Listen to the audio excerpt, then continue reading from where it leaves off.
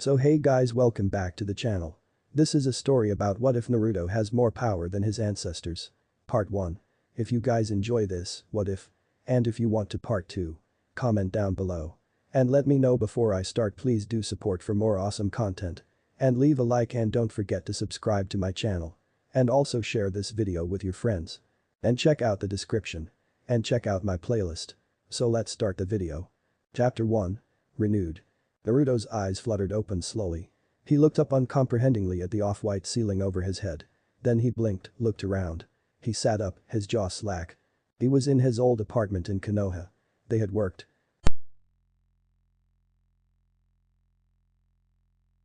Of course not, furball, Naruto said to him in his mind. It's just. Wow. I never would have believed. I know, said Kyuubi softly. I know. But now we're here, time for business. Are you late for something? Naruto closed his eyes, thinking. First priority has to be ascertaining the date, he told Fox. Am I already a genin or still in the academy? Is it a day off or should I go to whichever it is today? And what's the time? He looked at the clock. 7:30. So, unless it's a day off, I'm late, he determined. I think I had a calendar here. The young man turned boy swung his legs off the bed and stood. He stretched, the proportions of his younger body feeling oddly different. His head felt a little too big for his shoulders and opened the door of his bedroom, heading out into his, well for want of a better phrase, other room. His apartment consisted of 3 rooms: the bedroom, the bathroom, and the other room, a combined dining room, kitchen, recreation room and study, not that he had ever really used the latter two, as he remembered. There was the calendar, on the wall by his fridge. He made his way over to it. It looked to be Sunday. Good, he was off for the day. His next priority had to be determining where he would go the next day. He could no longer remember the exact date of his graduation to genin, unfortunately, but he guessed it had been either late May or early June, and it was still the middle of May. So, he decided, the academy, almost certainly. Still, he should comb the apartment for his headband if it was present. He'd graduated. He looked around and sighed. Only now did he remember just how disorganized he'd been when he was this age. He'd improved since, but he was now back at the beginning. With a groan, he threw himself at the first pile of junk. Sasuke awoke, but his eyes remained closed and his breathing remained steady. This was a trait that he'd developed through long years of potential threats hanging over him constantly. It allowed him to probe himself and his surroundings somewhat without anyone watching able to detect him. He was in a bed, he felt. His head seemed oddly large and his body felt too small. His body was tangled in the sheets around him, a sure sign of something odd. In the past few years, he had learned to sleep in perfect stillness, so as to avoid precisely this. It hampered his motion, should he need to do something instantly. Fortunately, he could detect no sign of a threat despite these little oddities. Deciding that he could determine no more without opening his eyes, he did so. As he looked over at the window, he was on his side. It was as though he'd been punched in the gut. He sat up, looked around. He knew this room. This was where he'd slept in the Uchiha compound. He was back at the beginning, before Orochimaru, before Madara, before Itachi's death. The feeling was unbelievably freeing. Ara would be over at Tsunade, he decided. He would leave the Sannin to his own devices for now. Idly he wondered what changes he would forge, imagining how different the Chunin exams might go, with Gaara and himself so altered. There'll be time for that, he decided. There were months before the Chunin exam, if the calendar on his wall was any judge. But now, he had something else to determine. What the hell was he doing? Was he here to follow a path of vengeance, but shortened and allowing him to avoid his mistakes from the previous attempt, or was he here to pursue an entirely different course? And of course, there was the ever-present enigma of Naruto. He'd been so in the future, and now he was again in the past. Was he an enemy or a friend? Did Sasuke want to kill him or embrace him? Sasuke fell, landing seated on the bed. Cradling his head in his hands, he wondered how it was possible to be so conflicted. Then, after a short period of inactivity, he stood again. He didn't know what to do, so he would decide as time passed. He would give Naruto his shot at converting him. And, frankly, a large part of him hoped the young Namikaze Uzumaki would succeed. But now he opened his door and made his way down into the kitchen below. He prepared a small meal for himself and ate in silence, forcing himself not to dwell on his course for the future. All manner of planning was futile, he was sure not with Naruto, the most unpredictable of all ninja, on his team, and the uncertainty that was obvious of the exact and far-reaching repercussions of each of his actions. He was certain, for instance, that just because a dice rolled last time had come up a 5, it was not any more likely to be a 5 this time than any number. All of the chances were now to be re-rolled. Who knew where the odds would take him this time? And Gaara was here. That too, would be certain to have some kind of odd repercussion. There was no way of predicting anything. Every battle might go differently. Every fork might be taken differently. Every choice might be decided differently. When he was done eating, he cleared the table, washed the dishes, and neatly put them away. After this was done, he was disappointed because now he had to decide what to do. With a shrug, he resigned himself to what he really had no choice but to do, except by just staying home. Stepping out of his door, he walked the silent avenues of the Uchiha compound and then made his way out into the streets of the village he had intended to destroy. As he walked among villagers, whose faces ranged in expression from respectful to pitying, the idea of simply making for the Foundation headquarters and killing Danzo now came to him, or simply destroying the other two elders immediately. But he dismissed the idea, realizing that despite all the strength of his Indian chakra, he was still no match for the Anbu and Foundation in this weak youthful body. "Hey, Sasuke-kun." A voice came suddenly to his ears. A voice he knew a little better at this time of his life than he wanted to. Sakura had found him. Without the slightest change of expression, he pushed off of the ground and, with a speed even he shouldn't have possessed at this age, made a chakra-assisted leap onto a nearby roof and then leapt down into the adjacent street. Hopefully that'll keep her off of my back for at least a few minutes, he thought without conviction. To think just yesterday she was enslaved by me. That thought hurt him more than he'd have liked. Sakura had always been an odd point. He'd have liked to say that since leaving the village she'd meant nothing to him, but it really wouldn't have been true. Only in his darkest times had he ever really felt like killing her. The rest of the time he thought that if she came before him, he'd be most likely to send her away as gently as he could. No matter what he himself said to the contrary, after all, they were both fellow members of Team 7. Not much could change that, though he might want it to. Thoughts of Team 7, unfortunately, brought him back to the most irksome source of his own second-guessing and half-wishes, Naruto. Of course, it didn't help that his feet had on some subconscious command carried him to a street corner which gave him an absolutely perfect view of his blonde former 2B teammate's run-down apartment. He stopped there and, against the wishes of a large part of his mind, looked up at the small area for a time, thinking. Remembering. "Sasuke-kun," cried Sakura again, catching up to him. "Hi. How are you today?" she asked, somewhat breathlessly. "Fine," he said without thinking. It was surreal, being back to the point where he'd still been the object of Sakura's affection, rather than the main object of her fear and hatred. "I'm good too, thanks for asking," she said happily in classic Sakura style. He remembered her as always being so obsessed with receiving his attention that she'd almost had herself convinced that she actually did. In an instant, a decision was made. Screw the consequences, he thought. He always felt surprisingly guilty about his treatment of Sakura. He couldn't of course give her what she really wanted, which was his love, but he could at least give her what she deserved, his attention as a classmate. "I didn't," he interrupted her. She blinked at him in surprise. He knew he'd never done this before. "I didn't ask how you were doing," he said, turning to face her, another thing he'd never really done last time. "But I will now. How are you?" She stared at him for a second and then stuttered, "I'm, great. Thanks for, asking." Then she seemed to compose herself and quickly transitioned back into her normal pre-recorded tangent. "Well, Sasuke-kun, if you're not busy, do you want to go to lunch?" "No," he cut her off, barely containing the urge to roll his eyes. It was amazing, really, how he'd been able to reduce this girl of almost genius-level IQ into an idiotic fronting fangirl. If only he'd been able to do something similar to Shikamaru. That would save a lot of problems from the damnable tactician. Odd on second thought, not really. Bad mental images. "No, I won't go on a date with you," he said, forcing himself to continue holding her gaze. He'd started this, and he'd be damned if he wouldn't finish it. "But if there's something you want to talk to me about as a classmate and not as some idol, then feel free." She stood there in amazement, staring at him. Now he did roll his eyes. "God," he said. "There's more to life than some ridiculous crush, Sakura." With that said, he turned back and looked up at the old apartment again, determined to give her the next move. He half expected her to find some excuse to leave. She was way out of her comfort zone, he knew, but she surprised him. "Well, what are you looking at?" she asked, following his gaze. It's a start, he thought, almost grinning, idly wondering how she'd have acted if he ever had taken her on a date. She'd probably have been unable to think of anything to talk about and gone home ashamed of herself, or perhaps she'd have been too drunk on the high of defeating Ino to have bothered with the latter. "You see that apartment?" he asked her, pointing the object of his attention out to her. Yeah," she said, clearly very unsure of her footing. What about it?" "Calm down, first of all," said Sasuke, rolling his eyes again.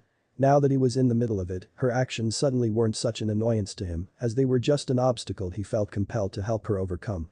She couldn't stay obsessed over him, that would only be detrimental to her, and since it would be no good to him whatsoever, all he wanted to do was avoid inflicting that pain on her. Look at it this way. He stopped. Actually, never mind, he said. That was a bad idea. Look, stop looking at me like an idol, like I said. Right here, right now, I'm a classmate. And I want to be treated as such. For a moment she stared at him with eyes almost glazed with her glorified perception of him, and he wondered what on earth made him so appealing to her and to Ino.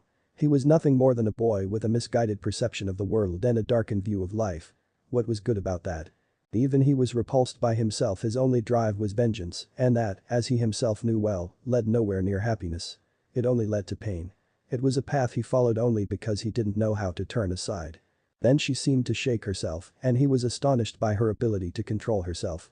He'd made his desires clear, and she was willing to conform. Okay, she said. Sorry. If you're going to stutter about it, don't be, he said, causing her to blush.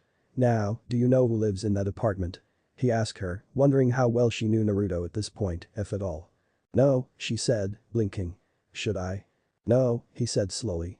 No, I guess not. You know Naruto. She nodded vehemently. That idiot.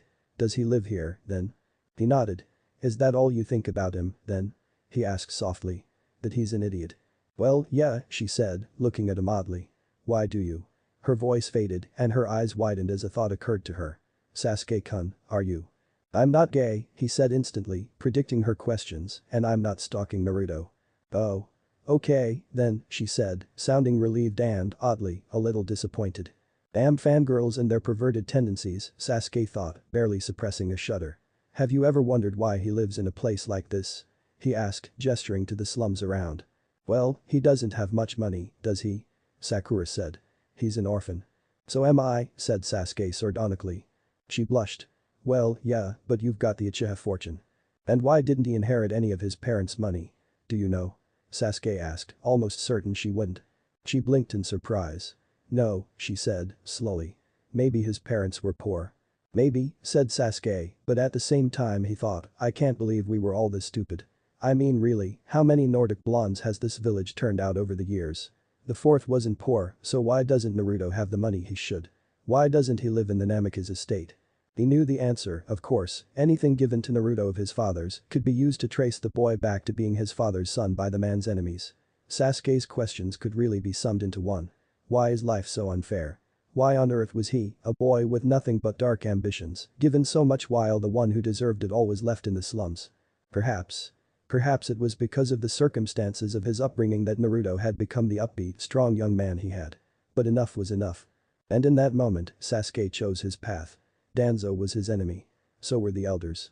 But Konoha himself would forgive his friend for Naruto. Sasuke's path would be different this time. No matter what, he swore to himself, this time I'll be the friend Naruto deserves. Sasuke? Sakura's voice broke into his reverie. She was looking at him worriedly, and only now did he realize his face had set itself into a mask of determination. He allowed his muscles to relax. Is something wrong? No, he said, smiling slightly at her, causing her, despite her admirable self-control, to blush again. Nothing. Call it an epiphany. What's that supposed to mean? She asked bewilderedly. His smile widened a little. Make of it what you will, he said. As he turned and walked away down the street, he thought he heard her mumble, so cool. Then she started to follow him and tried to start another line of conversation. As he'd asked, it wasn't related to dating. And for once, he didn't mind in the slightest. Chapter 2. Redevelopment. Naruto sighed in relief.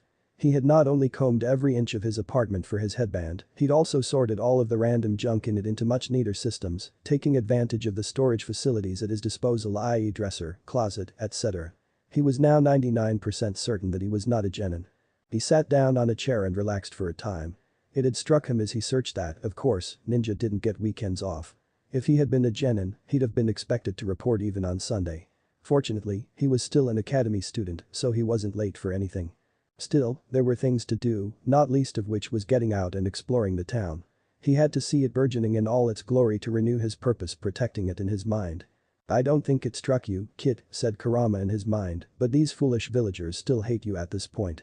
I don't think watching them in action will really help you in wanting to protect them. It will, Naruto communicated to him. Don't worry, furball. I know they hate me. But if they can afford to hate the Jinchuriki in their midst, then they haven't really known a true enemy, and I'll do anything to try to keep it as close to that as possible. You've gotten wise, kid, murmured the Kyuubi.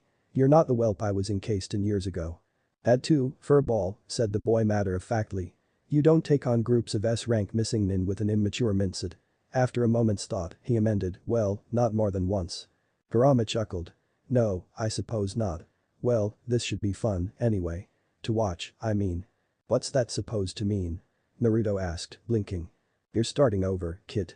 The fox was laughing now, softly. Those who were precious to you in the future now think of you as no more than the dead last-class clown who nobody likes and who isn't trusted by their parents. It'll be interesting, seeing you regain their trust. But I will regain it, Naruto swore. They won't be able to ignore me. Not this time. Inside his jailer friend's mind, the nine-tailed fox grinned. I believe it. Now get going, there's much yet to do.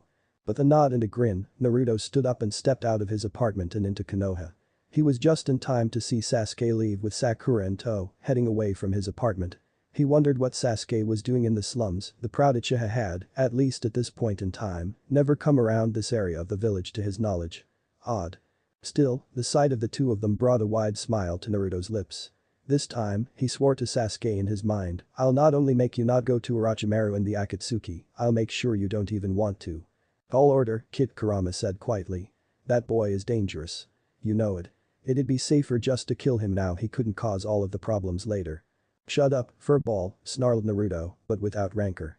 He knew his tenant's thoughts on the matter, they reflected his own on the future Sasuke. That Uchiha was irredeemable. But this one isn't, he thought. You know it, old fox.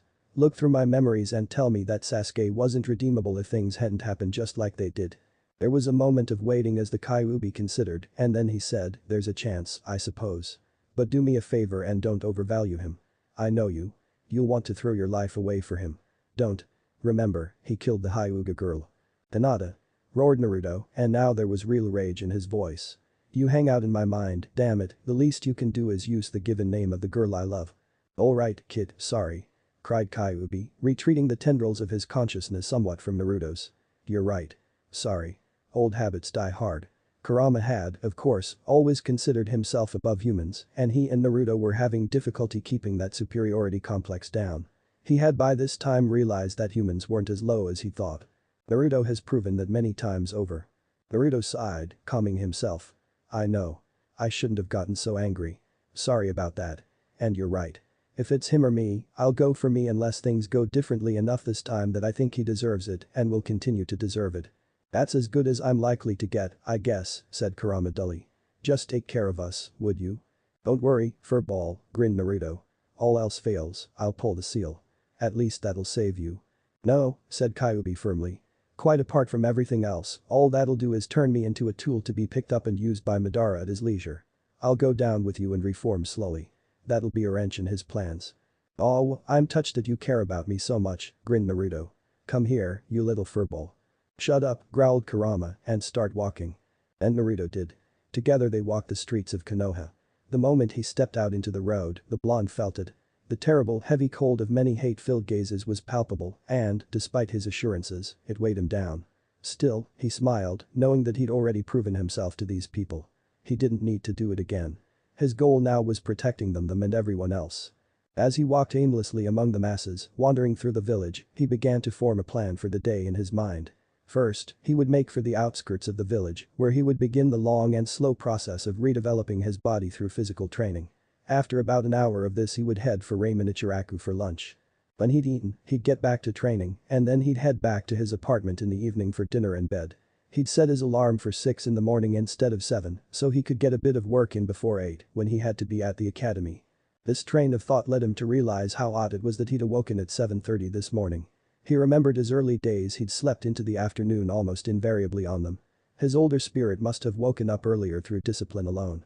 He soon reached the training grounds. They were just as he'd remembered them. Last time around he'd trained, yes, and he'd trained hard, but he'd never really done what he now needed to. In order to get his strength back, he'd have to push himself to the absolute limit every day and then press beyond that. Thank Kami for Lee, or he'd never have been able to do that. But remembering the green-clad youth gave him the strength and understanding he needed for this. With a sigh, he began. He started with handstand push-ups. Those were one of Lee's staples. Naruto had tried them once and found them ridiculously difficult. Now, though, difficulty was the only indicator of effectiveness that Naruto would accept. He set his goal loftily. If I can't get 50 of these. He muttered to himself. At the risk of sounding like Lee, I'll do. Ah, screw it. I'm doing 50. He did, in the end, finish 50 though by the end of it, his arms were screaming for mercy that he would give them for a time while he worked on his legs and abdominals. But first he had to stretch. As the son of the yellow flash, he knew the value of speed better than most, and he knew that to achieve real speed he needed flexibility. He also knew that the best time to stretch was right after an exercise. So he ran through a quick sequence of agonizing stretches designed to develop every single one of the muscles he just worked. By the end of that, his shoulders felt like putty just sitting on his bones. Ami above, he was going to be sore tomorrow. With a sigh, he began a similar process on his legs. This one was more difficult in one way because he didn't think Lee had a really difficult exercise for the legs, he just ran massive numbers of laps. With weights on. Weights. Now that was something Naruto needed to get his hands on. But first he had to come up with an exercise for his legs. After a moment, it came to him. He would attempt to jump from tree to tree and similar stunts without the use of chakra. He didn't know for certain that it would work at all, but he could at least give it a shot. After a few minutes, he had determined that it did work and that it was extremely difficult. After a while longer, he knew he couldn't continue with that. So he returned to the ground and began stretching his legs. Then he began work on his core. Sit-ups done with straightened legs a little above the ground should suffice. They did, as the burning of his abdomen made clear several minutes later. Then came stretches. Again. By the time that was done, he knew he was overdue for lunch. Especially since his stomach was wrenching in hunger over all the calories he'd spent. Grinning, he propelled himself back in the direction of the village. He fully expected to clean out Tuchi's stocks. Sasuke's feet moved fluidly into position and his arms shaped the air like clay around him. It was like a dance, really. No wonder it had once been considered a form of meditation. He was practicing his kata's sequences of techniques meant to give shape to the basic knowledge of each move. "No, stop," he said suddenly to the pink-haired girl at his side. Sakura froze in her position. Sweat was beading on her brow at the exertion. Sasuke had been right in his assessment. Sakura hadn't really realized how physically difficult being a shinobi would be back when she was in the academy. She was even having serious difficulty with the basic katas. He fell out of his stance and shifted her arm's position slightly, talking as he did so. When you're doing a back fist, your other hand should always be guarding your side. That's one of the human body's weakest points, and during this technique, it's totally exposed. This was completely basic. It was unbelievable that she didn't know it. When practicing, you want to exaggerate your guard, that way, in a real combat situation where form gets lax, you'll still have the guarding hand about where it should be. She nodded, blushing at his hand on her wrist. She really was terrible at taijutsu. That was something he needed to fix, which was exactly what he was doing now. Suddenly she spoke. Is this how you always spend your weekends? Training. Pretty much, said Sasuke, getting back into his stance. Now, focus on the kata, not on me. He continued leading her through the forms, correcting her mistakes as they happened. It was a testament to her mental abilities that after he'd corrected a mistake once or possibly twice, she didn't make it again. Most people just didn't have that much conscious control over their muscles.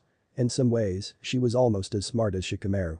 After they'd gone through the basic katas, he eased himself out of his stance. She followed suit, wincing in pain at the soreness of her muscles. Sorry, she mumbled, not looking at him. You must think I'm ridiculously weak. Sasuke shrugged. Strength comes to those who have a drive to it, he said. I do. Not everyone does. Do you? She blushed slightly. No. Not really. He nodded. Then I wouldn't expect you to be strong. Find that drive, Sakura. That's where strength is. Oh okay, she stuttered, blushing even more. And calm down, he said firmly. It's natural for two people to train together. This was not, in any way, a date. If you try to one-up Ino and the rest of your little rabble with this, I'll be displeased. I know, she said, clearly disappointed, looking down. Cheer up, he said, and in homage to his brother, he lightly tapped her on the forehead. Come on. You're probably hungry. I know I am. I know a good steamed food place. It's still not a date, he added quickly at the way her face lit up. I'm just hungry and it's only good manners to hang out a bit after training. Sure. She said excitedly, and he was certain that no matter what he said, this was a date to her. Kami above, would he have to do something like this with Ino, too, just to fix this? He'd never liked Ino in particular. Unlike Sakura, she'd never really grown into the strength she could bear. Sure, she was a good medic, but even there she was second to Sakura. Her clan's mentality was her greatest redeeming factor. By the time of Konoha's destruction, she'd replaced her father as the Hokage's Naruto's main interrogation officer. After Ibiki, the torturer couldn't really be replaced. Screw it. So what if things went askew? Even if Sakura thought he liked her, it didn't matter in the end.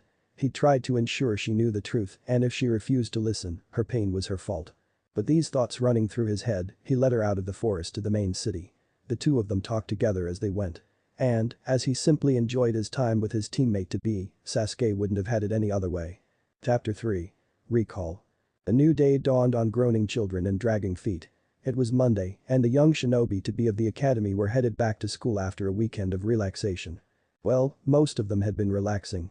Sakura groaned in pain at the soreness of her limbs. She'd watched Sasuke train before, of course that was the classic thing for a fangirl to watch, though she herself wouldn't have put it that way. But to her it had never been more than a show of skill and strength. It had never struck her just how hard the training Sasuke did was. She tried to massage some life back into her limbs all through the morning, but it didn't work too well. On the way to school, though, she ran into Sasuke again. It didn't strike her until later how odd that was. Sasuke lived in the Uchiha compound, on the opposite side of the academy. "Hi, Sasuke," she cried as she spotted him.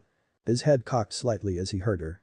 He turned to face her, face blank but not cold at least, if not with the warmth it had borne the day before. "Sakura," he said with a nod. Then, with a slight grin, "Sore?" She blushed. Yeah. How do you deal with it? It hurts." "I don't get sore easily anymore," he said. "But when I do, I stretch the muscles. It hurts, but it helps in the long run. Try it next time you do any kind of strenuous workout." She nodded. "Thanks, I will. Anyway, let's go, we're barely on time." He nodded. "Lead the way." Naruto's eyes opened and he screamed an unfortunately shrill and very unmanly sound. The shriek lasted a few seconds and then he cut off, eyes wide, body rigid in bed. "Sore?" chuckled Kurama. "Shut up, furball," snapped Naruto mentally. The workouts of the previous day had been beyond anything he'd ever done even in his own time, and his body of these previous years had been much weaker. He should have been more careful. Still, he needed to improve. The clock said that the time was 6 and his alarm had just stopped ringing. Good, he had some time. He slowly raised himself out of bed, letting the most painful of his muscles rest as much as possible. As soon as he was on the ground he began a stretching cycle to relieve the soreness. It was agony, but that was expected. For the whole next hour he was stretching his aching muscles. By the end of it he at least felt like he'd managed through the school day. As soon as the clock struck 7 he made his way to his counter and prepared himself some instant ramen for breakfast. He knew, of course, that this was not a nutritious way of life and he had every intention of buying healthier food, but for now everything in his fridge was spoiled, some of it badly. Indeed, he was fairly certain that a boat of gravy he'd never thrown away had developed a complex little civilization, possibly with a religion and everything. He just hoped it took the little bastards a while to develop steam power and electricity.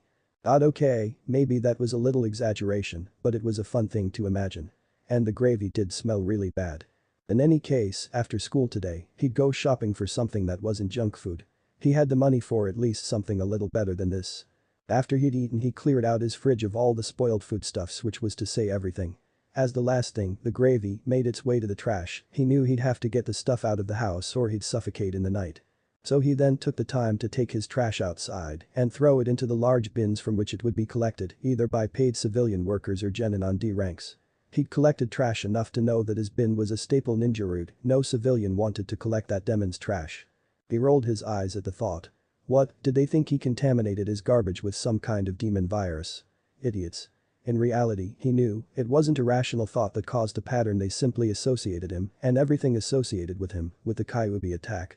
Still, it was annoying, especially since he'd had to collect his own trash too many times to count. When he got back into his apartment and looked at the clock, he saw that it was already 7:15. His eyes widened at the good fortune that he'd looked now 2 minutes later and he'd have been late for the academy. In a moment he'd grabbed his backpack and was out the door, running up the road for the school he hadn't attended in almost half a decade. Sasuke woke early, very early. He had been in the throes of a nightmare. This in itself was usual. Nightmares had been a constant companion since the start of the Fourth Shinobi World War. Watching the people he once thought of as friends die at his own hands would give them to anyone. When he awoke, he was in a bad mood and somehow, he couldn't really get into the same fervor over the ideas of protecting his friends as he'd been in the day before. That wouldn't do at all. He had no wish to wind up being unkind to Sakura today at the academy, or anyone else, for that matter. He had to find some way to get himself psyched. Suddenly it came to him. As the idea struck him, he quickly prepared a breakfast for himself, an omelette with all of the good vegetables, and prepared himself to leave, changing into clothes suitable for the day and such. Once all of this was done, he left the house and took off down the lane of the Uchiha compound on a jog. He soon was outside of the walled compound and in the wider Konoha. From there, rather than risk meeting someone he didn't want to deal with, he took to the roofs, leaping along them quickly and quietly. Within a few minutes he had made his way back to the apartment where Naruto lived. When he was at a roof that would give him optimum viewing of the place, he sat cross-legged, put his elbows on his knees, twined his hands together, and lowered his chin onto the mat they made. He simply looked at the apartment and thought about the boy within it.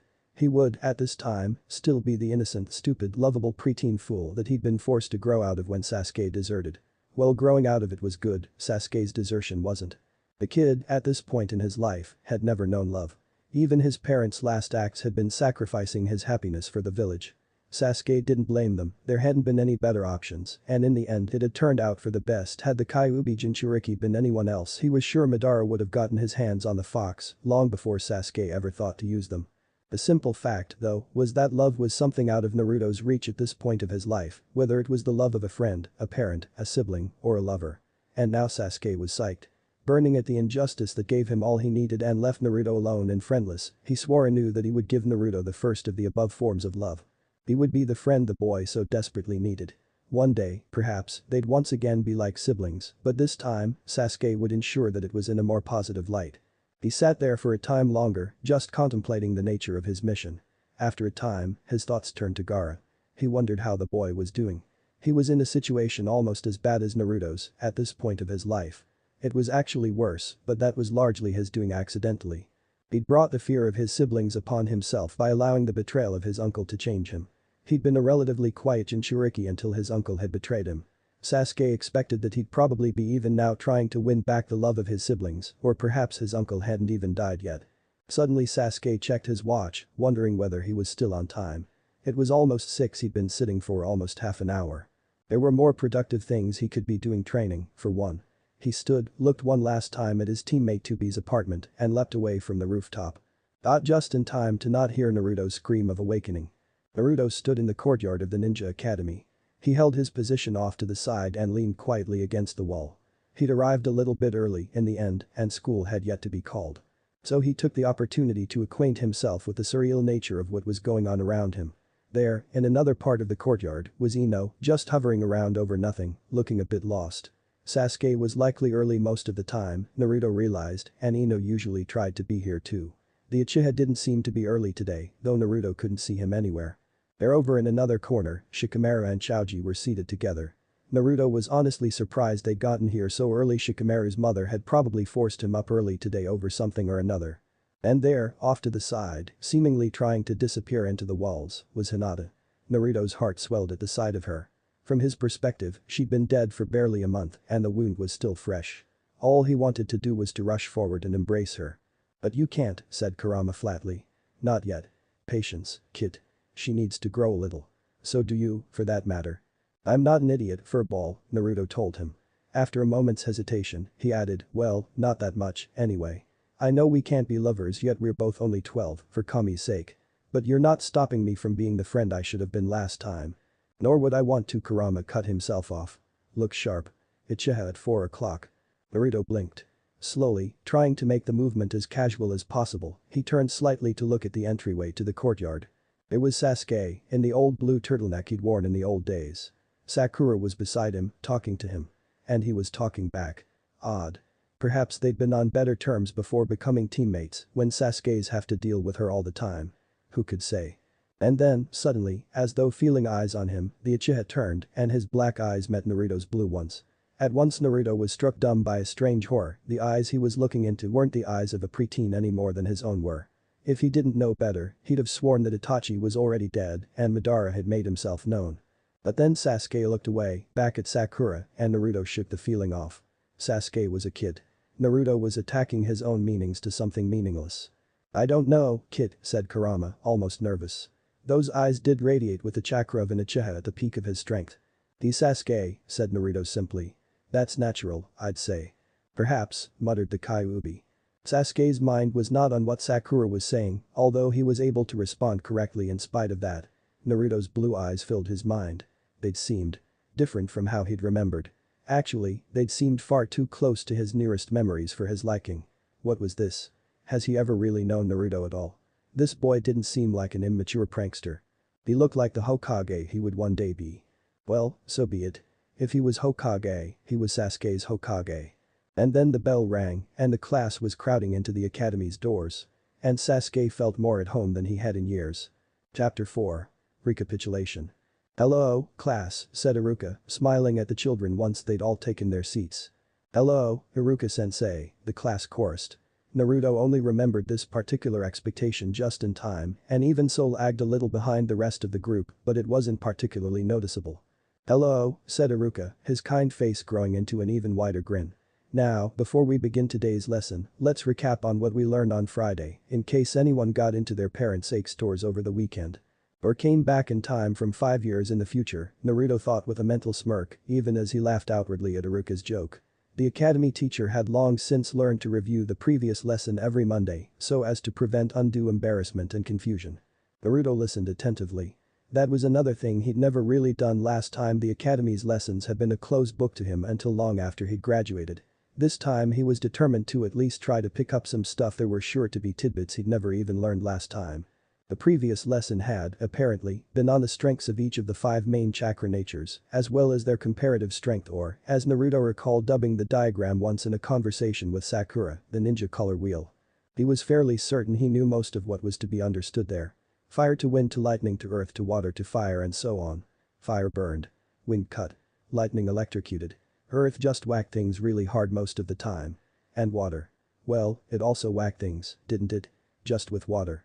Suddenly Naruto decided that perhaps his education did leave something to be desired. "No kidding," Kit chuckled Kurama in great amusement. "Shut up," Naruto muttered. "I'm trying to listen." Sasuke meditated in his seat. Iruka's voice slipped right around him and he was able to completely ignore it. He knew all of the academy's lessons anyway. He wasn't thinking about anything really, just acquainting himself with the surreal world he now found himself in. He just calmed the part of him that was going haywire over the madness that was this time. Suddenly, Iruka called on him. "Sasuke," he said. "Which element is between fire and lightning?" It took all of Sasuke's training not to burst out laughing. What a coincidence that it should be this precise scenario. The element between fire and lightning. The one element that was his enemy and his friend. Of course it would be the enigma that was Naruto. "Wind," he said flatly. "Correct," said Iruka with a smile. "I'm glad to see you memorized the chart I gave you." "Not really, more just had to memorize the table over 5 years of combat, but what did it matter? Now, we'll turn our lesson to chakra control." Sasuke turned him out again. The bell for recess rang after an hour and a half. "All right," Iruka said loudly over the hustle of rising students beginning conversations. "When we get back we'll get into Kenjutsu theory. Have a good break." Naruto stood, stretched, and made his way out of the room, following the crushing crowd of students.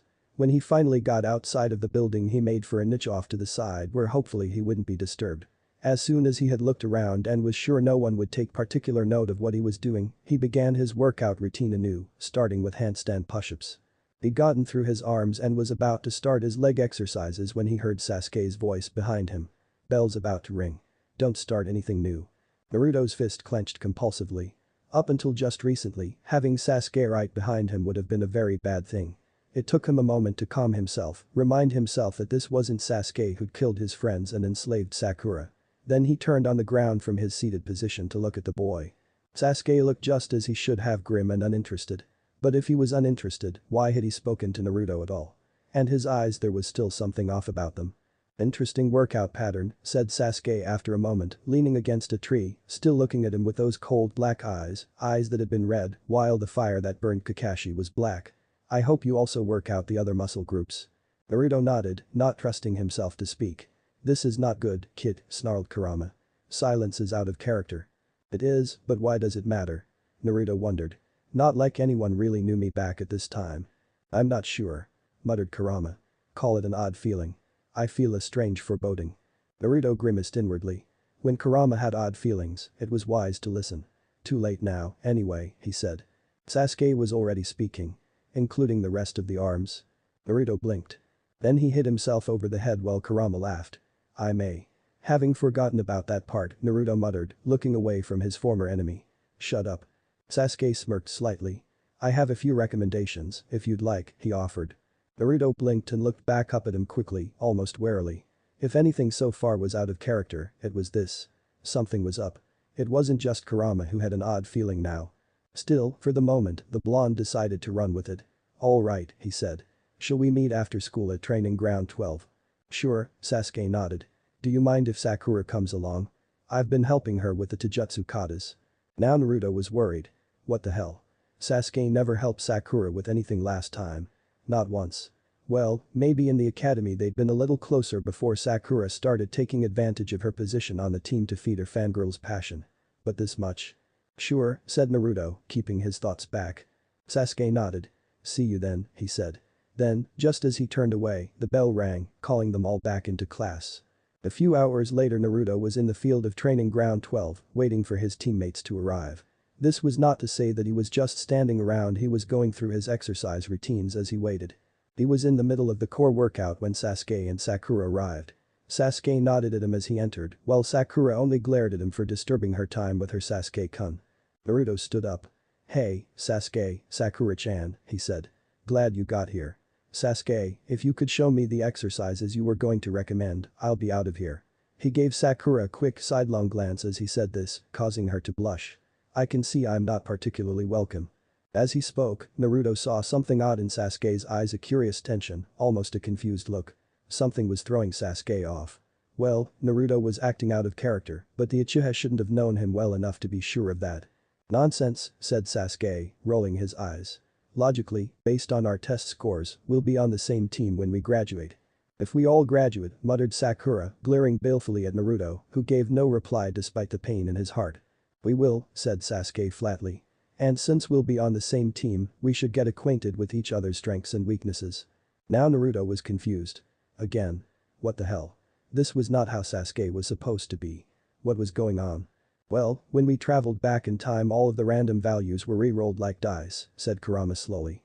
It's possible that one such roll came up with the Uchiha intending to fulfill his goals through teamwork. The odds are long, though. Well, what else could it be? Naruto asked. That's the problem, grumbled Kyuubi. I feel like I'm missing something obvious and it's not making me happy, I don't mind telling you. Well, if you figure something out, let me know, Naruto told him. Aloud he said, and what if our exam scores change? I know I'm going to push a last-ditch effort and try to get out of last place. What if I manage it? And suddenly it struck Naruto just how very possible that was. An odd expression crossed Sasuke's face. Then I hope to have successfully helped you in your new team, he said simply. Now, Naruto, do you mind if we work on the Taijutsu katas first? I don't know them, said Naruto. All the better, it's about time you learned, said Sasuke. About time? Naruto thought. I get the feeling we're missing something there, said Kurama. You don't say, Naruto replied caustically. Line break. As Sasuke led his two former teammates through the basic Taijutsu katas, he contemplated the enigma that was his blonde friend. Even now, when he should have been open and readable as a book, he was confusing Sasuke in ways he could never have anticipated. First, Naruto was being tactful, well, not really. But he was reading emotions and doing it correctly.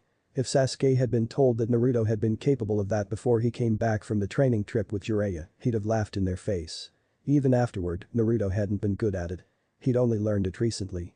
So what was he doing with that ability now, 5 years early? And then his entire character was off. He was too calm, too collected. At this point in their lives, Naruto had been the loudmouth prankster. Yet he seemed as mature as he'd ever been in the future. And the oddest thing was that Naruto seemed to be having reactions to his own similar changes in character. They hadn't known each other at this point hardly at all, but Naruto seemed familiar with his character far more so than Sakura, who'd only been concerned with his affections and not his temperament at this point. Everything was all wrong.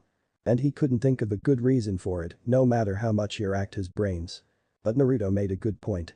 There was no guarantee that they'd be on the same team this time, or that Kakashi would be their sensei. Well, Sasuke would have to do something about that, wouldn't he?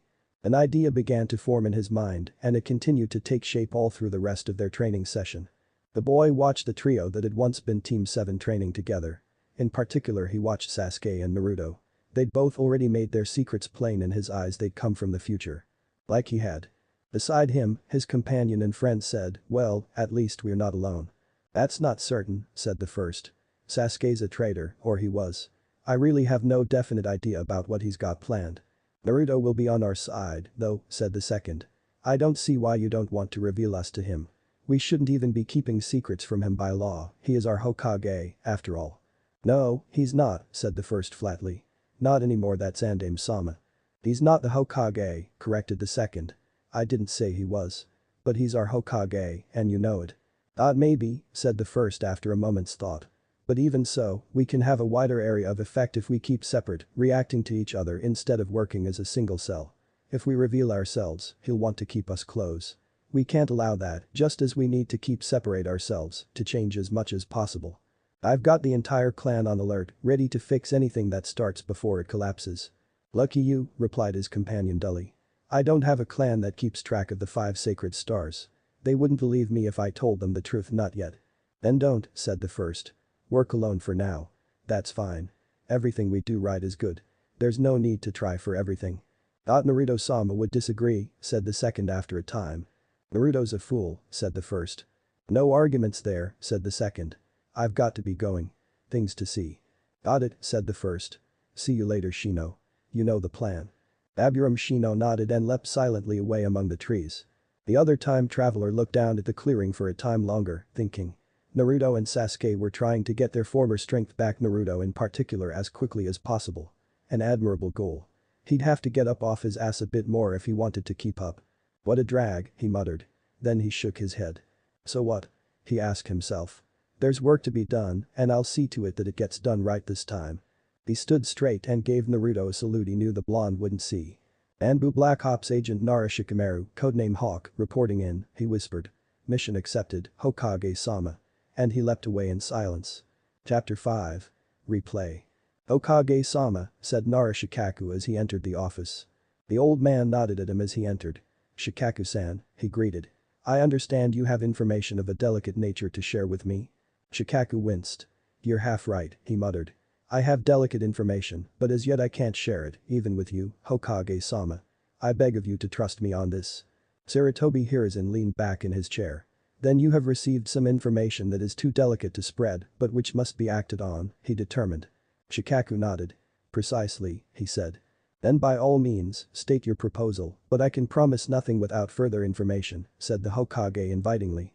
The leader of the Nara clan nodded. Very well. He took a deep breath.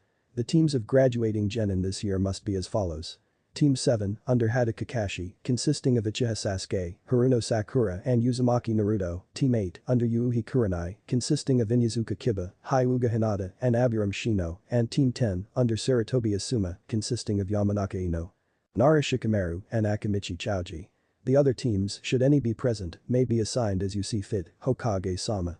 There was a moment of silence, and then the Hokage said quietly, well, I certainly should have expected you not to mince your words, Shikaku. Shikaku looked down. The oddity and political incorrectness of the situation was getting to him, making him sloppy. My apologies, Hokage-sama. Don't apologize, the Hokage murmured, looking up at the ceiling. I often wish others were as direct as this.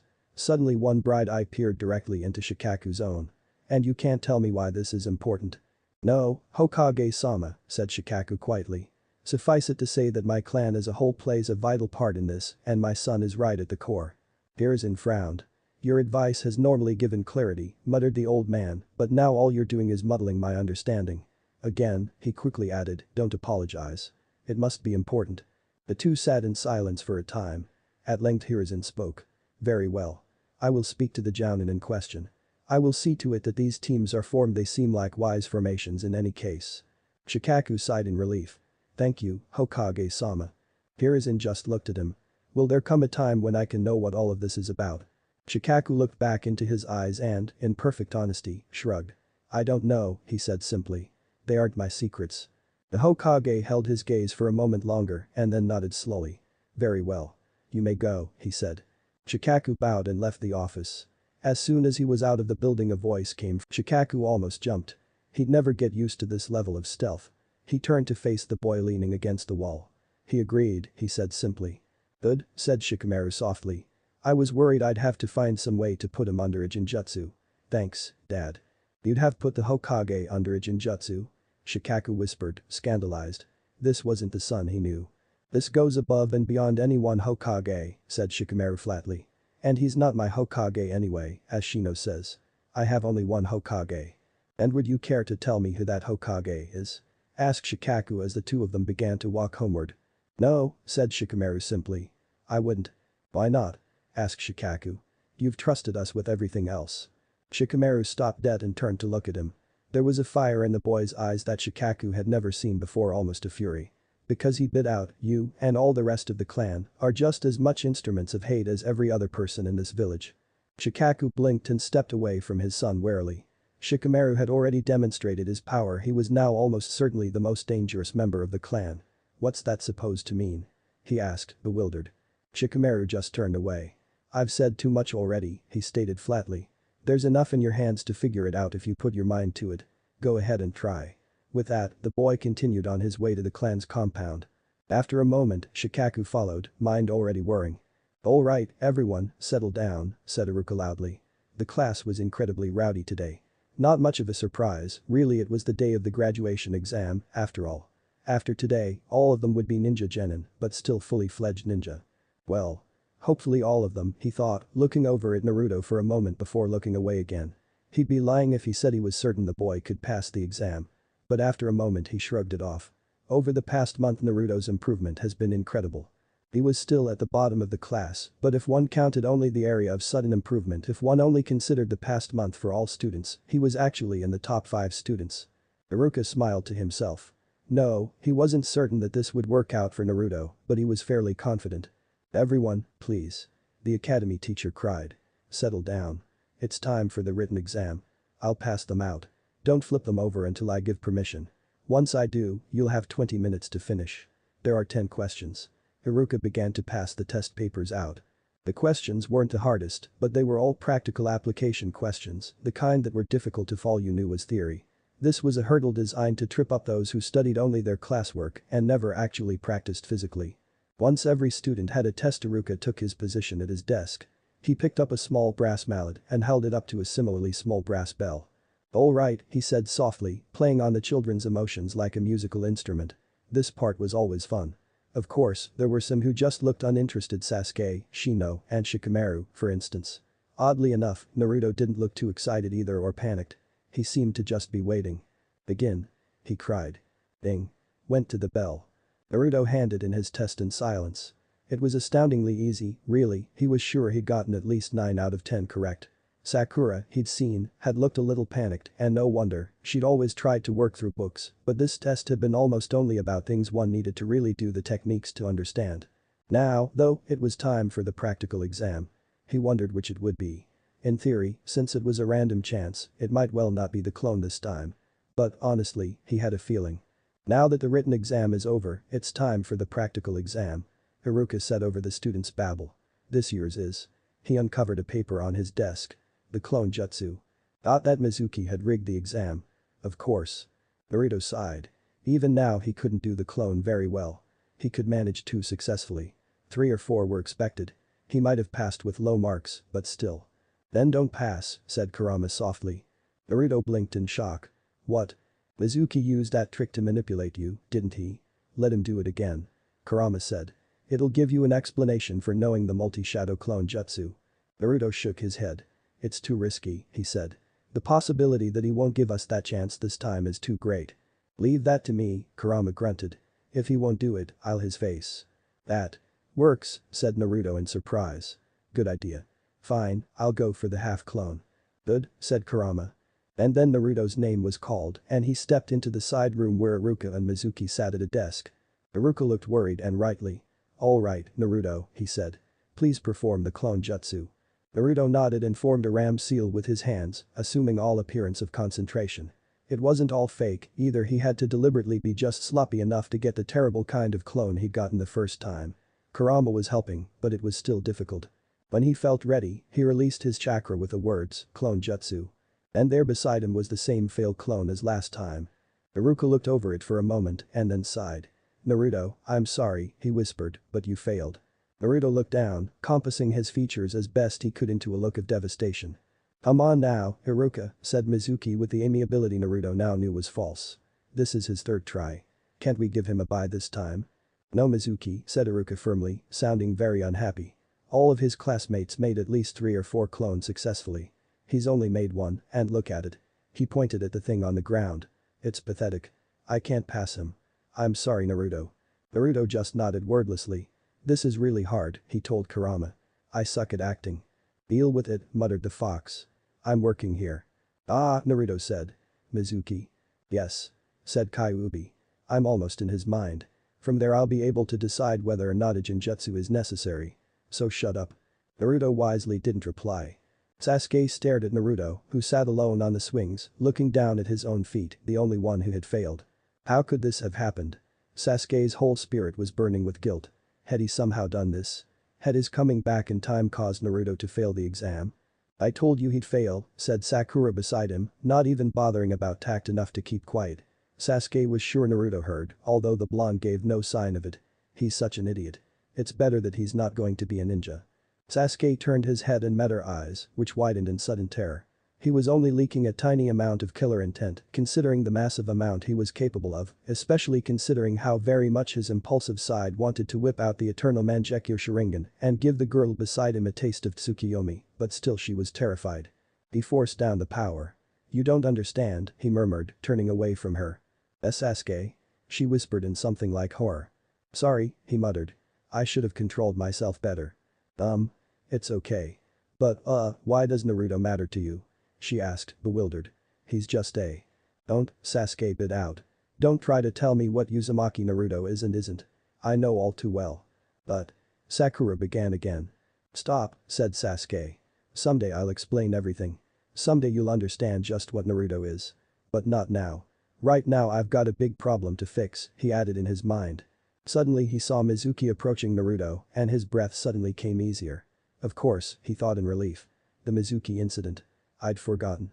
He decided that tonight he'd follow Naruto through his activities to make certain everything worked out the way it was supposed to. Who knew he might get a chance to see whatever infamous Naruto had famously used to take the third down. Now that was a curious point. He'd never actually heard what that was. He guessed it must be very specialized, which was why Naruto hadn't used it more often last time. Still, it might be good to learn it. What is it, Sasuke? Sakura asked. What is it about Naruto that you know? Sometimes, he said softly, when the three of us are in one place, try looking into my eyes, not at them but into them, to see me behind them, and then look into his eyes. I think you'll see it then. Sakura's eyes followed him as he left the school grounds, making for the Uchiha compound. Shino stood among the other students, thinking about what he'd just seen. He stared after the Uchiha, who had just turned a corner out of the Aburum's sight. Uchiha Sasuke, missing Nin, formerly Genin of Konoha, his mind called back to the file in his old bingo book. The boy had cast off all emotions as thoroughly as any Foundation operative. He had turned against his friends and clearly wanted nothing more than to kill Naruto. So what the hell was stopping him? Why hadn't he and Shikamaru been forced into action for the defense of their Hokage? What was Sasuke's game? Casually Shino sent a beetle off to hook onto Sasuke undetected. It would allow Shino to know what the Uchiha was doing the instant he was doing something particularly interesting. On a whim he sent two more, one so he could track the Sharingan bearer's position and the other to observe Sasuke further if the first came back to Shino to let him know about the boy's movements. But this done he made his way over to the Nara compound. He needed to report to his Anbu captain before he headed home. Chapter 6. Restart. You know, said Mizuki as he stood over Naruto, Iruka's not against you. He'd have liked nothing more than to pass you. I know, mumbled Naruto, looking at his feet so that Chunin wouldn't see him, fighting back a grin. He remembered this from last time and only now did he see what a fool Mizuki was. It's just. I really wanted to be a ninja, you know. There was a moment's silence and then Mizuki said softly, well, given the circumstances, I suppose I can tell you. Naruto looked up, blinking in his best innocent child's face. Tell me what? He asked. Mizuki leaned down and whispered in his ear, there's another, more secret exam that students who fail the normal exam 3 times can still take. Naruto made his eyes widen in a passable imitation of surprise and Mizuki was eating it up, so convinced was he of Naruto's idiocy. Really? Yes, murmured Mizuki. Now be quiet. If you want to be a ninja, you have to pass this exam. I warn you, it's hard. It's meant for people who failed the normal test but are still capable of becoming splendid ninjas. Well, I'm going to be a splendid ninja. Shouted Naruto, pretending to play right into the hands Mizuki was laying for him. Believe it. SHH. Hissed Mizuki. Tonight at dusk your exam will take place. You have to steal the forbidden scroll from the Hokage's office and meet me in the forest afterwards.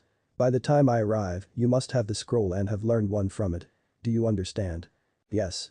Whispered Naruto, and his voice was ecstatic though not for the reasons Mizuki believed. Finally he was back in action. This had really been his first act as a ninja. Good, said Mizuki, straightening. Then I'll see you in the evening. He spoke with a smile, but his eyes were feral.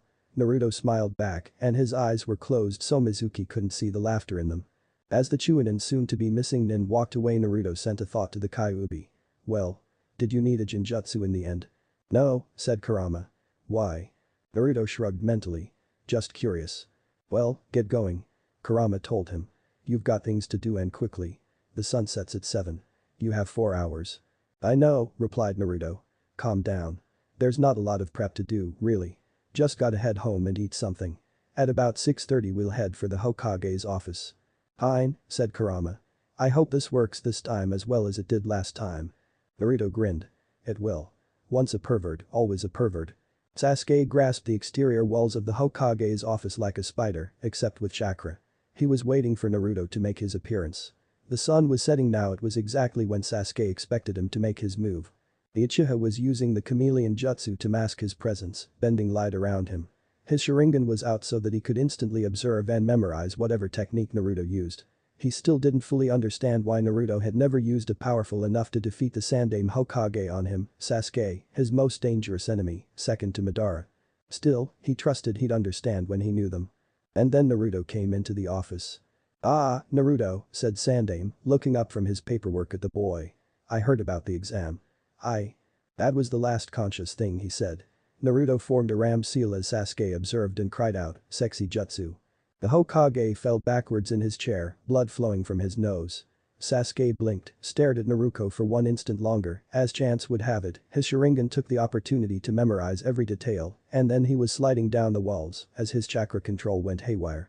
Blood was flowing from his nose, though it wasn't in the explosive quantities of the Hokage's. Now he knew why Naruto so rarely used that technique all his life. Sasuke had never shown the slightest amount of interest in a female or the female body. Cool, Sasuke thought as he hugged the walls of the building, unmoving. Luckily he'd managed to keep the chameleon jutsu up, though it had been a close thing. He was now using a strip of the gauze he always kept on him to stem the flow of blood from his nostrils. Naruto was really a fool, though. Does he not get it? Sasuke wondered. There's no such thing as a teenage male with no perversions to speak of. Well, and how would he have known? Naruto, for all of the comrades and friends he'd made who would die for him and who he'd die for, had never had anyone who would teach him about puberty. 5 minutes after Naruto used the Sasuke realized he still had the Sharingan active. He lowered it slowly. Unfortunately, this did not remove the mental images that his Sharingan had photographed. Sakura would be jealous of all the people whose female body would draw his attention. Sasuke had seen them just before. Once or twice, in their very early careers. But he'd been just a child then, no older than he was now, in fact. And, more importantly, he had been focusing on his battle with the blonde, not on the blonde himself, or rather the blonde herself. And, even more significantly, this time he'd been using the Sharingan. It took him almost a full half an hour of meditation to clear his mind enough that he could walk home.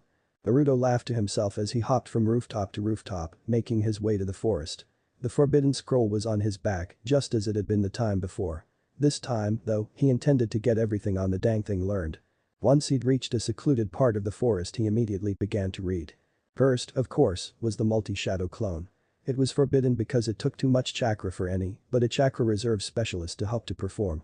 Naruto had plenty of chakra, though more than even most of the best reserve specialists. Especially now, after having trained for years. After he'd read that technique through once to refresh his memory on the theory, he moved on to the second technique. He blinked at the name. It was clearly forbidden for the same reason. Multi-shuriken shadow clone jutsu, he thought. Getting faced with that must be like staring down a sharp wall with slots in it. He quickly read through that one. It wasn't hard to learn, since he already knew its brother. Then he turned his attention to the third. He blinked. Burning leaf hail. He thought. I wonder what that does. Soon he saw that it did exactly what it sounded like. The ninjutsu called down a storm of sharp leaves on fire from the sky. He quickly memorized the theory, but the technique was too dangerous to practice in the forest. It had been forbidden because, in addition to taking massive amounts of chakra, it was too destructive to be used in Konoha or anywhere around it without controlling factors. The fire was too likely to spread and burn everything down. Fortunately, Naruto knew a few basic water style, so he'd be able to practice this one using shadow clones later. There were 2 more on the scroll, but as soon as he tried to start on the next one, he heard a telltale whistling from behind. He rolled, dodging the massive shuriken as it came towards him and embedded itself in the ground. Son of a, muttered Kurama. Mizuki found us first. Damn, said Naruto. Still, this should work out. Mizuki-sensei, he said aloud, not turning to face the jounin. Good to see you made it. Well, you seem confident, kid, said Chunin's snide voice. Now, I'll take that scroll and your life off of your hands, you miserable whelp. Give it a shot, by all means, said Naruto, turning to face the older man. I haven't had a good fight in weeks. Mitsuki tossed his second massive shuriken and, lightning quickly, formed hand signs Ram, Ox. Shuriken Shadow Clone Jutsu. He shouted, and suddenly there were 10 massive shuriken bearing down on the boy, impossible to dodge. So he didn't. He was already moving. He'd just tossed 2 shuriken of normal size and formed the same seals as Mizuki did. Multi-shuriken Shadow Clone Jutsu. He screamed. 1,000 small shuriken faced down the 10 larger ones. Mitsuki's shuriken were beaten away, 9 of them puffing into smoke, and he was still faced with several hundred shuriken. A moment later, a log loaded with blades fell to the ground. A substitution, of course, thought Naruto. They can never make it easy. Naruto made his way to the giant shuriken, pulled out a ready weapon scroll, and quickly sealed the tool into it. It might come in handy. Well, said Mizuki, clearly having recovered from his momentary stunning at Naruto's surprising skill. That's certainly useful. It's in the scroll, isn't it? Why yes, as luck would have it, said Naruto. It is. You know, it's generally unwise to give weapons to someone you want to kill. Those are supposed to take too much chakra to be really usable, said Mizuki cautiously. How are you managing it? He's at 2 o'clock, said Kurama. Let's scare him. Naruto grinned. His canines sharpened, and though he couldn't see it his eyes grew red with slits for pupils. He turned in the direction Kurama had indicated and at where Mizuki was, grinning fearfully, releasing some of the Kyuubi's chakra and killer intent. You really think, said Naruto, and his voice was raspier than normal, that the technique exists that takes too much chakra for the Jinchuriki of the Kyuubi, no Yauko to use. Kyuubi no Kitsune, now, Kurama muttered. Yauko was when I didn't like you. Shut up now, furball, Naruto advised. Kami above. Screamed Mizuki allowing Naruto to pinpoint his position. Demon. You are a demon. Nah, said Naruto with a feral grin as he body flickered to be right behind the Chunin. As Mizuki turned to face him, eyes wide in stark terror, he whispered, just a Jinchuriki that's good at his job. Mizuki flew into the clearing and crashed into the trunk of a tree, denting and cracking it with the force of Naruto's side kick. Now Naruto body flicked again to be right in front of the Chunin. He allowed the killer intent to fade away as he looked down at the academy instructor. His canines shortened and his eyes once more became blue. You idiot, he said in the voice of a child again. You guys just don't think things through, do you?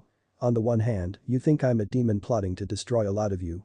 On the other, you think you can manipulate me and trot on me like dirt. It's amazing I didn't come out of it wanting to destroy the village. When Iruka arrived, Kurama told him suddenly. Let him listen, Naruto replied. I need him to understand. But you see, I'm neither an idiotic kid nor a demon that wants to kill you all, Naruto continued his monologue, now aware of his second audience member. I'm a Jinchuriki Abiju's jailer. Kyuubi's power is a part of me. I am not an extension of it. And I will protect those who I care about with my life. Here he turned under Kurama's directions and looked at the place where Iruka hid among the leaves. You're among them, Iruka-sensei. He turned back to Mizuki, who was looking up at him in wonder. I've been trodden on by this entire village for my entire life. As a whole, it's hated me since the day of my birth October 10th, the day of the Kyuubi's attack. But the way I see it, if you can afford to pay attention and hate the Jinchuriki among you, then it means you're safe enough that your attentions aren't focused outward. And I will willingly lay down my life alongside this village's ninja to keep that safety.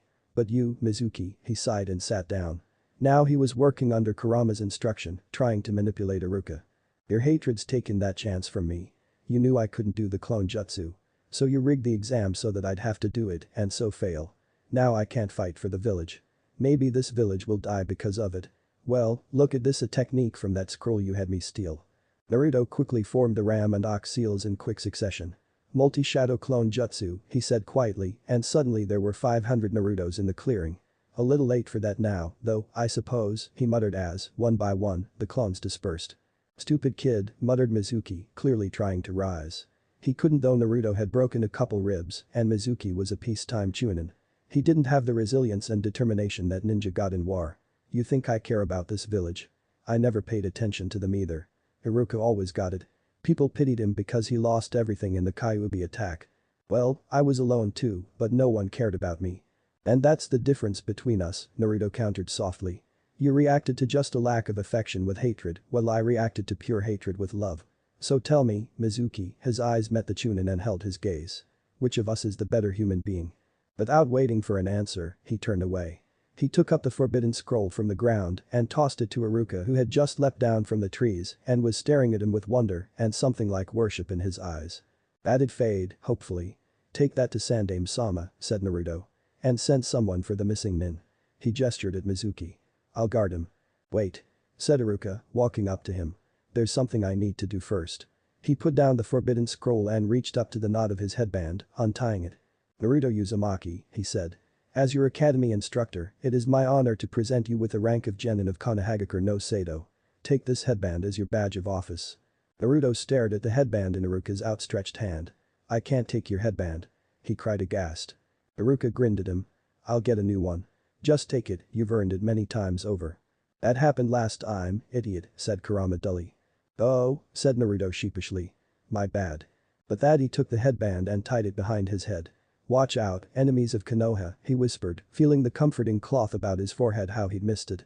Naruto Uzumaki is coming for you. And this time, he swore silently, I won't screw it up. Chapter 7. Reformation. Sasuke sat rigid in his seat. Sakura had tried to talk to him, but he'd politely told her that he'd rather not talk right now, as opposed to the silent treatment he'd have given her last time. To say he was worried would be an understatement. Naruto wasn't late technically, but it was traditional to be early to team assignments. Of course Naruto wouldn't know the first thing about tradition he hadn't last time, but the fear that maybe he hadn't passed as a result of the Mizuki incident was still there. There was a chance, after all. And then he was also afraid that the teams might be different. Though he didn't want to admit it, he wanted to be back on Team 7, his Team 7. With all his heart. But there was every chance that Sakura might wind up swapped with one of the other graduating Kunoichi. He'd forgotten to do something about it. He'd been intending to go in after Naruto finished the Mizuki incident's chaos, but Sasuke almost blushed. He'd gotten distracted. And then Naruto stepped into the room. Sasuke allowed himself to relax somewhat. There was one crisis averted. The blonde was wearing a Konoha forehead protector. Still, with the teams he had to trust in luck. What are you doing here? Sakura asked their, hopefully, teammate to be loudly. Only ninja are allowed here, only people who graduated. Headband, grunted Naruto flatly. See it. You probably stole it, grumbled Sakura. Like anyone would have graduated you, especially since you failed 3 times. Well, as you can see, someone namely Iruka-sensei did, Naruto answered dully. So if you want to complain about who else is a ninja, a pointless exercise, by the way, talk to him about it. I'm sure he'd be gratified that you're second-guessing his decisions. Sakura glared at him. I'd never second-guess Iruka-sensei except. Hello, everyone. Said Iruka loudly as he entered the room, shutting Sakura up. Sasuke was relieved. He thought he might have to step in. Well, you're all ninja now, not my students anymore. We're comrades now, not teacher and student. Not that we all don't call you sensei, thought Sasuke to himself. Even Jounin calls the academy teachers that. So this is the last time I'll address you in this classroom. And now I'll tell you who your next teachers, your Jounin sensei, will be, and who your classmates, your teammates are. The teams this year are as follows.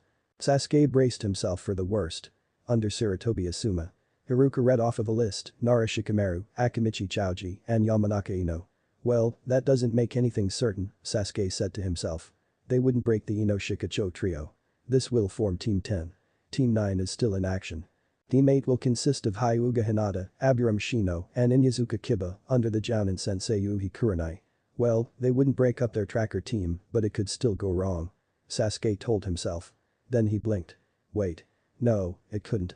Team 7, Iruka finished as a grin started to appear thinly on Sasuke's face and consisted of Uchiha Sasuke, Uzumaki Naruto, and Haruno Sakura. They will be under the instruction of Hada Kakashi. Naruto sighed in relief. The teams were the same good. He'd been worried he might have to go to drastic measures such as telling the third the truth about his time traveling. This way he'd still have an easy way to manipulate Sasuke to keep him loyal. The Jounin will be arriving shortly, said Iruka, though Naruto thought he saw the teacher's eyes flicker over his team for an instant. Most of the Jounin, Naruto thought. Kakashi-sensei won't be here for a while. He was, of course, right. Asuma and Kurenai came almost at the same time, just 10 minutes after the teams were assigned, leaving the reborn Team 7 alone with Iruka. After an hour of waiting, he even made his excuses and left, saying that Kakashi would likely make an appearance within an hour.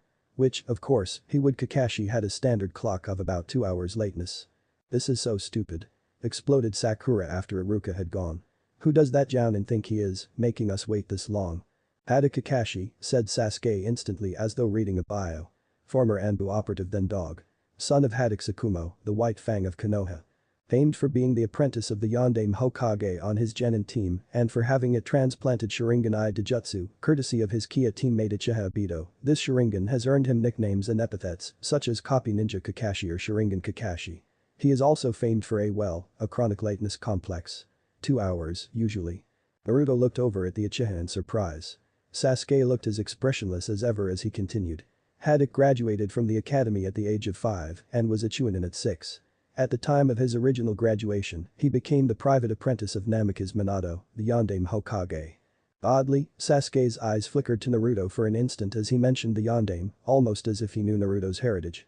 At the age of 12, at the same time as his passing the Chunin exams, he gained 2 teammates Uchiha Obito and the orphaned Rin, whose clan name is unknown. Since then, he has become the sole survivor of Team Minato, which, ironically, his eyes flashed as he looked between the two of them, was that generation's Team 7. Naruto stared at him in amazement. Sasuke shouldn't have known half of that. It wasn't classified except for Kakashi's former Anbu designation, all of that was open to any Konoha citizen. But Sasuke didn't know last time. Why would he? Who looked into their own village's Jounin files, after all? Yet he knew this time he even knew Kakashi's classified Anbu name. How? Why? What was going on? And that led to the matter of the Uchiha's sudden desire to train with those who he'd extrapolated would be his teammates. The old Sasuke had, at this time, felt that teamwork was totally beneath him, that his teammates would slow him down. This time he seemed to feel quite the reverse, and he was training with Naruto and Sakura twice every week. Sakura was staring at her crush. "How did you know all that?" she whispered, seeming on the verge of swooning. Sasuke shrugged. "I wanted to figure out who my sensei would be. He's got a Sharingan, it's only natural that the Hokage would put me, the only Uchiha left in the village, and my team, under him." "While we're on the subject," Naruto said, "how did you know we'd be on your team?" "The Ino Shikacho trio is a tradition Team 10's fathers started," said Sasuke. "The 3 of them were set to be teammates from the beginning. The Hyuga, Inyazuka, and Aburam clans are all tracker specialists. The logical thing would be either to scatter them to be completely separate or to put them all in one squad. However, since the Ino Shikacho trio was already full, they couldn't be scattered, so Hinata, Shino, and Kiba were stuck together. Then you," here he pointed at Naruto and then himself, "and I are following another tradition of putting the graduating students of lowest and highest scores together in one team. That left Sakura to be our teammate and resident Kunoichi." Naruto nodded. This was in perfect agreement with the reasons he'd long ago decided the Sandaime had for forming precisely these teams. "And of course we get the perpetually late Jounin," muttered Sakura. "I bet he won't come at all," to avoid Naruto. Here she glared at the blonde. Her dislike towards him seemed even greater this time. Perhaps his sudden not asking her out was subconsciously throwing her off balance, or perhaps it was the way he no longer exuded idiocy that was irking her. He'd heard of stranger things. "I doubt it," said Sasuke easily, leaning back in his chair. After a moment he sat up. "Given the circumstances," he said quietly, "would anyone care to join me in pulling a prank on our dear sensei?" Sakura spluttered in indignation, but Naruto was sure that in her heart she loved the idea. Sasuke wasn't looking at her, though, his eyes were fixed on the resident prankster king of Konoha. Naruto grinned. "Let's see how elaborate we can make it, shall we?" Kakashi stood before the memorial stone. He wasn't talking, he'd already given Obito his morning report, but that never took longer than 15 minutes. The rest of the 2 hours every day he always just stood there in front of the engraved rock or sat beside it. Just keeping Obito company. His 2 hours were almost up now, though, and he should probably be going to the academy. "Well, Obito," he murmured. "I've got to be going. Sandaime-sama already won't be happy. I've kept the kids waiting. I feel a little guilty about it, actually, since it's yours. Cousin. Relative. And another's Minato-sensei's son. Still. No favoritism, you know. Why should they get special treatment?" He laughed quietly. "Can't go ruining our reputation, can I?" He turned away. "I'll be back tomorrow if I survive the day," he said. He'd long since learned not to take even day-to-day survival for granted. If not, well, I'll see you later. Bye Obito. See you, Rin, Minato-sensei. With that he hopped into the trees and made his way back to Konoha. Well, here goes nothing, he thought dully. With luck, I'll be able to just flunk them in the bell test and then I'll be able to operate solo again. They'll get another year in the academy, get a new Jounin sensei, and everyone ends up happy. He couldn't really work up conviction in the thought, though. It was, after all, a team containing Minato's son and Obito's last living kin, if you didn't count Itachi. More importantly, though, there was a happy-go-lucky prankster with a bad familial situation, a serious kid who'd lost his family young, and a girl with a fangirl-esque crush on the latter of the 2 boys. And it was numbered 7. The Sandaime might as well have screamed it at him. But I'm not Minato-sensei, thought Kakashi sadly, and I never will be. And then he was in front of the academy doors. He sighed, opened them and entered. He made his way up a couple flights of stairs until he reached the third floor, where his new students were likely grinding their teeth with impatience. That, at least, would be gratifying. As he opened the door, which was already cracked slightly, he was already aware of the eraser above it. He didn't bother to dodge, it wouldn't hurt him, and they might underestimate him, which would only help his cause. The eraser landed on his head. He looked down at it on the floor, but the lack of laughter caused him to look back up almost instantly. Minato's-san was grinning widely, the Uchiha had a strange, intent look in his eyes, and the girl seemed to have a facial expression halfway between horror and hysterical amusement and looked undecided as to which to place on her features. All three of them, though, had their attention on something behind him. He turned. A mallet swung down from above the door and smacked him on the brow. He stepped backward right into a bar that had lowered from the ceiling. At the same time he tripped a wire which launched old wooden shuriken at him from the walls. To avoid this he was forced to step backward, deeper into the room, where his feet were suddenly stuck in some jutsu-created slime. At this point a bell of some kind lowered from above to surround his head in copper. Suddenly the bell was being hit by mallets on the outside, and the ringing gave him a headache. Then the bell rose up and just as the holding his feet faded, he was whacked square between the eyes by a mallet. Some kind of ninjutsu had been used to give it extra knockback strength, and he took a step back, tripped over a rope, and fell on his back, right at the feet of the blonde son of his former sensei. Uzumaki Naruto stood over him for a moment, looking down on the somewhat humiliated and thoroughly headache-ridden Jounin before declaring, "And that is why you should be on time to our team meetings from here on, Kakashi-sensei. You're dealing with the prankster king." Chapter 8. Revelation. Kakashi stared up at Naruto, face carefully blank. One part of his mind was saying, that trap was really quite advanced for Genin, the separate layers and all of the forced movement shows serious aptitude. Another screamed, little bastards. What the hell was that for? And the third and final portion was yelling, I like these kids. Best prank ever. My first impression of you three, said Kakashi as he stood, You're mean. Come outside. With that he body flickered out of the room. 3 minutes later the trio of kids stepped out onto the balcony where he awaited them. Now, he said flatly, since we're going to be on a team, we should get to know each other. Why doesn't each of you tell me a little about yourselves, your names, likes, dislikes, hobbies, dreams, etc. The Uchiha began immediately, a bit of a surprise, given what Kakashi had heard. He was supposed to be a recluse. My name is Uchiha Sasuke, said the boy. I don't like many things, and I dislike a lot. My main hobby is training. I don't have a dream that implies a possibility of failure. Ah, thought Kakashi. Now we turn to the Avengers complex. He's going to go on about how he'll kill Itachi. But the Uchiha surprised him. My goal, a goal I will attain, is to atone for my sins. I will be redeemed. Kakashi blinked. That wasn't the dream of a fresh genin. What kinds of sins could he have committed? That's my cue, said the blind, looking with a strange disbelieving face at the Uchiha beside him. My name's Uzumaki Naruto. I like ramen and people who like me. I dislike people who don't like me, especially a certain bastard in an orange mask. Kakashi distinctly saw Sasuke's fist clench, and the Uchiha's eyes widened a fraction. What was going on? Naruto's eyes seemed to have picked up on it in peripheral vision too, for his eyes had narrowed in an almost triumphant look. My hobbies include training, mostly, like Sasuke. And also like Sasuke, I don't have a dream, I have a goal. I will defeat the man in the orange mask. I will finish the fight that I have fought for too long. What the hell? Kakashi thought. These two kids are not acting like genin. Sandaime-sama needs to hear about this. That's my turn, I guess. The girl now began, seeming slightly intimidated, and no wonder if Kakashi had a team like this as a genin, he too would have had trouble avoiding a feeling of inferiority. I'm Haruno Sakura, she said. I like it. She broke off, with a glance at Sasuke and a giggle. Me, grunted the Uchiha, making her blush. Sakura, if you're going to have a chance, then you have got to do something about this ridiculous fangirl infatuation. No kidding, thought Kakashi, looking at her dully. That would be a problem. At least Sasuke seemed to have quite good tolerance. She looked sheepish, face red, as she continued. Sorry, Sasuke. Anyway, my dreams. Avoid that one, said Sasuke quickly. We can guess. Again, no kidding, Kakashi agreed mentally as Sakura blushed. Okay, she started again. My hobbies. And again she broke off, glancing at Sasuke and giggling. Spying on me, training with me, stalking me, whatever suits her at the time, said Sasuke dully.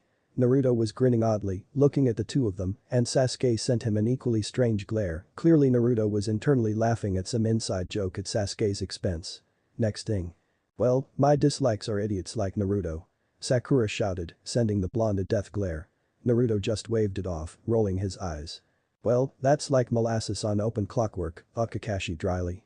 Naruto and Sasuke seem perfectly able to operate as a team, but Sakura seems absolutely determined to rip apart any team cohesion. That may be a problem. Still, he added as an afterthought. There are 2 bells. Alright, he said. That's it for today's meeting. Tomorrow is your exam. What? Sakura asked loudly. We just completed our graduation exam. And did you think that was all? Kakashi asked, raising his one visible brow. He always enjoyed this part. The kids were always so startled and often looked absolutely devastated. Although, admittedly, neither Naruto or Sasuke even looked surprised and Sakura didn't seem worried. She was supposed to have an IQ of almost 150, he remembered. Exams were never any trouble for her. He decided to frighten her a bit.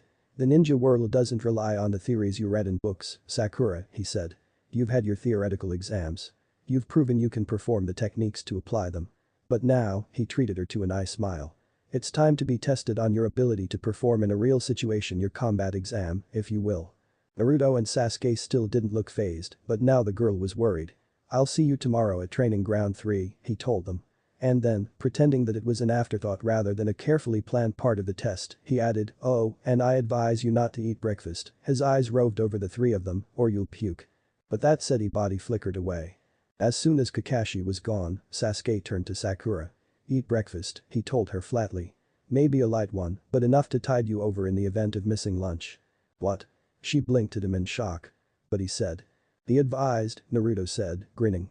He's planning something to do with not letting us eat lunch. Sakura glared at him.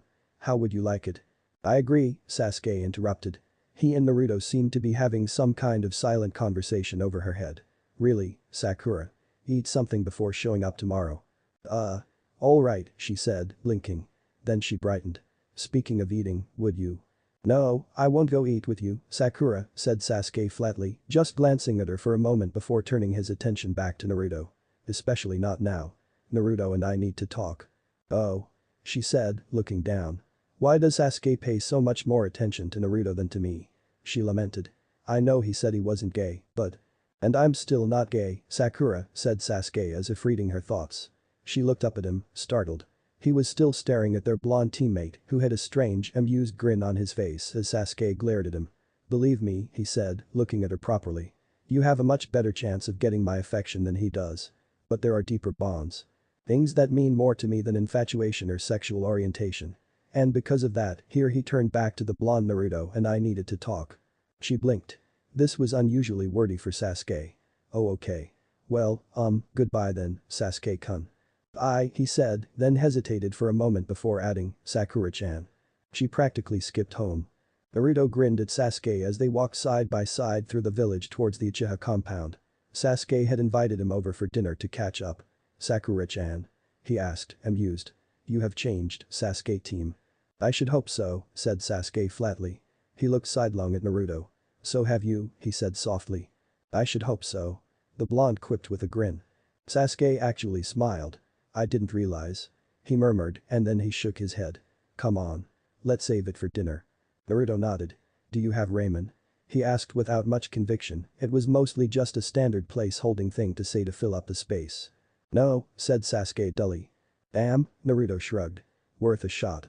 Once they'd reached Sasuke's home in the Uchiha compound and had a small meal set, both had helped cook. Politeness was a long-lost luxury between a duo such as them, the real conversation began.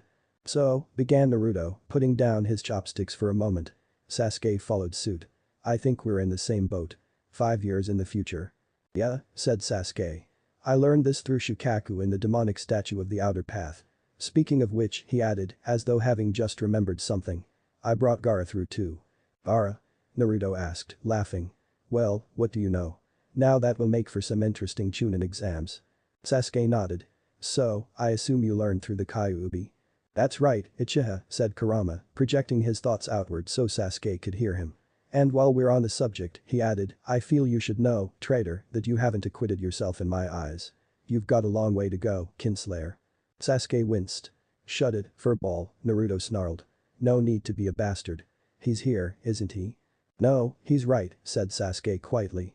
Well, Kyuubi, he began, looking at Naruto, but speaking to his tenant. You don't trust me, and rightly. Well, I promise you." Suddenly his Sharingan was out and the three of them were in the soul of Naruto's mind and Sasuke was staring at Kurama in his cage as Naruto watched. "I promise you," said Sasuke, meeting the fox's eyes with his red ones. "I will be this time what I should have been last time. I will be a companion, a comrade, but more than that, I'll be a friend. I will guard my Hokage with my life, but more importantly, I will be his brother in a sea of hatred, his friend among his enemies. This I swear to you, Kyuubi, in my Sharingan eyes. If I break my oath, those eyes are yours." Kurama stared at Sasuke for a moment. "I don't trust you," he told the Uchiha finally. "And I don't accept your oath. Keep your damnable eyes. But you have earned my respect, young Sasuke, and although I don't trust you, I'm willing to extend you a chance to earn my trust."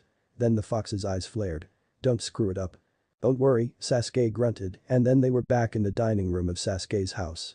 "I already did that once. I'm not doing it again." "Good," muttered Kurama as his consciousness retreated to his cage. As he left, Naruto muttered, "Now I know how you feel, with fangirls fighting over you all the time. I thought you said you weren't gay." "I'm not," Sasuke told him. "Bastard." Naruto grinned. "Well, as far as I'm concerned, you're officially Anbu now," he said. "And you pretty much confirmed it all that protect the Hokage crap." "Thought you weren't even listening to the rest, were you?" Sasuke deadpanned. "Nah, I was," said Naruto easily. "But what stuck was you acknowledging me as Hokage." Sasuke rolled his eyes, but there was a smile on his face. "It's good to be back," he murmured. Naruto's grin softened strangely, becoming an uncharacteristically small smile which was more genuine than any of the big grins he'd worn as a child. "It really is, isn't it? Do you want to stay over tonight?" Sasuke asked him quietly. "Sure," said Naruto, smile widening but still retaining that strange genuine quality. "I'd like to." Sasuke just nodded and they finished eating in silence. After they both had their stomachs filled, they began to talk again. Not about anything as serious as before, not about trust, or betrayal, or Itachi, or the Uchiha, or Madara, or Konoha. They talked about their experiences, just swapping tales of the various adventures they'd had. They kept it up long into the night, until all the village was blanketed in darkness, except for a few rooms here and there, the room they were in being among them. They chatted until midnight passed and it was no longer night but early morning, and then they set up a mattress for Naruto beside Sasuke's bed upstairs and lay down, preparing for sleep. As they lay in the darkness, feeling a companionship they hadn't known in years, perhaps they'd never really known it, Naruto spoke. "Hey, Sasuke." "Yeah?" The Uchiha's face looked over the side of the bed to meet his gaze. "You remember I swore to bring you back to Konoha?" Naruto asked softly. "Of course," said Sasuke with a small smile. "You never could recognize a lost cause." Naruto smirked at that, but then his face grew serious again. "I just wanted to ask," he said quietly, "did I succeed?" Sasuke seemed to consider for a moment, his eyes gazing at the ground, and then he looked back at his oldest friend, perhaps his only one, with a slight grin. "I guess you did," he said. The smile spread over Naruto's face, wider than any before it during the night and more genuine than any two of them together. "Good," he whispered, closing his eyes. He felt more at peace than he had in years. He'd fulfilled his oath. "Good night, Naruto," said Sasuke as he rolled back over to lie on his back. "Good night, Sasuke," murmured Naruto, and then he was asleep. Chapter 9. Reconstruction. Sakura sat, bored and annoyed, on a stump in training ground 3. She'd come on time like everyone was supposed to and had now been waiting for 15 minutes for anyone else to show up. Naruto wasn't here, Kakashi wasn't here, even Sasuke was late. She hugged her knees, thinking about Sasuke. After all, what better way was there to pass the time? "He called me Sakura-chan," she thought, her mind drifting back to the previous day. She'd been thinking about it on and off all of the evening and now all morning. Eat that, Ino pig. As soon as that thought crossed her mind, she felt slightly guilty. Was that all Sasuke was to her? Something to compete with Ino over? She shook her head firmly. No, she thought. Of course not. But somehow she was having difficulty convincing herself. Then, suddenly, her brooding was interrupted by the sudden appearance of Sasuke, who sat down on the stump at her right. At the same time, Naruto seated himself on Sasuke's other side. "Sasuke-kun," she cried, blushing in surprise. "There you are. I was worried." Then she looked past him, glaring at Naruto. "You idiot, Naruto. Why were you so late?" Naruto didn't even answer, he just looked up at the sky, sighing. "Kami," he muttered, "if I ever understand the mind of a fangirl, please strike with lightning or something." She continued, but then Sasuke spoke and she turned to look at him. "It was my idea," he said. "I asked Naruto to help me with this. Here." And he handed her a small covered tray of dumplings. Her eyes widened in shock. Anko dumplings were one of her favorite foods. But how had he known? As though detecting her thoughts, Sasuke said, Naruto thought you'd like it. You'd be surprised at what he knows about you. No need to make me sound all stalker-ish, Sasuke, said Naruto easily, sliding off of the log and lying down on the grass, watching the two of them. That's her job. Sakura almost shrieked at him for that. Almost. But, after all. He'd known, somehow, that she loved these dumplings and he'd told Sasuke to get them for her. Thanks, Sasuke-kun, Naruto, she said with a smile. We figured, in case you hadn't eaten a big breakfast which, knowing you, you haven't, Naruto said, you might need a little more. Sakura almost screamed at him again, but in the end, he was right. She sighed and just bit into one of the dumplings. Her eyes widened. Where did you get these? She asked after swallowing quickly. They're delicious. Sasuke grunted and turned slightly away, but Naruto, grinning, said, Sasuke insisted we make him ourselves, since he had some soaked beans ready anyway and wasn't in the mood for a bean dish tonight. Wouldn't have had the time, anyway, grunted Sasuke, cause you and I are going to be sparring all evening if I have any say. Her eyes widened and she looked at Sasuke. Sasuke-kun. You made these for me? It was mostly Naruto, said Sasuke in a monotone. For all his faults, the idiot knows how to pound dough into submission. And you have no say, Sasuke, chuckled Naruto. Shut up, idiot, grunted the Uchiha. We're sparring. Do I detect, gasping, Naruto in mock astonishment, a hint of arrogance in an Uchiha? I couldn't be. Do I detect, quipped Sasuke without any change in tone, a hint of sarcasm in an Uzumaki? Ah, screw it, laughed Naruto. I could own you any day of the week. 4 words, Naruto, said Sasuke flatly. Valley of the End. Naruto sat up, glaring with mock anger at Sasuke and poking him in the forehead. Circumstance. He said loudly. For a moment Sasuke didn't reply, touching the spot in the center of his forehead where Naruto's fingers had met his face. Then he smiled slightly. Nah, he said. You're just eminently destructible. All this while Sakura had simply sat beside them, just watching them banter as she ate the dumplings. They seemed far more at ease with each other now than they had even yesterday. It was almost inspiring Sasuke, the prodigy, so at ease with the class clown. They seemed to have known each other for years. And they'd worked together to make her this. It warmed her heart in ways quite separate from the fact that it was Sasuke doing it, though that did make her heart flutter.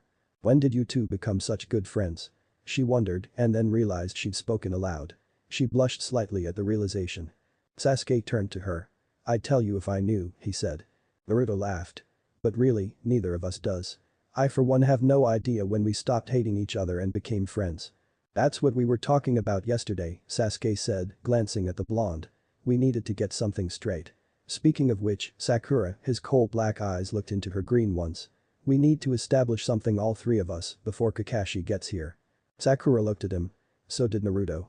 Sakura, he started, I know you don't like Naruto. No kidding, muttered Naruto. This time Sakura really did glare at him and was about to yell when Sasuke intervened. Shut up, moron, he snarled, though without real anger.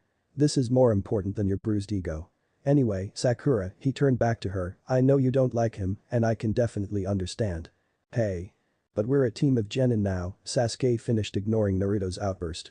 Our success depends, above all else, on our team. Every day from here on, for as long as we're in a squad, your life is in Naruto's hands, as well as mine. His is in ours. Mine, and both of yours. We need to depend on one another fully and completely. We can't afford enmity. We can't afford favoritism. You can't value my life over Naruto's in the slightest. I can't value either of yours over the others. Naruto has to hold us both in equal value. And above all, he looked at Naruto and back at her, we must complete one another in battle. We have to know each other's strengths and weaknesses and protect and be protected in turn. We have to work together from now on. Naruto and I have agreed to this. Can you promise to? She blinked, averting her eyes slightly. Value Naruto is equal to Sasuke. She thought. I couldn't. I can't. Then, unexpectedly, Naruto spoke. I'd like to make one revision. Sakura and Sasuke both turned to him. Sakura, no one will blame you for valuing Sasuke's life over mine, he told her, blue eyes boring into green. But what he means, I think, is that you can't seek his attention over mine. In other words, no more fangirl fawning. Sasuke nodded and then seemingly unable to contain himself, added, please. Sakura stared at him, blinking. Is it that bad? She asked quietly. He grimaced slightly. Honestly. He murmured. You have no idea. She stopped, unsure of what to say. I'm sorry, Sasuke, she finally said, head bowed. Then her neck straightened and she looked from one to the other of her two teammates. All right, she said firmly. I promise. Then I vote that in honor of the fact that both we and our dear sensei's team seemingly needed this agreement, from what I've heard, said Naruto, that we call this oath. The covenant of Team 7 or Team 7's covenant. Sasuke rolled his eyes. You always did love the dramatic, he muttered. Oh, you're one to talk, Mr. I can swing my sword-san, laughed Naruto. Maybe, grumbled Sasuke, but you really suck at it. Arrogance again, red eyes, said Naruto, still laughing. I like it, Sakura interjected suddenly. And she did. Sasuke and Naruto both fell silent, looking at her, and then the Uchiha sighed. Fine, he muttered. 2-1. Motion passes. What? Asked Naruto jokingly. Not going to try to put in the Uchiha votes count for 3. Nah, grunted Sasuke. One should always practice what one preaches. Oh? Quipped the blonde. I thought Uchiha were exempt from that too. Your clan is full of surprises today, Sasuke. Bastard, growled at the black-haired genius, but there was a slight smile on his face. Sakura smiled slightly as she watched them swap joking insults. I could get used to this, she decided. Kakashi leapt down into the training grounds to find the kids doing something he'd never have expected, given what he knew about their reputations. They were swapping jokes and laughing, or at least grinning slightly in Sasuke's case. There seemed to be no animosity between them to speak of. Sakura seemed somehow perfectly at ease with Naruto and didn't seem as flustered by Sasuke's presence as she had been. They seemed to have managed to iron out their differences somehow. Admirable, if only his team could have done the same. You're late, Haddock-san, called Sasuke as he spotted him. The Uchiha stood and started over to him. His teammates followed suit. Please, call me Kakashi-sensei, said the Jounin. If you're going to be my genin team you should at least act like it. If you have it your way, we're headed straight back to the academy or out of the ninja program after this, said the Uchiha easily. I'd rather act like that until this is over one way or another, Haddock-san. Kakashi outwardly kept himself unchanged in expression, but he was suddenly worried. A genin shouldn't know this much about him. Then a chilling thought struck him, how much more did he know? Kakashi liked his secrets kept. If you deserve to be ninja, Kakashi said, opting for the cryptic, then you'll be ninja. But whether under you remains to be seen, said Sasuke, finishing the Jounin's thought perfectly. Don't worry, Haddock-san, we'll show you what we're worth. Somehow, Kakashi didn't have too much trouble believing him. Well, if you're to do that, listen up, he said flatly. The test is as follows. I hold these. He drew out the 2 silver bells with which Minato had tested his team long ago. Even he, 6 years a Chunin, hadn't managed to grab one from the famous yellow flash. It was ironic that now he was testing the man's son in the same way, or perhaps it was more than coincidence. To pass and become ninja, you must take one of these bells from me, he said. Sakura blinked. But Kakashi-sensei, she said. There are only 2 bells. Kakashi smiled at her with his eyes. Correct, Sakura, he said, laughing inwardly. They were so easy to play on, it was like plucking the strings of a shamisen, although, admittedly, Kakashi had never touched a shamisen. There are only 2 bells, he said. So you see, no matter what happens, one of you will fail this exam. Sakura's eyes widened, but Kakashi didn't miss the look the 2 boys shared behind her. What was with them? At noon, if I still have any bells, we stop for lunch, he said, thinking about the foolishness of any genin who thought he wouldn't still have a bell by noon. Anyone who, by then, hasn't captured a bell doesn't get lunch. Probably all of them, he thought. That's how it's always wound up. After lunch you can try again until the evening. Are we clear? The 3 potential genin all nodded. Good, he said. Now, one piece of advice. He looked here at each of them in turn. I can promise you, none of you will ever get one of these bells unless you come at me with the intention to kill. Do you understand this? But sensei, we might hurt you. Sakura wailed. Sasuke snorted before Kakashi could reply. Doubtful, he said flatly. He's a Jounin, Sakura. We'll be lucky to get 1 bell, let alone both. Kakashi nodded. Listen to your teammate, Sakura, he said. And with that, he pulled out his copy of Icha Paradise and began to read. This test has officially begun. He smiled to himself. Chapter 10. Re-evaluation. Sasuke's eyes narrowed slightly. He remembered the deflated ego he'd gotten last time they'd gone through this. Well, this time he knew the secret. He'd show Kakashi. He beckoned both of his teammates over. They came and the 3 of them huddled together. All right, said Sasuke. I think I get the trick. Naruto nodded slowly. Teamwork, right. We have to put aside our own interests for the interests of the group. Sasuke nodded, meeting Naruto's eyes. They'd agreed to keep everything secret from Sakura for the time being. The former Hokage was a much better actor than Sasuke would have expected, knowing him. But then what about the bells? Sakura asked. Who'll get them? Screw the bells. Sasuke snarled. If I'm right, they don't matter in the slightest. What matters is that we work together. Sakura, you're our best mind got a plan. Sakura blinked, blushing slightly, taking his words as a compliment rather than what they were a statement of fact, and then shook her head to clear it. Well, she said, thinking. Naruto's a taijutsu expert, right? Naruto nodded. I've got the Shadow Clone and Shuriken Shadow Clone jutsus, as well as all of the basic ninjutsu in the academy, besides the standard clone. I also have one wide area technique, but it's too dangerous to use in a forest. Sasuke looked at him in surprise. Fire style? He asked. Naruto nodded. Yeah. I'll explain later. Anyway, that's all the ninjutsu I have. No genjutsu. I can charge him with shadow clones, barrage him with shuriken shadow clones, or anything else you need.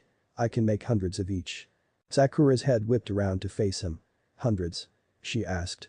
Yeah, said Naruto. I can do about 500 shadow clones and 1000 shuriken shadow clones at once. I can't do that kind of thing too many times though. Takra tank, muttered Sasuke. No kidding, Sakura said, staring at their blonde teammate. Alright. Sasuke, what ninjutsu have you got? My favorite is the fireball jutsu, said Sasuke. I've mastered all of the academy's basic techniques. I can dispel genjutsu as long as he's not going all out. Naruto can, too, just not as well. Naruto nodded. I'm not quite as good as he is in taijutsu, just because his fighting style is ridiculously unpredictable, like a mashup of every form imaginable. I'm much better at shuriken jutsu. Sakura nodded. I'm definitely our team's weak link in combat, she said slowly. At least for now. Alright. Her eyes closed as she considered, and Sasuke was reminded very strongly of Shikamaru. Then her eyes opened after a couple minutes. Alright, she said. Naruto, you get the memories of your shadow clones, don't you? Naruto nodded. Yep. Dead useful.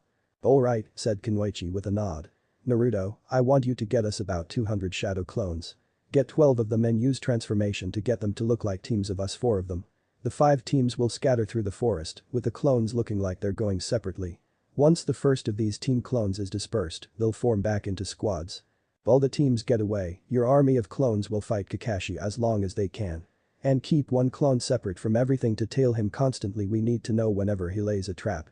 With me so far? Naruto's mouth moved silently as he cleared everything in his head. Then he nodded. Alright, continued Sakura. Now, as soon as your army is dispersed, start sending in the team clones, first just one, then team by team. Once they've all gone down, make another army and send them to him. This'll wear him down. And I know exactly what we can do to finish it. Naruto exclaimed quietly, so Kakashi couldn't hear. I have one other. Trust me on this one, Sakura. You won't like it, but it works. If it doesn't totally incapacitate him, then Sasuke should come overhead with a downward fireball, and my clones will have set up immobilizing traps all around the clearing. This should work. Save your special, though, Sakura decided. Leave it as an ace in the hole in case it doesn't. Okay. I think we're ready. Whenever, Naruto. Kakashi was still reading. They'd been inactive for a surprising amount of time. They were actually planning as a team.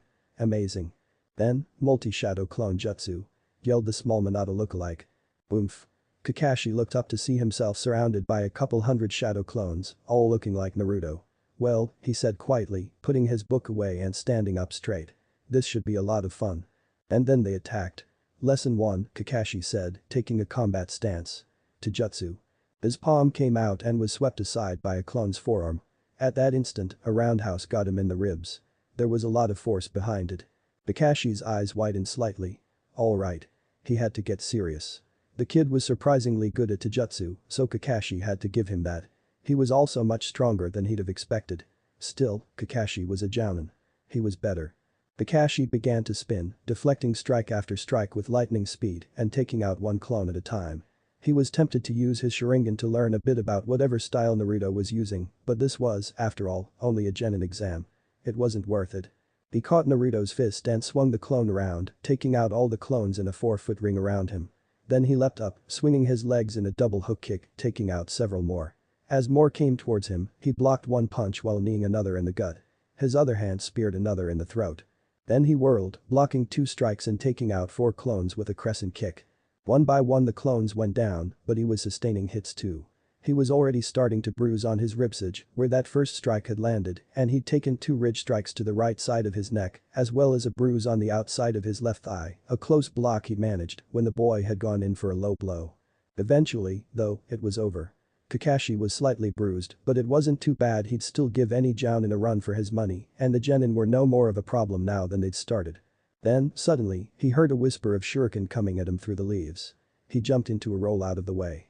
When he came up, Sasuke leapt down into the clearing. Murmured Kakashi. I thought you three were working together. A mistake, grunted the Uchiha. I shouldn't have let that idiot try to fight you. He quickly pulled out several kunai and held them in a defensive position. I'll take you out on my own. Said Kakashi quietly. If you're going to try to do that, then here's a bit of advice. The jounin body flickered to be right behind the boy, who began to turn, eyes wide. Don't let your enemy get behind you, Kakashi said, delivering a sidekick to the back of Sasuke's knee. The technique was meant to knock the boy down, and it did, but as he fell, he screamed, "Fool!" and evaporated into smoke. Kakashi blinked, and his battle-honed mind immediately worked out the reasoning behind the clone's shout. It was meant to mask another noise, one from behind him. Jounin leapt to the side, narrowly avoiding the hail of shuriken. Then he turned just as Naruto and Sakura leapt down. They're probably also clones, he thought. No need to go too easy. Still, there's a chance. I can't afford to use killing moves or anything permanently maiming. Damn. The two charged. Naruto's taijutsu stance was the same as that the clones had used, but Sakura's was a clumsy academy basic stance. Maybe it really was her. Unfortunate.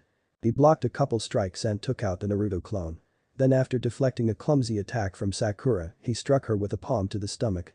She dispelled as well, proving that she too was a clone. And then he was attacked by shuriken on three sides.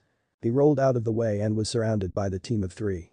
Sasuke was in a stance for a genin-level taijutsu form, Sakura was poised for her clumsy academy-level techniques, and Naruto was in his same improvised stance. Well, there you are, Kakashi said. Unless, of course, you're just more clones. They were, as he found out in the end. So were the next two times he faced the trio. And after he'd taken them out, he was assaulted by another ridiculous army. How much chakra did this kid have? But this time something went differently. While he was in the midst of the clones, he heard a voice from on high. Fire style. Fireball jutsu. His eyes widened slightly. Sasuke, he thought. He jumped, avoiding the coming down on him from above. He leapt over all of the clones, many of which were incinerated by the flame, and came down on the outskirts of the clearing. And just as he came down on them, he saw the wires. There was a net of them, all to be snapped upon his entry, all sure to launch traps. His shoulders sagged in midair. Son of a, he thought. Then he quickly formed a ram seal. Substitution jutsu, he said to himself. He landed. The strings broke and he was entrapped in a cocoon of ropes. And there was the team of three, probably the real ones this time. We win, said Naruto with a grin, high-fiving the other two. Sakura looked very pleased, but Sasuke seemed to have misgivings, although he partook in the high-fiving. Then Kakashi decided to ruin their fun.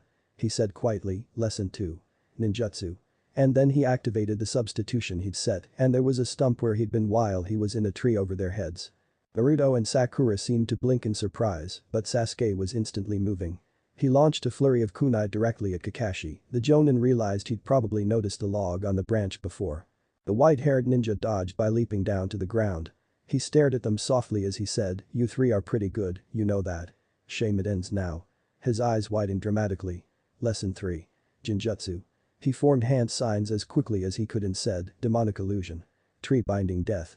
In an instant, the three of them were imprisoned in their own minds. But then the Naruto army came along from the clearing. He got the original. One of them shouted. What are you talking about? Naruto said loudly from behind Kakashi, and then in unison, he and Sasuke said, Release. Kakashi whirled. They were fine, all three of them. They'd broken a B-rank Jinjutsu, cast by an A-rank Jounin with a Sharingan. Damn, they're good, he thought, and then amended, well, for Genin. Hey. Naruto called to his clone army. You know what to do. Here's more. And then there were 100 more clones. Every single one of them formed a ram seal, except the original, who Kakashi could just see. Kakashi readied himself to counter some from all around, but he could never have anticipated what happened next. Harem jutsu? Screamed all of the Narutos. Kakashi figured out what was going to happen an instant before it did, but it was too late, and he was surrounded by naked blondes cloaked in steam and making excessively realistic sounds. Kakashi's nose positively exploded. He was probably dyeing his whole mask red. Damn you, Jiraiya, he thought weakly as he fell to the onslaught of being cuddled by that many nude females. A few minutes later, he awoke. Sasuke stood over him, juggling the bells while Naruto and Sakura seemed to be discussing what was permitted in the presence of a female. I think we won, said the Uchiha, grinning slightly as he helped Kakashi up. And I'd change my mask if I were you. How were you unaffected? Kakashi asked blankly. Sasuke was or should be a pubescent preteen. By rights he should be bleeding out right now. Sasuke smirked. I saw that once the other day, he said. I knew when to avert my eyes. And cover your ears? Kakashi asked. And covering my ears, Sasuke agreed with a nod. Anyway, I'm right, aren't I? Since we won through teamwork, the bells don't matter, do they? No, said Kakashi with a shrug. You'd have passed even if you didn't get them. Your teamwork was flawless. I'm surprised, actually, here he looked sidelong at the Uchiha. You three were expected to be one of the most dysfunctional teams in history. Sasuke shrugged. We've got a few things going for us that we didn't have a month ago, he said. You'll wind up surprised by more than this, I think. And Kakashi was sure that he was right. Chapter 11. Rebirth. They were all together now, the four of them, in the clearing with the tree stumps. The three genin were seated with their backs to the logs, while Kakashi sat cross-legged facing them. He'd given them the lunches he'd brought for them, and since there were only two, he'd given Naruto his own. The boy had promised to one day treat him to a meal in exchange when he had more money. As the kids ate, Kakashi began to speak. You do know you three are only the second team in history to have actually gotten the bells as genin. Sakura blinked, staring at him in shock. Even Naruto and Sasuke looked surprised. Kakashi looked from one to the other and continued. Genin tests are passed down from sensei to apprentices, he explained. The one who invented this test was the third Hokage himself. He shifted his position into something a little more comfortable before going on. He applied it to his pupils, the three legendary Sannin. They got the bells and passed by showing teamwork. But they were the Sannin their test was far from typical. Only Jiraiya-san of those three ever had a team of three genin. That was the team that consisted of the fourth Hokage, Minato-sensei. And his two teammates, whose names I honestly don't know. He never talked about them because they were dead. They failed to get the bells, but passed through showing teamwork. That's how it's supposed to be. He shrugged. Anyway, neither of his teammates had genin teams before their deaths, and the fourth passed the test on to his genin my squad. He expected a shocked exclamation that he'd been the fourth's apprentice. Perhaps Sasuke knew that too. That was way too much. We failed utterly to get the bells. Neither of my teammates ever had teams, so now I'm passing it to you. He leaned forward slightly. And you got them, after generations of the best ninja ever born have failed. Sasuke smirked slightly. There you are, then, he said. I guess we're just better. Naruto rolled his eyes. We were just the lucky ones who saw the point, Kakashi-sensei, he told the Jounin. I don't claim to be better than the fourth or you, or even equal to the Sannin, in any way. But you are, aren't you? Kakashi thought, looking the three over. There is no luck among ninjas. If there were, the lucky ones wouldn't be ninja. I don't know what it is, but something sets you three apart from the rest of us. He cupped his face in one hand, rubbing his temples. Well, I'd better do you damn proud, Minato-sensei, cause your son sure will. After you eat, come with me, said Kakashi aloud, if quietly. There's something I want to show you. Once they had, he led them a little ways through the forest until they reached the memorial stone. Hi Obito, Kakashi said silently. Sorry, can't talk now, I'm here on business. As they came to be in front of it, Kakashi spoke to his genin. Now, because you won, you three don't need to hear this as much as other genin would, but it's still worth saying. He looked at them for a moment and then looked back at the black obelisk. My teammates and sensei's names are engraved here, he said. And so are too many others. Many of them are here because their teammates thought the mission was more important than their lives. That's doctrine. That's what's accepted.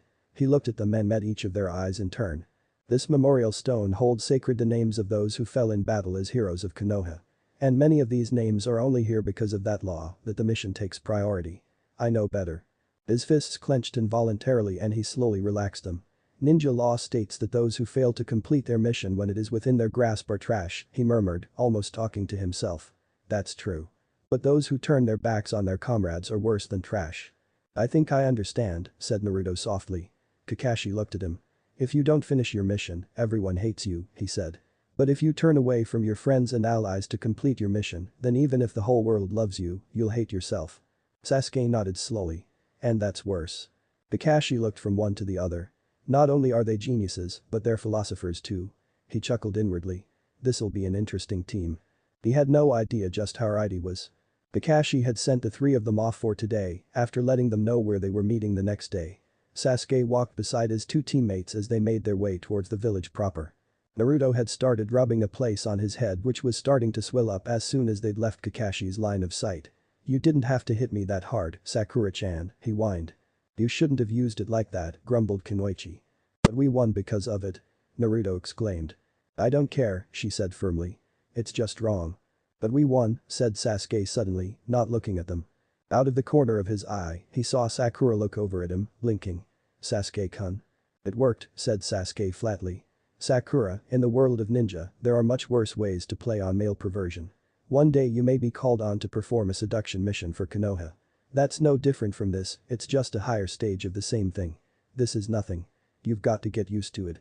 Now he looked sidelong over at her. In a world like ours, he said quietly, we can't afford to pick and choose our weapons, or our allies, or our tactics. One day, we'll all have to do things that are fundamentally against our code of honor.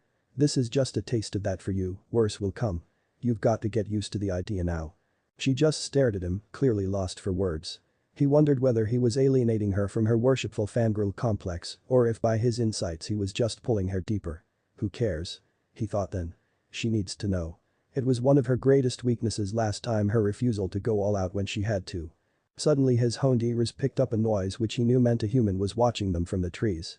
Sakura didn't even twitch, she seemed not to have noticed, but Sasuke could have sworn Naruto's ears twitched slightly like foxes, and the blonde's eyes twitched slightly.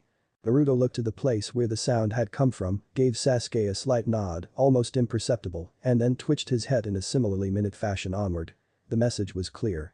I'll take care of it, Naruto was saying. You go on. Sasuke gave him a tiny nod that no one without a Byakugan could see if they weren't looking for it. Sakura had seen that something was going on, though, and was now looking from one to the other of them.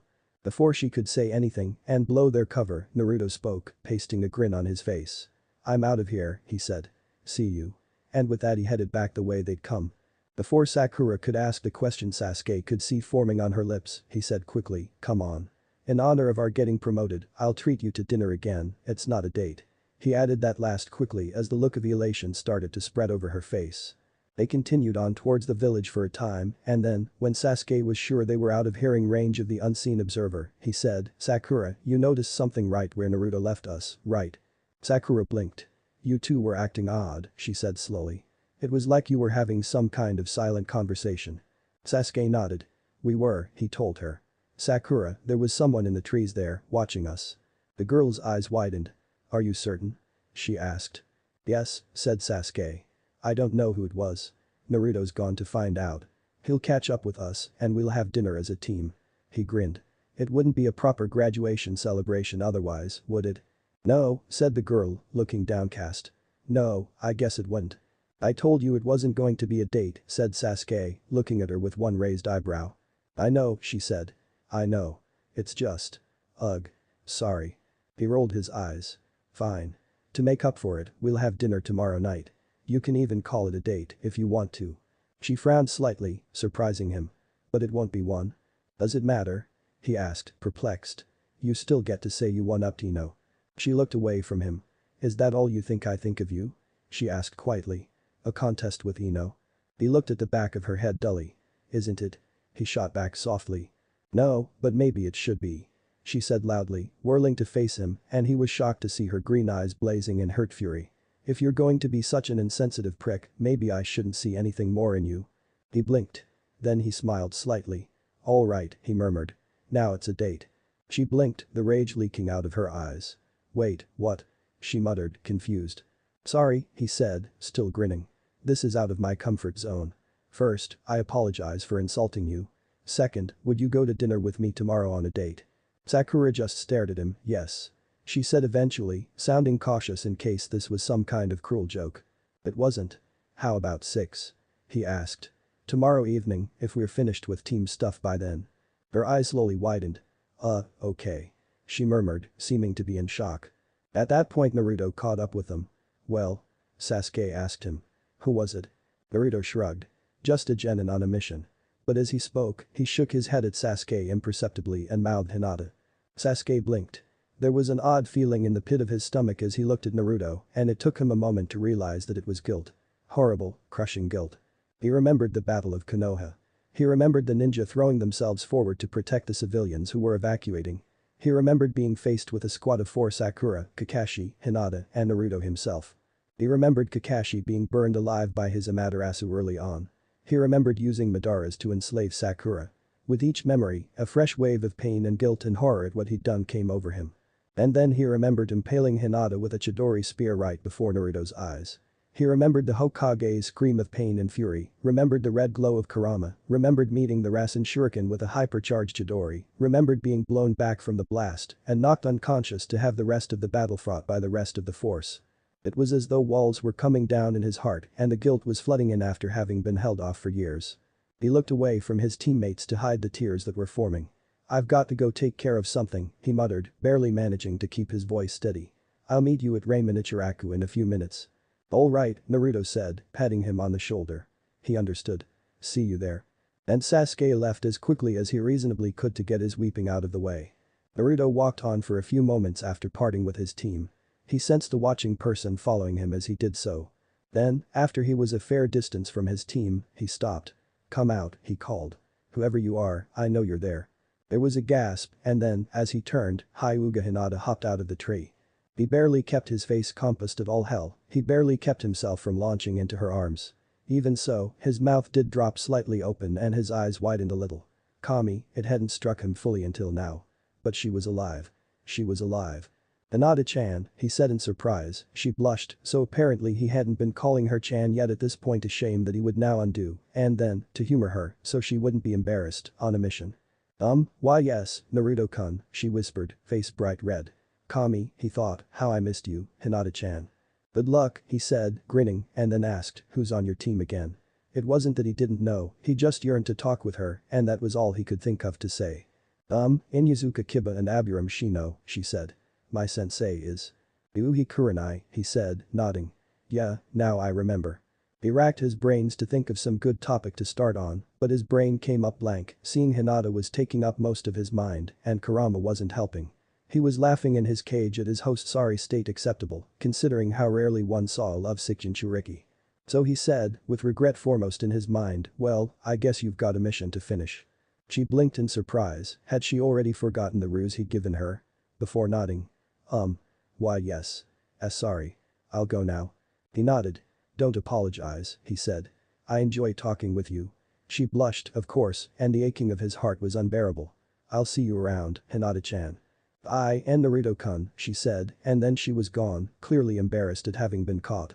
He stood for a time, getting his emotions under control, before going back to catch up with his team. Chapter 12. Reconsideration. Sasuke sat on a stone in the forest. He was alone save for the chirping of birds and the chattering of squirrels.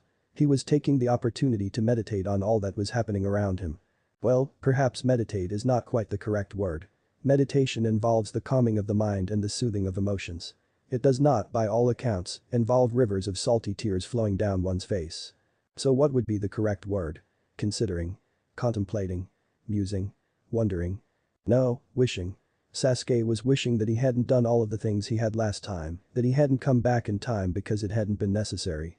It wasn't that he didn't appreciate the second chance, it was more that he would rather have not screwed the first one up. He'd been evil. That was unquestionable. He'd killed uncountable numbers of people. He'd slain and enslaved those closest to him. And he'd felt no regret, no pain, nothing in the lump of pulsing muscle that might have once been a heart. And then Gaara spoke. That hadn't made him feel regret, but it had made him realize that he was displeased in some way with his lot. He hadn't known why at first, nor had he cared. The Sasuke of the past, or was it the future? Hadn't cared for anything, not understanding, not his friends, not his own mind in comparison with achieving his goals.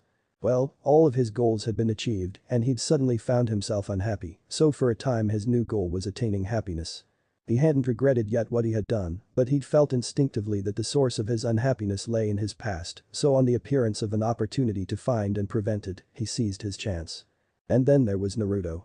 Instantly he was faced with a boy who was, as Gaara had said, the embodiment of his lost heart. And thus he had begun not to regret his actions, but to understand the horror of what he had wrought. When Naruto had revealed himself as having come from the future and they'd spent the night together for the first time in years, Sasuke had begun to understand exactly what he had lost and what he could now regain. For the first time in years, his heart had felt like a heart in the emotional sense, rather than merely a lump of muscle that kept him alive. And now, faced with Naruto who had just seen Hinata face not with fury as he might have expected, but with forgiveness, now he felt regret. Why? Why now? Why the delayed reaction? Because only now, faced with Naruto's lack of self-pity at the loss of his lover, now undone, and his lack of hatred for the man who killed her, was Sasuke able to feel for himself as he hadn't in years. He felt so that he could feel for Naruto what the boy did not even though he should. Ara was absolutely horribly right. Sasuke's heart had died long ago, and Naruto's heart had nourished him for a time, and at last, now, under the blonde Jinchuriki's care, Sasuke's heart had been reborn. And the sensation was agony. Suddenly a hand was on his shoulder. Sasuke whirled, tears still streaming down his face, fists already moving to strike whoever was there, only to stop when he realized it was Naruto, looking at him with an odd expression on his face, a sort of mixture of surprise, horror, and pity. The original thought something might be up, said the boy, who Sasuke realized was a shadow clone. But Kami, I didn't expect this. Are you alright, Sasuke? Sasuke looked away, not even trying to stem the flow of tears. I should be, he whispered, not trusting himself to speak louder for fear of wailing. The last time he cried was after Madara told him the truth about Itachi. That had been about when he'd buried his emotions completely, though the process had begun in the Uchiha massacre. Now they were present again. At least now, thank Kami. Naruto slung an arm around his shoulders, and Sasuke almost laughed at how ludicrous it was that the boy whose lover he'd killed barely more than a month ago was trying to comfort him with his guilt for having done it. This isn't like you, Sasuke, he said quietly. What's happened? Sasuke almost smirked. Call it a cumulative effect, he muttered. You don't get emotionless for a long period of time without things stacking up. Explain, please, Naruto said. Sasuke grunted. I'm not in the mood for a heart-to-heart. You never are, Naruto deadpanned. Your point? Sasuke asked in another half expression, this time sardonic. If it's bad enough to make the flat-faced Uchiha cry up a river, then you're going to need help building a bridge, said Naruto, in the most extensive metaphor Sasuke had ever heard him use. The black-haired boy almost grinned at it. Fine. Suffice it to say that this is the first time I've had real feelings in over a year. Considering what's happened in the past year, it's not fun. Nothing happened in the last year, Naruto said quietly. Sasuke stared at him. What? 1 year ago, you were 11, said Naruto, still in that quiet calm voice. Now you're 12. Sasuke looked away. You know what I meant. Yes, Sasuke, I do, said Naruto. But listen for once. Yes, you killed Hinata and Kakashi and all the rest. Nothing can change that. And you regret it, that's good. Hopefully it means you won't do it again. Sasuke grunted. Hopefully. Let me finish, Naruto said, exasperated. You killed them and you regret it. But the thing is, they weren't killed by you. Sasuke blinked, turned to the blonde, and asked, what? They weren't killed at all, murmured Naruto happily. So regret killing them, but don't feel guilty because they haven't died. You have regrets, but there's no cause for guilt because nothing's happened, don't you see? Sasuke shook his head. I get it, Naruto, he said flatly, cradling his head in his hands, but I can't just. I wish away my guilt. It doesn't work like that. You might not know you've never really had cause to feel guilty. I have, Jinchuriki told him. I know it's hard. But think about it, will you? Sasuke's tears had stopped flowing, more from lack of water than the easing of pain. He gave Naruto a wavering grin. I'll try. Good, grinned his teammate. Now hurry up. The original and Sakura are waiting for you. With that, the shadow clone formed an ox seal and dispersed. Sasuke sat for a moment in silence, considering. Then he washed his face with a light water, stood up, stretched, sighed, and made his way towards the village proper and Ramen Ichiraku. Home at last, Kurama grunted as Naruto stretched just inside his apartment's recently closed door. I was getting tired of all the emotional overload. You've still got one little preteen with a lot to think about on your hands, Naruto jokes. Me. But I actually want to know what the hell is going on in your undersized brain, Kurama quipped. Now, I had a mate once, a couple centuries ago, and I was not happy when she died. You, however, have already forgiven the Uchiha for the girl's Hinata's death. Explanation, please. Why don't you just read my mind? Naruto asked. He was speaking aloud because it was easier for him and in his apartment's privacy, he saw no reason not to. You could just do that. We've had this conversation before, growling at Kyuubi. Privacy is one of those things I respect even in humans. Well, I'm flattered that my species deserves so much from you, chuckled Naruto. Really? I'm touched. You know perfectly well that I don't view you as a human, Kurama said flatly. Maybe you just underrate the species, Naruto suggested, slipping into mental conversation, which was more convenient for his tenant since he wasn't forced to use Naruto's ears. Back on topic, said the fox easily, dodging his host's thinly veiled jab at his dislike of the human race, if you could please explain. Naruto sighed, giving up. I wish I knew, he muttered. I can't hate him, Kurama. I know I should, but. He's here, isn't he? That means something. It certainly does, said Kurama. The question is, what does it mean? Naruto's eyes narrowed. He's not working for Madara. How can you be so certain? Kurama pressed. Every 3-century cycle, someone comes back to change things. Madara would want an agent of his to ensure things went smoothly. He would, wouldn't he? Said Naruto thoughtfully. Then he turned his mind back to the issue at hand. But Sasuke isn't that agent. I promise you that. And yet, you have nothing to show for your claims, said the Kyuubi. I'm not satisfied with your belief you've always been too trusting. He killed Hinata. And do you think I don't know that? The blonde Jinchuriki roared. I love her. Do you think I haven't thought through trusting Sasuke? Do you think I haven't doubted him? Here he settled himself down a little. Sasuke is like a brother to me, Naruto murmured. Blood is thicker than water, furball. And honestly, here the boy grinned slightly, can you look into that bastard's eyes and tell me seriously that you think he's working for Madara? Kurama sighed. If you had asked me this morning, I would have said yes. He didn't need to mention the encounter in the woods.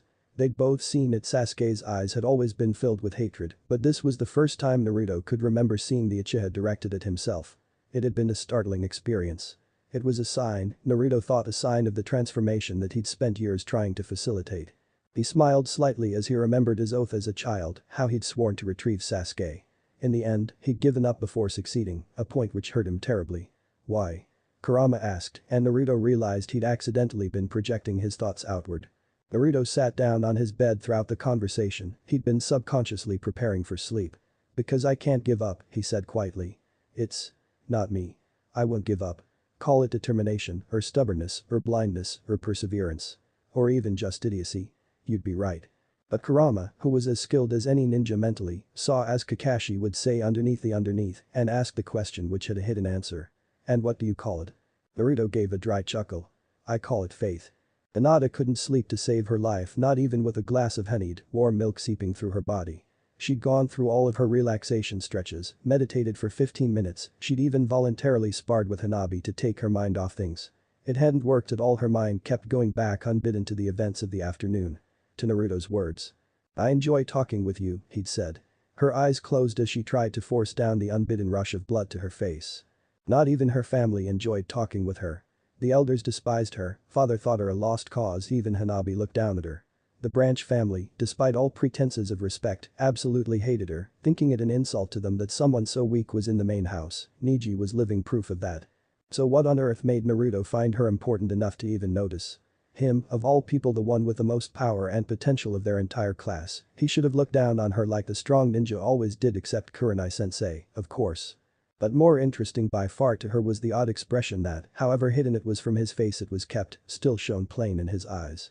However unworthy she might be of the honor, Hinata still bore by Akugan and knew how to see things others might miss, and knowing Naruto's face as well as she did, it was child's play to notice when something was off. His eyes had looked strange. There was an odd mixture of emotions that she couldn't even begin to delve into. On the surface she'd seen pain and something else, something odd, but there were undertones of a million other things she couldn't even begin to guess at. And it had been directed at her. Did he hate her? Had that been some look of dislike? No. She knew what hatred looked like. That hadn't been there at all. But what was it then? Put it out of your mind, she told herself with all of the firmness she could muster. He must have a reason, and he doesn't lie.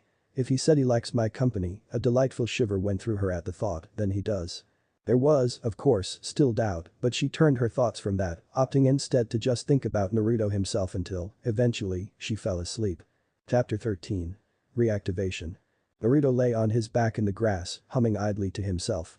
The dew moistened his face and neck, giving a delicious cool feeling and helping to awaken him. It was early.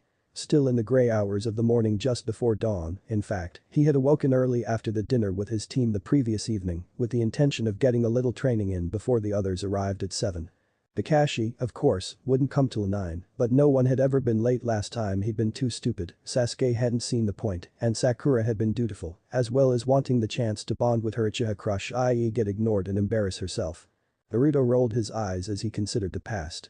How the Sandaime had ever expected their team to ever do anything but crash and burn was beyond him. He knew he'd never done anything quite so dangerous as Rokudaime. Don't count your dragons before they've tried to kill you, Kurama said sagely. I'd say pissing off the Hyuga and destroying their clan system with only their official consent counts as dangerous. I'm surprised you weren't assassinated before the village was destroyed.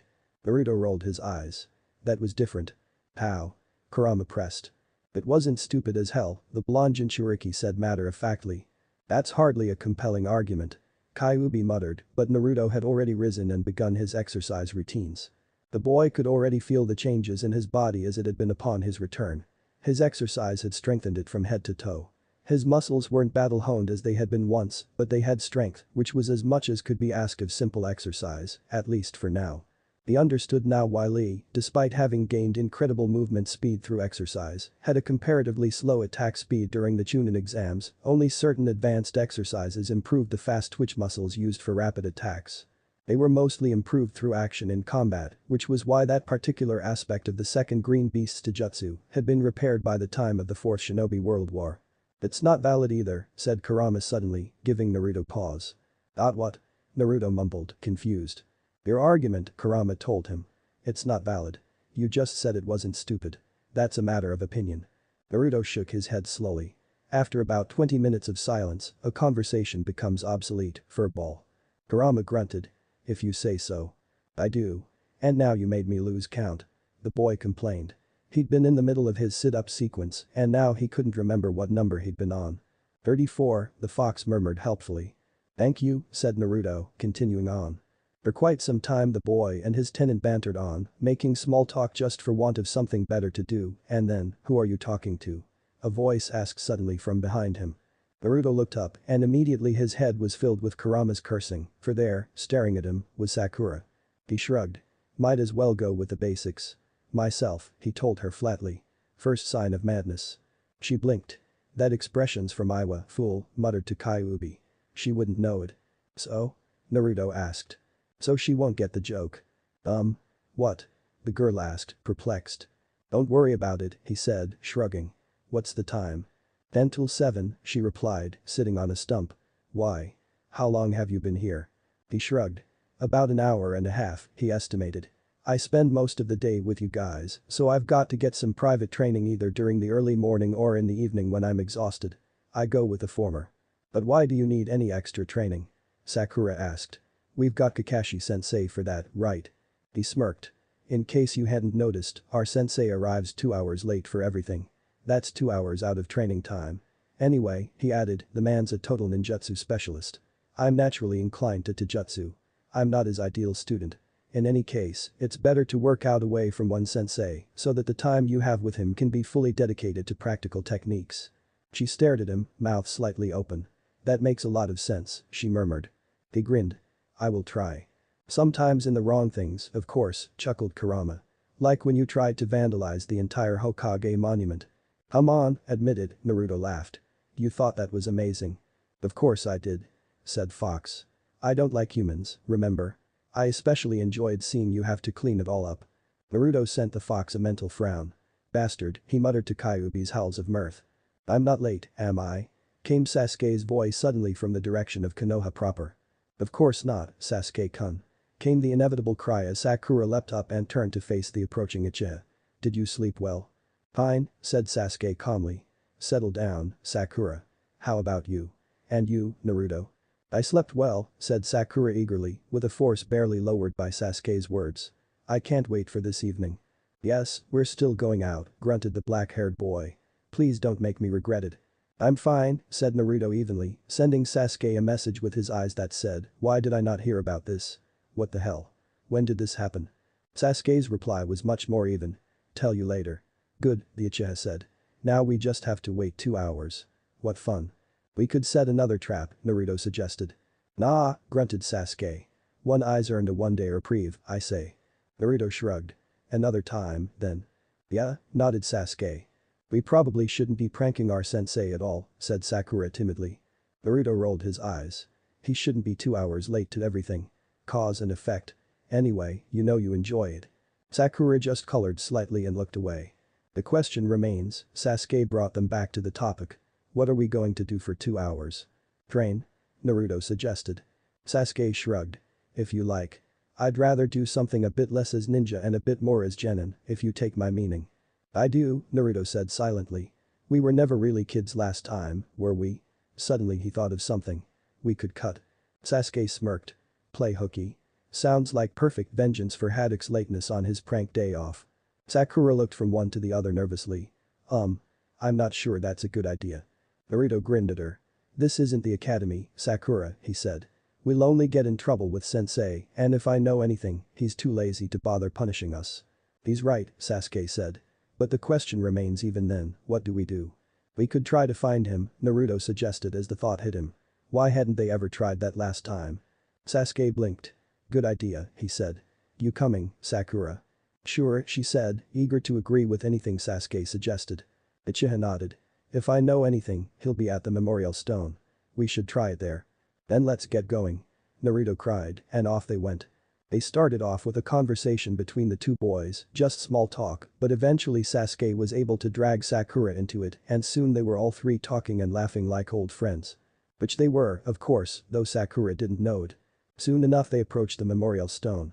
As they did, Sasuke murmured, all right, everyone, be tactful. We want him to stop being late, but if someone spends this long at the memorial stone, they've got a reason.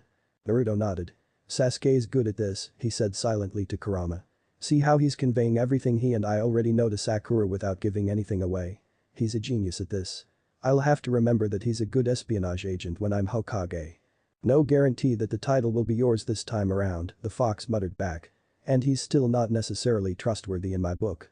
Screw your book, Naruto said blithely as Sasuke led them towards the memorial and Kakashi. Kakashi-sensei.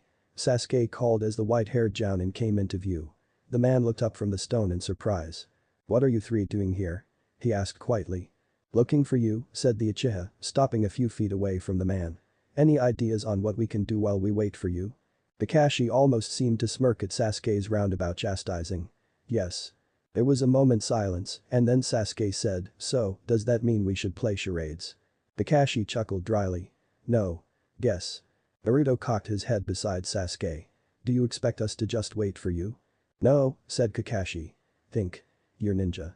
You're paid based on skill. What should you do when I'm there supposed to be and we're not on a mission? Sasuke's eyes widened. Train, he said simply. Exactly, the Jounin nodded.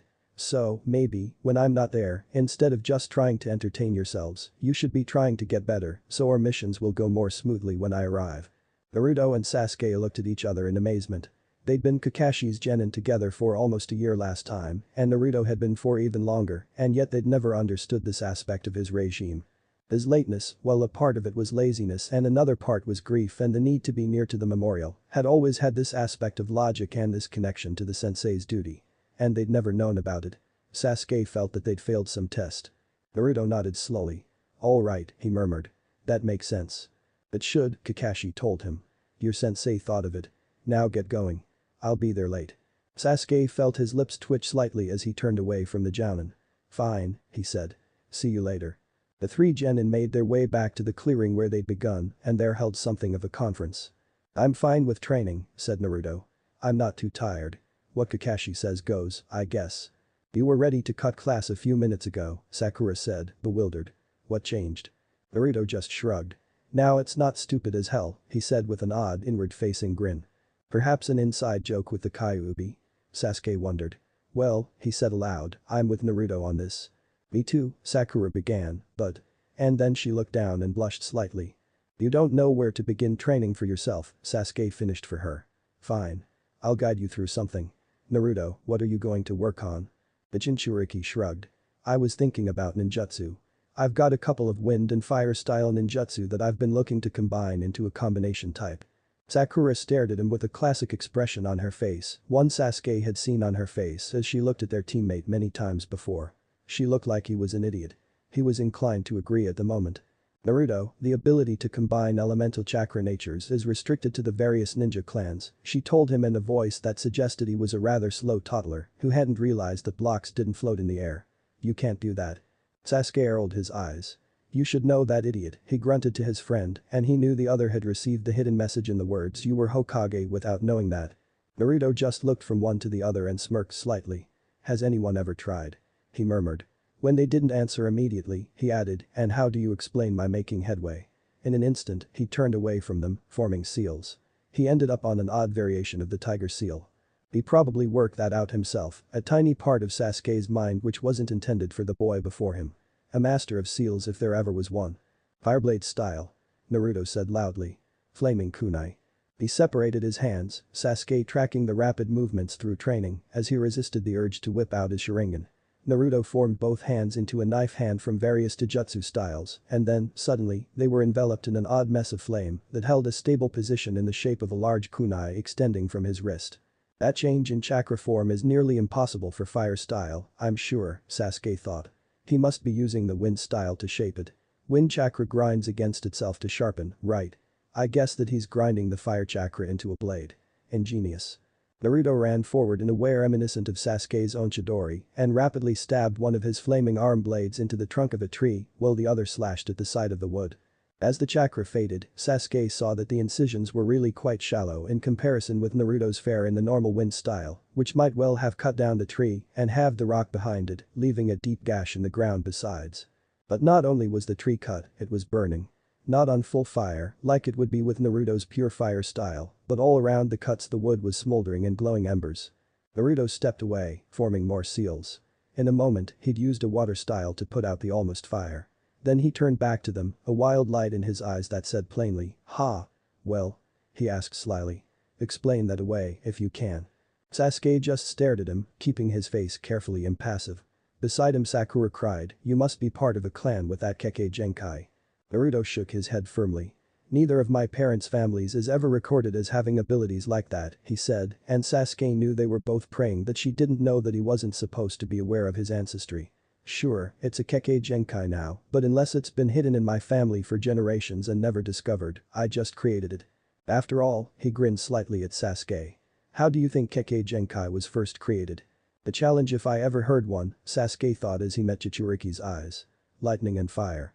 A destructive combination, for certain. His eyes narrowed slightly as he and Naruto stared at each other. "You've got your competitor, Naruto," thought Sasuke, trying to transmit his thoughts. "I accept." Naruto's grin widened slightly and Sasuke knew he understood. But at the moment there were more pressing matters. "Impressive," said Hada Kakashi as he jumped down behind Sasuke from the trees. "But I don't think it'll be of any use on today's missions." "Son of a bitch," Kurama growled at both Naruto and Sasuke. "There goes our cover." Chapter 14. Reiteration. Naruto settled himself into a crouch silently, letting the bushes around him mask him from sight. He forced himself to still muscle. Of course, this brought forth a terrible itch in his right leg, but he suppressed it. "It's a figment of your imagination," he told himself firmly. "Don't move." "Well, you're certainly taking this seriously," Kurama commented dryly. "Relax. What's the worst that could happen? It's a house cat." "That thing is not a normal cat any more than you're a normal fox," Naruto told him, suppressing a shudder. "The thing's a menace." "It's just a deer ank," Kurama muttered. "It can't possibly be that bad." "Didn't you see my memories?" Naruto asked. "It's only deer ank because of the low mortality rate. Rate of injury is higher than an average beer ank. I'm speaking as Hokage here, those are the figures on file." "Are you serious?" Kyuubi asked incredulously. "Dead serious," Naruto replied as he slowly brought his radio to his mouth. "This is Fox," he said quietly. "I'm in position. How are things on your end, Dragon?" "All quiet here," hissed Sasuke's voice amidst the following crackle of static. "What about you, Blossom?" "Target in sight," whispered Sakura. 10 meters from my position at 3 o'clock. Naruto quickly ran some calculations in his head. His mental map said that their position was perfect. Tora the cat was boxed or triangles in between the three of them. Kakashi seemed to have reached a similar conclusion because he said, "All right, Blossom, on the signal, give the target a scare exactly away from you. Go after it. The three of you can trap it." "Wait," said Sasuke quickly. "Fox, get us back in the trees. I don't want it jumping away from us." Like last time, Naruto finished for him silently as he prepared the shadow clone jutsu. The clones appeared with a quiet poof that seemed ear-splitting in the silence. "Did the target hear that?" Naruto asked Sakura worriedly. "No indication that it did," replied Kunoichi. "But keep quiet." Naruto grunted in affirmation as his clones took the logical positions. Another triangle in the trees in the center of the triangle the three genin formed opposite to the original triangle. After giving the clones 1 minute to position themselves, he sent another to check if they were ready. 30 seconds later it dispersed in the affirmative. "We're good," he said. "Back up in position." "Beginning operation," Sakura said. There was a sudden sound of shifting leaves and then a yell. Sakura was scaring Tora. That was the signal. As the cat yowled, Naruto sped forward into the center of the triangle. He met there with Sasuke and Sakura. And there was Tora between them. The cat dived for the gap between Naruto and Sasuke. Naruto dove ahead of it, Sasuke, as though sensing his plan, dove for its rear. They landed, Naruto holding the wildly hissing feline's front down, while Sasuke grasped its rump. But it seemed that destiny did not want Tora so easily caught. Her tail flicked out in a way that Naruto would swear was impossible for a cat, like the straightening of a finger. It drove straight into Sasuke's right eye. With a strangled yell, Sasuke's newly immature body reacted unconsciously to stimuli and leapt backward, letting go of Tora. The spitting cat backed immediately out of Naruto's grip, and before he could catch it leapt up onto his head and then off it, leaving gashes down his scalp and brow. Tora was rising upward, away from them, and then one of Naruto's shadow clones intercepted it in midair, punting it lightly so as not to harm her and thus break their mission contract, back towards the genin. Naruto caught it and held on grimly, heedless of the shredding of his face. He slowly repositioned it to minimize the damage his face and body sustained, slowly because despite all of his injuries, losing the cat would be far worse than not repositioning it at all. He nodded at his two teammates, not daring to speak for fear he would lose his tongue. Sasuke slowly rose from his prone position, cradling the right side of his face. "I think I've lost my eyes," he said slowly. "It seems to be bleeding." Sakura came over towards him worriedly.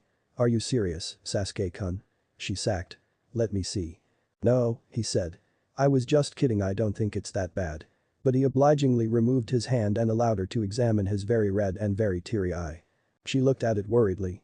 "I'm no medic, but I hope it's not too bad," she said. "Can you see through it?" He closed his other eye.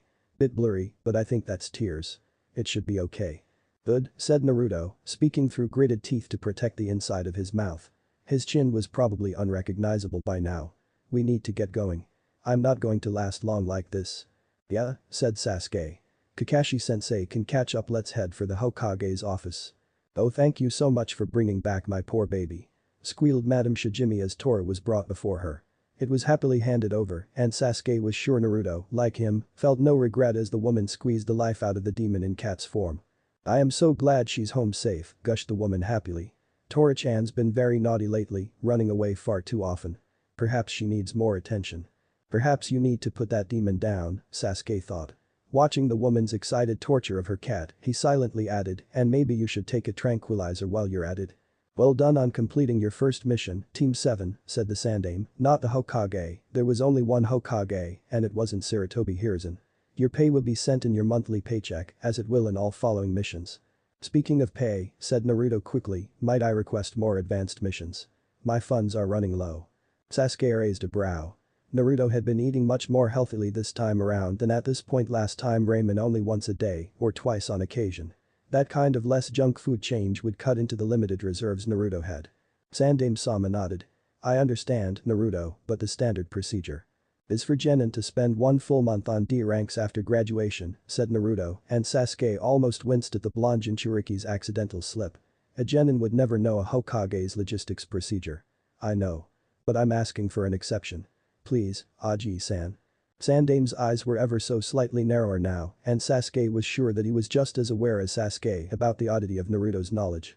"I'll consider it, but you need to have done more than one D rank for even a chance." Naruto shrugged. "Fine," he said. "I guess that's the best answer I'm going to get." He turned to Kakashi. "Can we do another mission today?" "Maybe," said Kakashi. "I want a word with you, and you, Hokage-sama. In private." Oh no, Sasuke thought. They were going to interrogate Naruto on his and his knowledge of his family. This was bad. Sasuke was the more accomplished liar, he had to be there. Now the Sandaime's eyes were undeniably narrow. "Certainly, Haddock-san. Madam, if there is nothing else, then I am afraid I need my office." "Oh, certainly, Hokage-san," said the woman and walked out, still suffocating her now almost pitiable cat. "Sakura, Sasuke, if you could just wait outside," Kakashi said, "I'd be very much obliged." Sasuke opened his mouth and caught Naruto's eye. "No," the Jinchuriki was telling him. "Let me handle this. You'll get yourself in a bind." Sasuke closed his mouth, bit his lip, and gave Naruto a tiny nod. The blonde seemed satisfied. All of this had taken place before Sakura could even finish saying, "Yes, Kakashi-sensei." When she had, Sasuke followed her out of the room and Kakashi shut the door behind them. Sasuke gritted his teeth. "Naruto," he thought. "Good luck." As soon as the door shut, Kakashi began. "Hokage-sama, permission to speak freely?" "Granted," nodded Hiruzen. "What is this about, Kakashi-san?" "I'll start at the beginning," said Kakashi, thinking back, recalling every detail of the previous 2 days. "When I went to pick up my genin team the day before yesterday, I was caught in an advanced trap they'd set for me. If I were rating it, I'd say it was mid-chunin level in complexity, and I'd give them extra points for the two facts that it was able to avoid seriously injuring me and that it was built entirely from supplies on hand on the academy grounds. Actually, Naruto put in suddenly. I got the mallets from a carpentry shop a block away. Other than that, it was all stuff in the academy. Kakashi frowned. If we're on the subject, where'd the bell come from? One of the teachers had it, said Naruto. I pulled out the little metal ball, took off the handle, and hung it up. Kakashi nodded, but before he could say anything, the Hokage put in, well, this is all very interesting and somewhat amusing, it's not very enlightening. Continue, please, Haddock-san. Kakashi nodded. My apologies, Hokage-sama. When I was doing the introductory routine with them, both Naruto and Sasuke gave unusually mature responses, which seemed to imply experiences not recorded in any of our files. For instance, Sasuke stated that his ultimate goal was to atone for his sins, which of course seems out of character and seems to have no definite source. In addition, Naruto referred to a man in an orange mask and implied that he intended to kill him, as well as suggesting that he'd attempted to before. The Hokage was now looking between Kakashi and Naruto, his eyes were still narrowed. Naruto looked almost bored, hands in his pockets, staring out the window. Interesting, said Hiruzen slowly. Is there more? Yes, said Kakashi, glancing over at Naruto for an instant before turning back to the Hokage. Yesterday, during the Genin test. Well, it isn't unbelievable, it is suspicious. They won, you see, they incapacitated me and took the bells. It was almost as if they knew what the test was. And there was the odd, slight twitch he'd been looking for. He knew the Hokage had seen it too. Naruto had made a sudden movement, hard to place, but it was as much as a shouted assent to a ninja as skilled as even Kakashi, and the Hokage was better still. Kakashi swallowed the sense of victory. The really damning thing, though if you'll excuse the expression, is what happened today. He looked at Naruto again, and now the boy's fists were clenched in his pockets. He was worried. He has invented a natural combination fire and wind. The Hokage's eyes widened in shock. And, when his teammates questioned him on whether that was in his family, he was able to answer with a definite no. The Hokage stared at him for an instant and then slowly turned to Naruto. The boy sighed and grunted, I'll tell you what I can. No, Hiruzen shook his head. You'll tell me everything, Naruto. What do you know about your family? Who is the man in the orange mask? What is all of this? Naruto looked at him, and his eyes were flint. Let me pose my own questions, Hokage. Kakashi noticed the lack of honorifics. What made you think the son of the Yellow Flash was without any resources?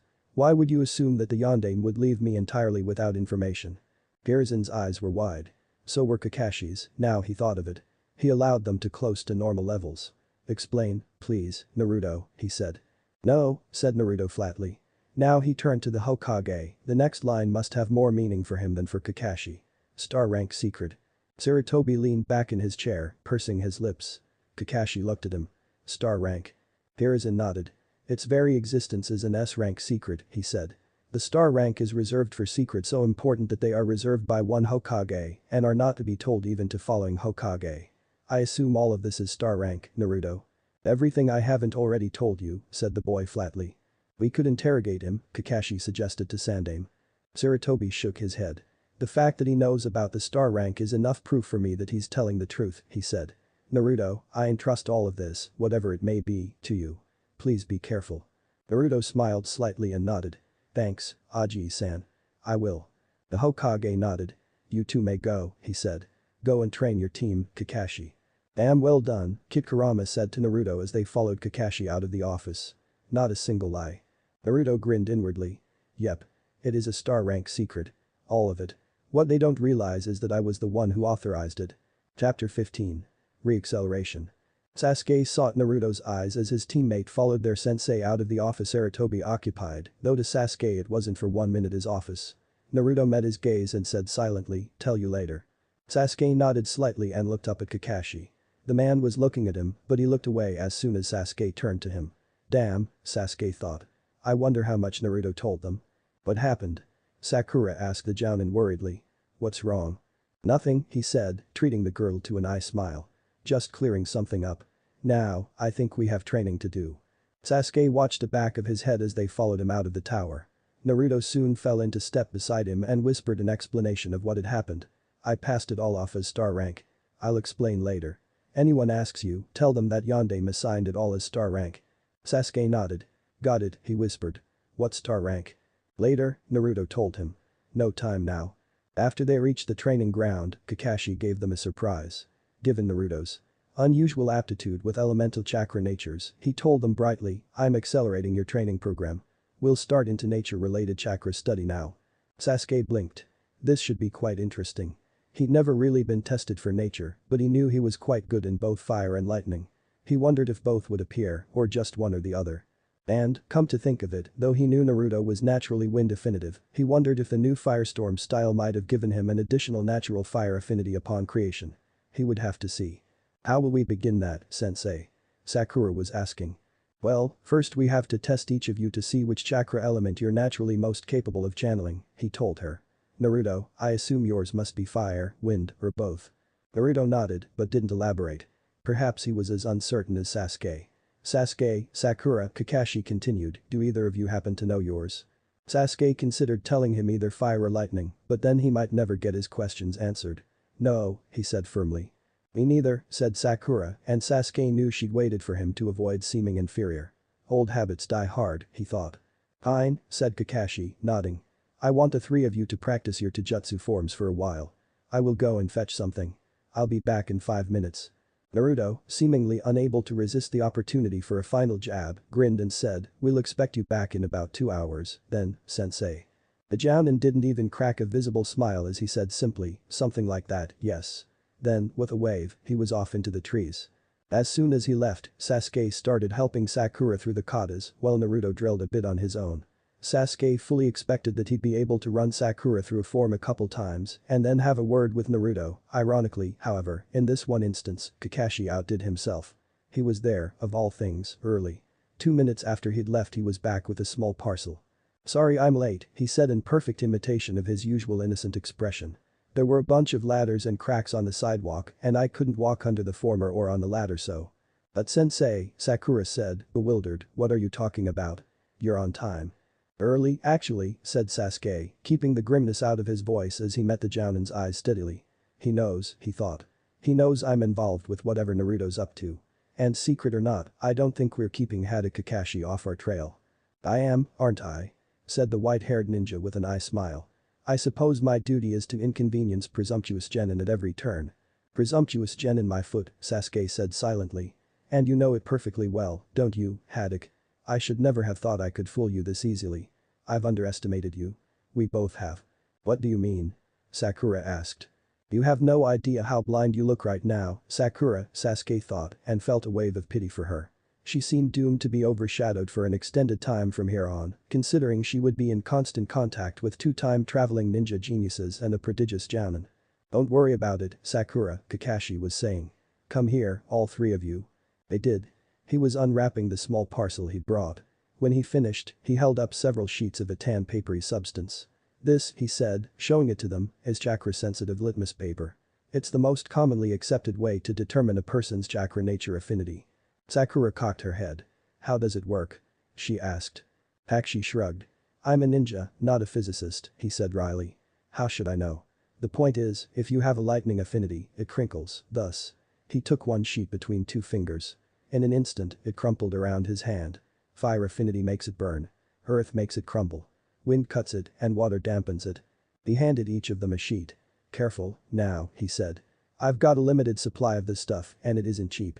I'd rather we didn't ruin any without using them." Sasuke nodded, carefully letting the paper rest on his palm as he examined it. It was a light brown in color and slightly thicker than regular paper, a bit like the parchment used in the oldest of scrolls or the papyrus imported from the lands far south and east of the 5 elemental nations. It was thinner than papyrus, but its texture was less smooth than parchment, in that way, papyrus was its nearer neighbor. Kakashi instructed them on how to use the material to identify their element. "I might be able to do it between 2 fingers, but you're not Jounin," he told them. "No," Sasuke thought, "but one of us is Hokage and another is an S-rank missing nin who commanded the destruction of this village." He weathered the wave of newfound painful regret that came with that thought as Kakashi continued. "Just put the sheet between your hands and channel chakra into it.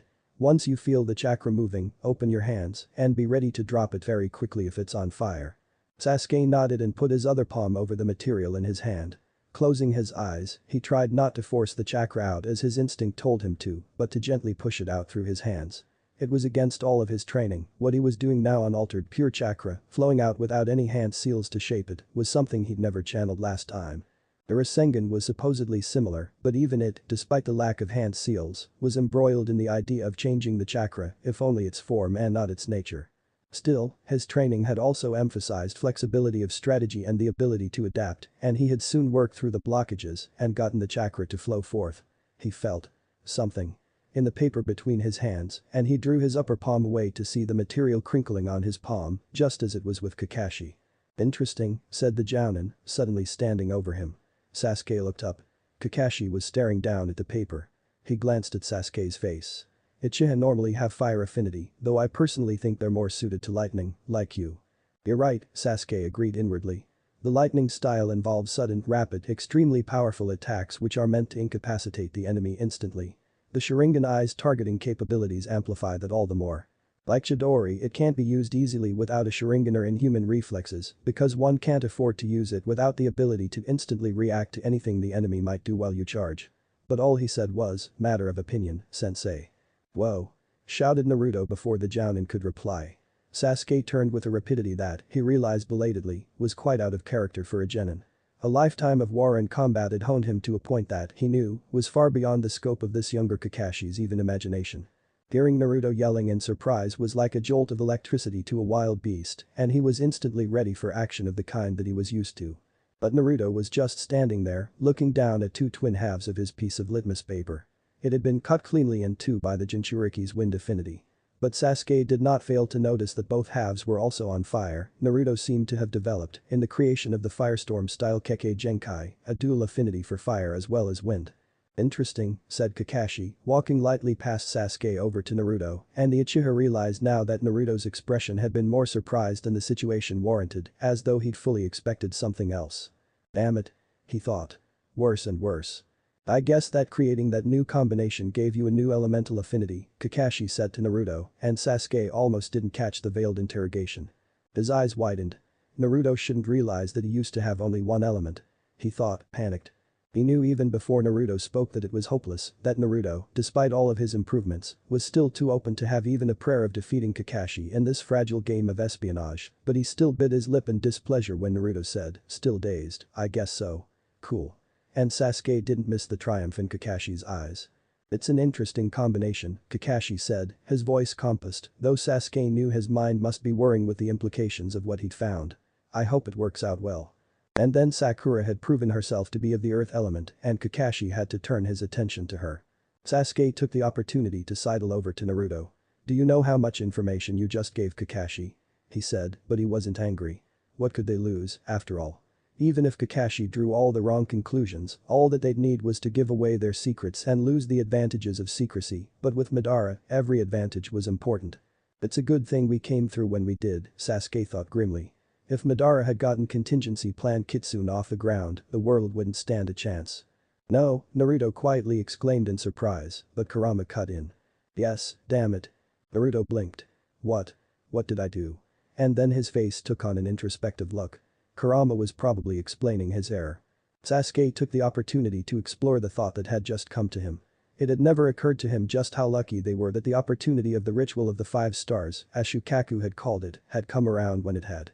The time had been perfect. Naruto had lost his village and everyone that had ever meant anything to him. Sasuke clenched his fist, fighting off the pain, and recently enough that the potential determination to save them had not been dulled by time. It was ideal in that way. And Gaara had just been captured. Had he already been taken to a holding facility, he would never have been able to tell Sasuke about the ritual itself. But most importantly, Sasuke gave thanks to Kami that the time of the ritual had come when it had because it allowed them to narrowly dodge that horrific shadow of Madara's mind, contingency plan Kitsune. Its prep had been completed only 3 days prior to their return here. Had Madara completed it, as Sasuke knew he would have all too quickly, despite Naruto's best efforts, it would have removed their last obstacle, namely, Naruto handed the Eye of the Moon plan to them on a silver platter and given the Akatsuki an ally arguably more dangerous and powerful than the orange masked man himself. No, not arguably, thought Sasuke sickly as he looked at Naruto. Not arguably, he thought as he considered his own part in the terrible plot. Definitely. The creature's cloak swirled around him as he contemplated the small island on the horizon. The land of waves, he thought.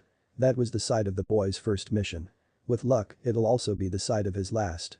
The creature turned in the direction where, miles away, he knew Konohagakure no Sato, the village hidden in the leaves, lay blissfully unaware of all that was even now occurring outside its walls. Nara may know, if the fool Shikamaru got out in time, he would admit to himself. The blue lenses that served as his eyes spun wildly in the nearest thing he could do to a narrowing of the eyes. Naruto team, he said to himself, dishonored is coming. And underneath the silver mask that hid his face, the creature gave a wild grin. Chapter 16. Reacquaintance. The afternoon was growing old. The trees' shadows were lengthening across the grassy clearing, and the sun was larger than it had been at noon over the clear horizon. Kakashi leaned against a stump of a tree, watching Sasuke and Sakura through one of the basic academy taijutsu katas. Naruto, on the other side of the glade, was running through a surprisingly vigorous exercise routine. Maybe it's not so surprising, the man thought, watching the blonde genin as he did push-ups in a handstand. Something's odd about that boy. Naruto was hiding something, and it was more than the mysterious star-rank secrets tucked away in his skull. Kakashi had proven that when he proved that the blonde child had known his own elemental affinity prior to being tested. The boy had learned from someone had been taught ninjutsu and elementary ones before becoming Kakashi's genin apprentice. Minato had obviously left some sort of message for the boy. He knew his heritage and more things that were sealed to even the Sandaime.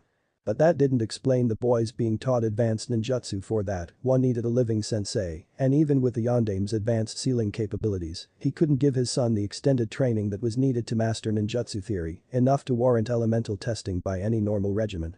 At this point, Kakashi might have been asked by anyone listening into his thoughts why he was testing his genin's elemental affinity. To this, he would reply with a nod at Naruto and, to a lesser degree, Sasuke, and the simple statement that with this team, he could scarcely conform to a normal training scheme. On a whim, he looked at his watch. It was time to part ways. Alright, you three, enough for today, he called to the trio of kids. Was he ever that small? Naruto flipped quickly upright, wincing and massaging his arms. At least he's not an absolute maniac like that little doppelganger of guys, Kakashi thought with a mental shrug. I'm not sure I could deal with that. 5 already? Sasuke said as he eased out of his cat stance and led Sakura across the clearing towards them. Kakashi took a quick mental note of that. Every jounin had a different let-out time, so that the village would never be completely unprotected. Some teams operated at night for that precise reason, though those usually consisted of chunin, not genin. Now he had another thing to nail these two for, this time Sasuke, not Naruto. Once he had noted his thoughts down to his satisfaction, a process taking about a quarter of a second, he nodded at the Uchiha heir. Yes, he said. We're done for today. So, we finish at 5? Sakura asked, and Kakashi was sure he hadn't imagined the look of chagrin and something like worry on Sasuke's face. He clearly had noticed his own slip-up. That meant that he was trying to lay low. Interesting. Naruto clearly had been too. Another interesting point was that, despite having been in regular contact with everyone from the Hokage downward, neither of them had shown any of these secretive tendencies until recently. Kakashi was sure he'd have realized if they were. He was a regular part of the Anbu detachment to watch over the both of them. Even if he hadn't, though, someone was sure to have. Which meant, in no uncertain terms, that whatever secrets these two were keeping, they'd only started keeping them recently. Which made no sense. Naruto couldn't have received enough training in that short a time to have learned his elemental affinity, and even if he had, creating a Kekkei Genkai was sure to take an extended period of time. Far longer than the month or so for which the boy had seemed to exhibit these signs. None of it added up. Kakashi suddenly felt a strange sensation on the tip of his consciousness, a feeling as if of being on the edge of a pool of realization, and he suddenly thought of how a friend of his who was a bit of an amateur astrologer who'd mentioned an anomaly in the night sky about a month ago and recalled, from long ago, Shikaku telling him something about a ritual involving stars. Then Naruto tapped him on the shoulder and asked worriedly, Kakashi-sensei, are you alright? And the thought was gone. Kakashi shook his head. Sorry, he said. Lost myself in thinking. Yes, Sakura, we finish at 5 each day. The girl nodded, as though 10-hour workdays were the most natural thing in the world, despite the fact that she was likely even now in transition from the 7 hours of academy life. She looked odd, as though her mind was elsewhere, and also quite excited. She regularly glanced at Sasuke, too. Has the boy done something ridiculous, he wondered, like ask her out? He chuckled inside at the ludicrousness of the idea. Well, he said, looking around at his genin, and he was struck suddenly by how similar they really were to his team.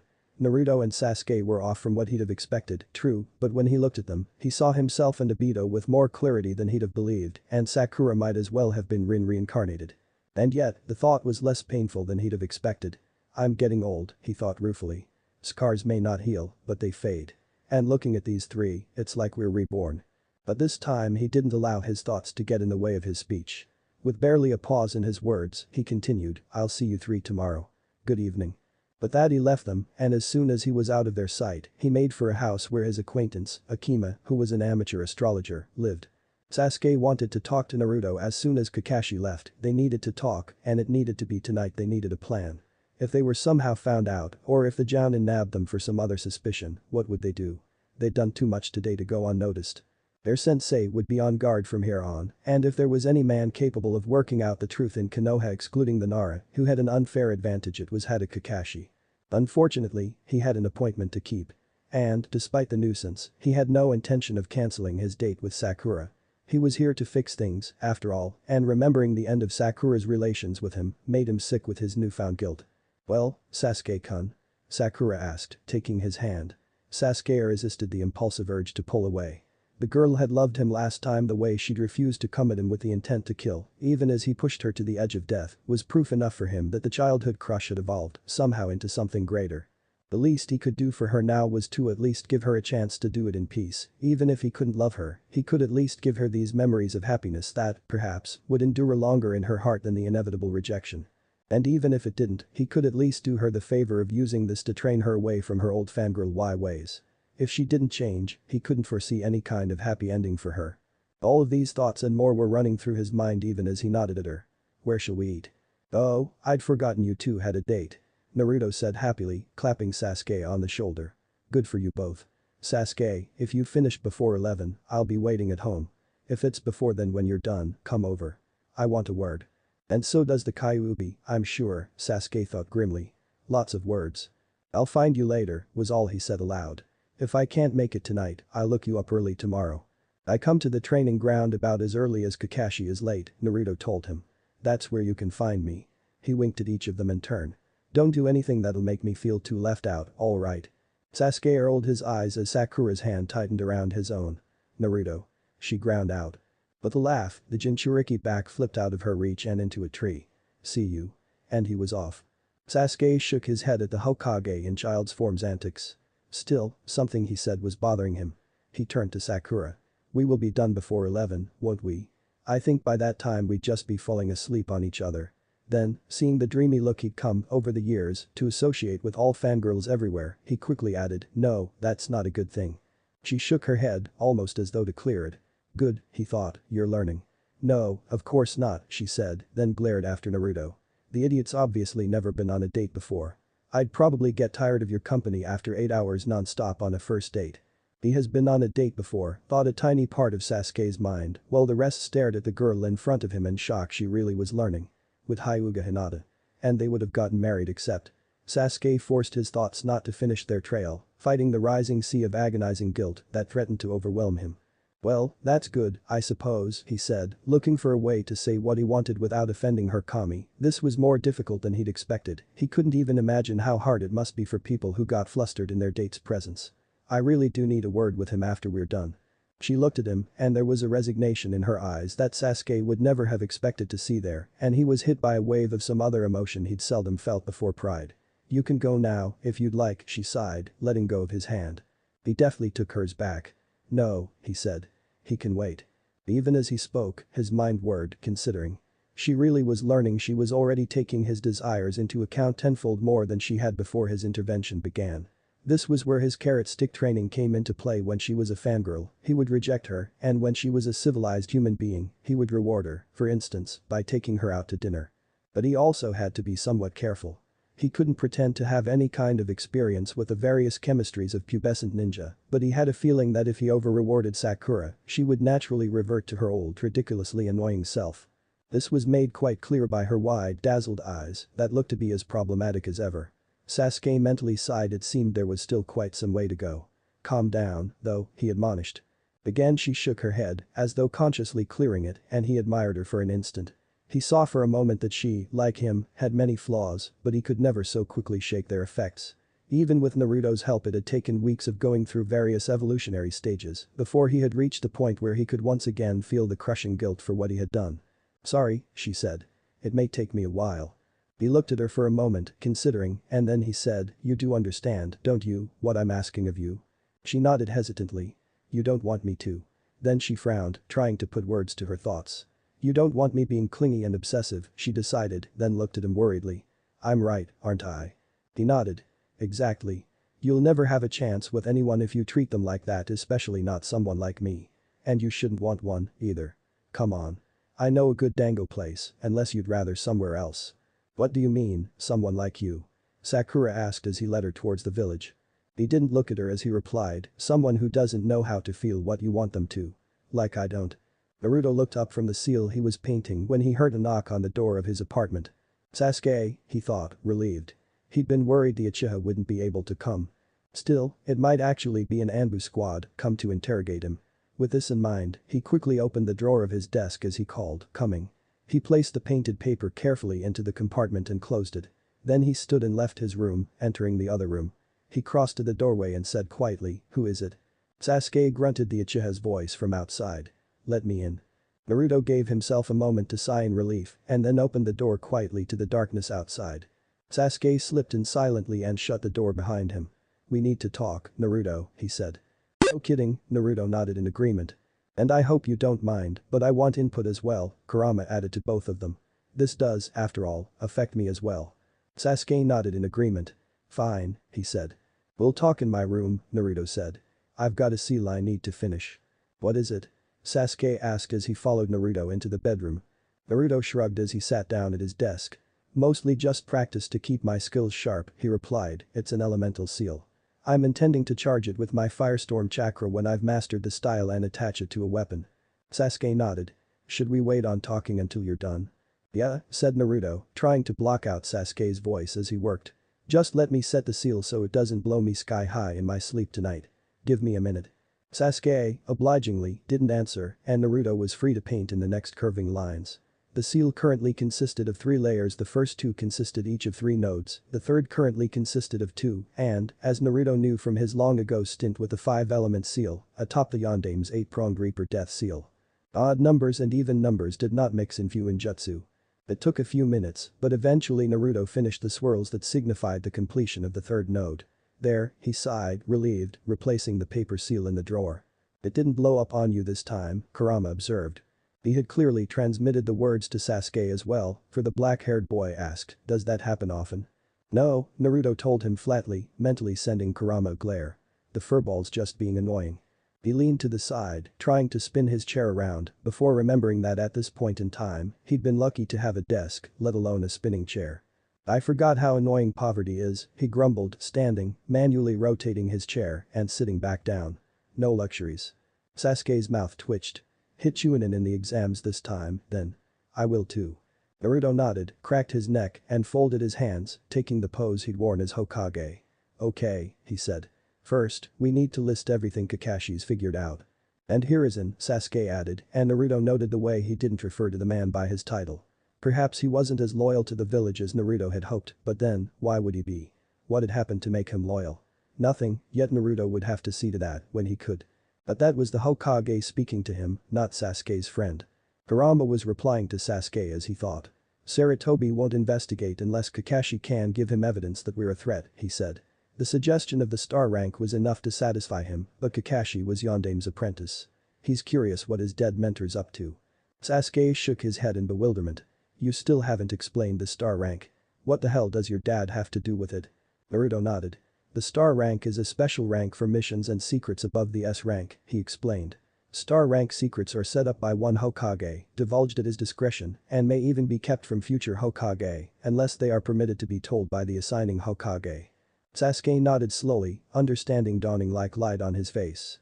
"So you've officially assigned all of our secrets as star rank," he said wonderingly, "and Sarutobi just assumes that it's your dad who assigned it. You've passed everything, our knowledge, our skill, all of it off as having been delivered to us posthumously by the Yondaime." "Pretty much, yeah," said Naruto with a grin. Sasuke chuckled slightly. "Genius. But Kakashi's still suspicious." "We can tell he is," Kurama grunted. "He spent the entire afternoon gathering information about you two." "True," Sasuke conceded. "So we have to try to prevent him from working out anything if we can avoid it."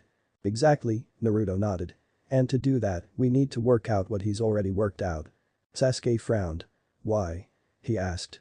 Can't we just keep everything else from him? Naruto looked at him flatly. Do you really think we'll manage that? He asked. No, Sasuke, things will come out one by one, and that's assuming nothing happens out of our control to spill it all. We need to prioritize those secrets that are most important to keep away from him are those that would give it all away. And to know that, we need to know what he knows. Sasuke shrugged. If you say so. Well, look at this scenario, Naruto said. Say there's a war going on. Say one side has decoded the other side's radio transmissions or intercepted a message. Say they know where the enemy's going to attack. So they station extra troops there or evacuate the area. The enemy knows now that they knew where the troops were headed. So now it becomes imperative that the first side not allow the other side to realize that there were no scouts following their movements. If they do, they'll realize the truth that their messages are being intercepted. Naruto cocked his head at Sasuke. Do you see? He asked. There were 3 secrets: one that the one side knew where the other side's troops were moving, one that there weren't scouts thereabouts, and the last being that the messages were being intercepted. If the first 2 were found out, the third would come to light, but if only one of those 2 got found out, it wouldn't. Sasuke just grunted, staring oddly at Naruto. The blonde frowned. What? Nothing, said the Uchiha quietly. It just struck me how good of you are. Naruto looked down, childishly pleased despite himself. I tried. Try, Sasuke corrected. You're still Hokage, as far as I'm concerned. That explained why Sasuke referred to the Sandaime by his name. Then stop flattering me, said Naruto in his best businesslike voice, or I'll have you arrested for attempted bribery. They stared at each other for a moment before Sasuke chuckled and Naruto broke down laughing. Anyway, Sasuke said once they'd both settled down. I think I understand. You're saying we need to know what he's worked out so we don't inadvertently give up our entire secret by giving him a few vital pieces of the jigsaw. Exactly, said Naruto, nodding. So, let's get down to work. It took them until long past midnight to list all of the information Kakashi had and determine what information they couldn't give away. Okay, said Naruto after they were sure they'd finished. He handed Sasuke one of the 2 exactly similar sheets of paper he'd written. Memorize that as soon as you can and then destroy it. Sasuke nodded, taking the document. What do we need now? Now we need a plan, Naruto said. If Kakashi does figure everything out, I'm expecting him to confront us before going to the Hokage, that's assuming he doesn't draw a wrong conclusion. In that case, what do we do? Sasuke frowned. What do you mean? Well, Naruto shrugged, we need to prevent anyone else from finding out, even if Kakashi does. So we need a plan for how we'll keep him from spilling it all. Sasuke nodded in understanding. Got it, he said, and it struck him how odd it was to be the one who didn't understand what was going on for once. Difference between the Hokage and his Anbu, I guess, he thought. Shouldn't we just tell him our story as a first resort? That sounds like something Naruto would come up with, Kurama laughed. Tell him and divulge your position as an S-rank missing nin who is largely responsible for the fall of Konoha and for his own death. Admittedly, I think it's a good idea to get you out of my fur. But I'd rather keep you out of Ibiki's claws, Naruto finished. What we really need to do is to decide what to tell him. Sasuke shrugged. We should tell him just a bare-bones explanation, not of how everything happened, but that it did. For instance, instead of telling him how Konoha fell, tell him that it did. That's what I was thinking, too, Naruto agreed. And if he asks about you, tell him you graduated at these next Chunin exams and that you reached Jounin a year before I made Hokage. Tell him that I immediately named you Anbu Agent Dragon. Sasuke nodded, committing the fabrication to memory. Fine. And you? Why would he ask you about me? Naruto asked, confused. Sasuke rolled his eyes. Guess he hasn't quite mastered this kind of planning yet, he said to himself. To find out if I'm lying, he said, and though he didn't say it, the word idiot was thick in the air. Naruto's eyes widened and his face reddened ever so slightly. Oh. Duh. Sorry. Anyway, I graduated at the Chunin exams after you, made Jounin with you, and was Hokage 1 year before shit hit the fan and the village was destroyed. If he asks, Madara did that. You can tell him everything we know about Madara. Sasuke grunted in assent. So I made Jounin in 3 years, Chunin in 6 months, and Anbu in 4 years.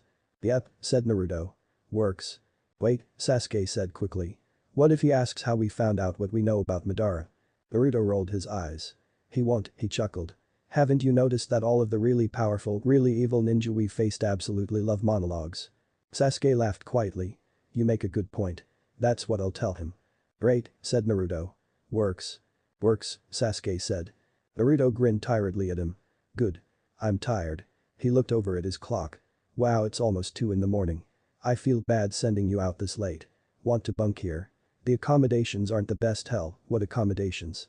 But if you don't want to go out at this time of night. No, said Sasuke smoothly. Naruto probably didn't have enough bedclothes for him and the two-room apartment didn't appeal to him in the slightest. I'll take you up on that offer after we've scaled up your quality of life. Naruto grinned.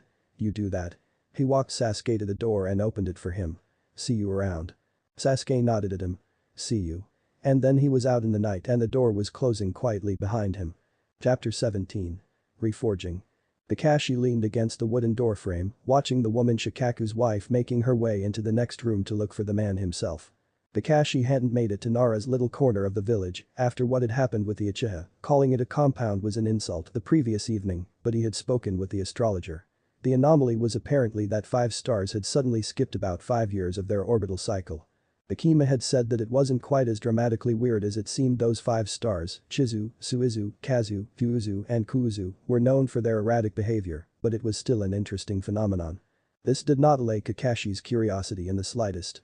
He didn't know what he was looking for though he'd almost had it the previous day, but he knew the answers, whatever they were, lay with Nara. It was just a matter of figuring out what question went with them. The woman, her name was Nara Yoshino, came back into the entrance hall in the middle of his musings. Shikaku says he's expecting you, she told him. Kakashi shrugged. Leader of the Nara, he said, more to himself than Yoshino. Should have known he'd be waiting.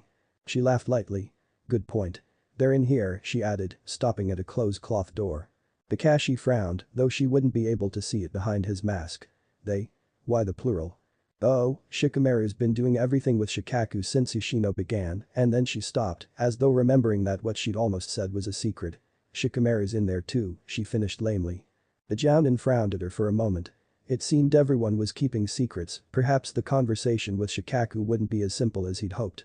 He shrugged wearily, there was nothing he could do. Thank you, he told her, and entered the room, closing the door softly behind him. Shikaku seemed to be playing shogi with his son and, to Kakashi's shock, the man seemed to be losing. However, they both stopped the moment he entered, so he couldn't be certain. Kakashi, said Shikaku, breaking into a wide smile. He stood up and crossed the room in 3 strides and shook Kakashi by the hand. It's been far too long. Kakashi treated him to an eye smile. Absolutely. It's good to see you again. Oh yes, you haven't even been in contact since Haddock-senpai left the Anbu, right? Shikamaru asked suddenly. Kakashi did a double take. Wait, he said, and then couldn't think of what question to ask. He settled for, what? Shikamaru chuckled, stood up, and bowed to the startled Sharingan user. Anbu Agent Hawk, serving the Rakudame Hokage, at your service. Yeah, said Shikaku to Kakashi's eye, the only part of his fully stunned face to be seen. It came as a bit of a surprise to us, too, and we were expecting something, at least. Shikamaru nodded, looking at Kakashi appraisingly. I'd forgotten just how lazy you looked all the time, he said thoughtfully.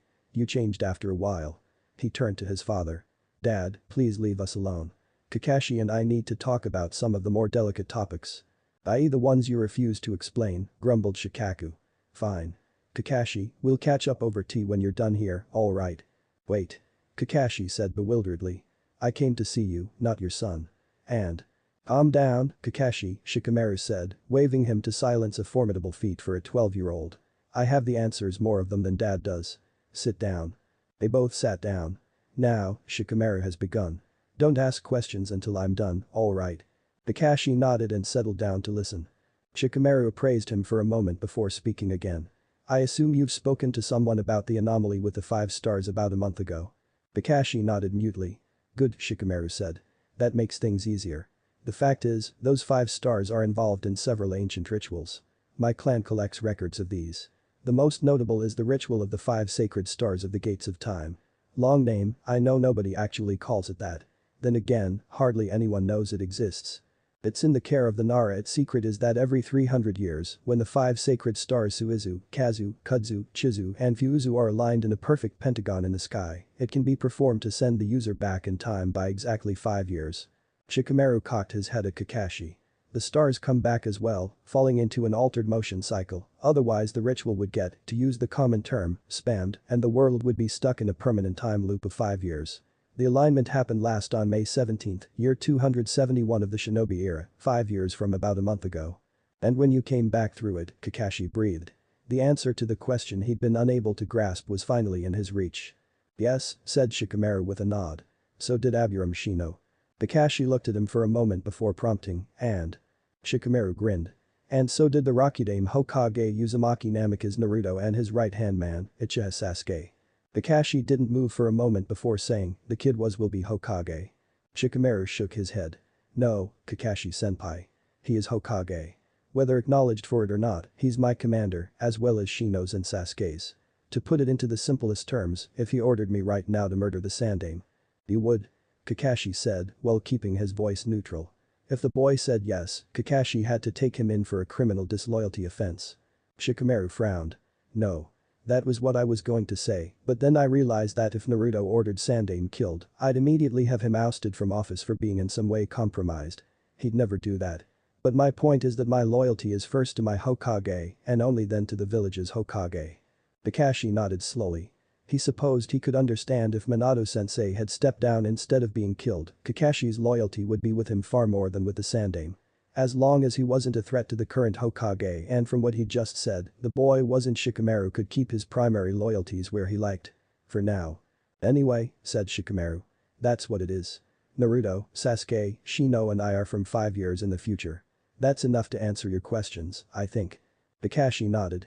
I'll need your dad's confirmation that this ritual even exists, he told the boy, or was he a man? But I believe you. Good, said Shikamaru. Now listen carefully. He frowned slightly at Kakashi, once again clearly appraising him. You must not, under any circumstances, tell anyone about what we are. That includes my family, the Hokage, and anyone else. Kakashi frowned.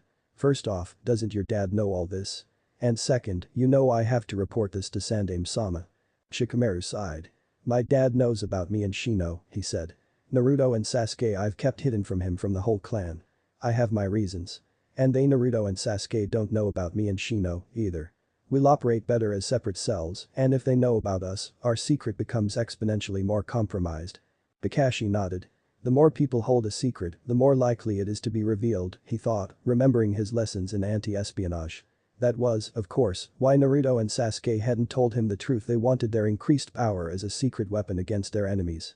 Shikamaru, however, clearly thought that spending any more energy keeping the secret from him would do more harm than good at this point.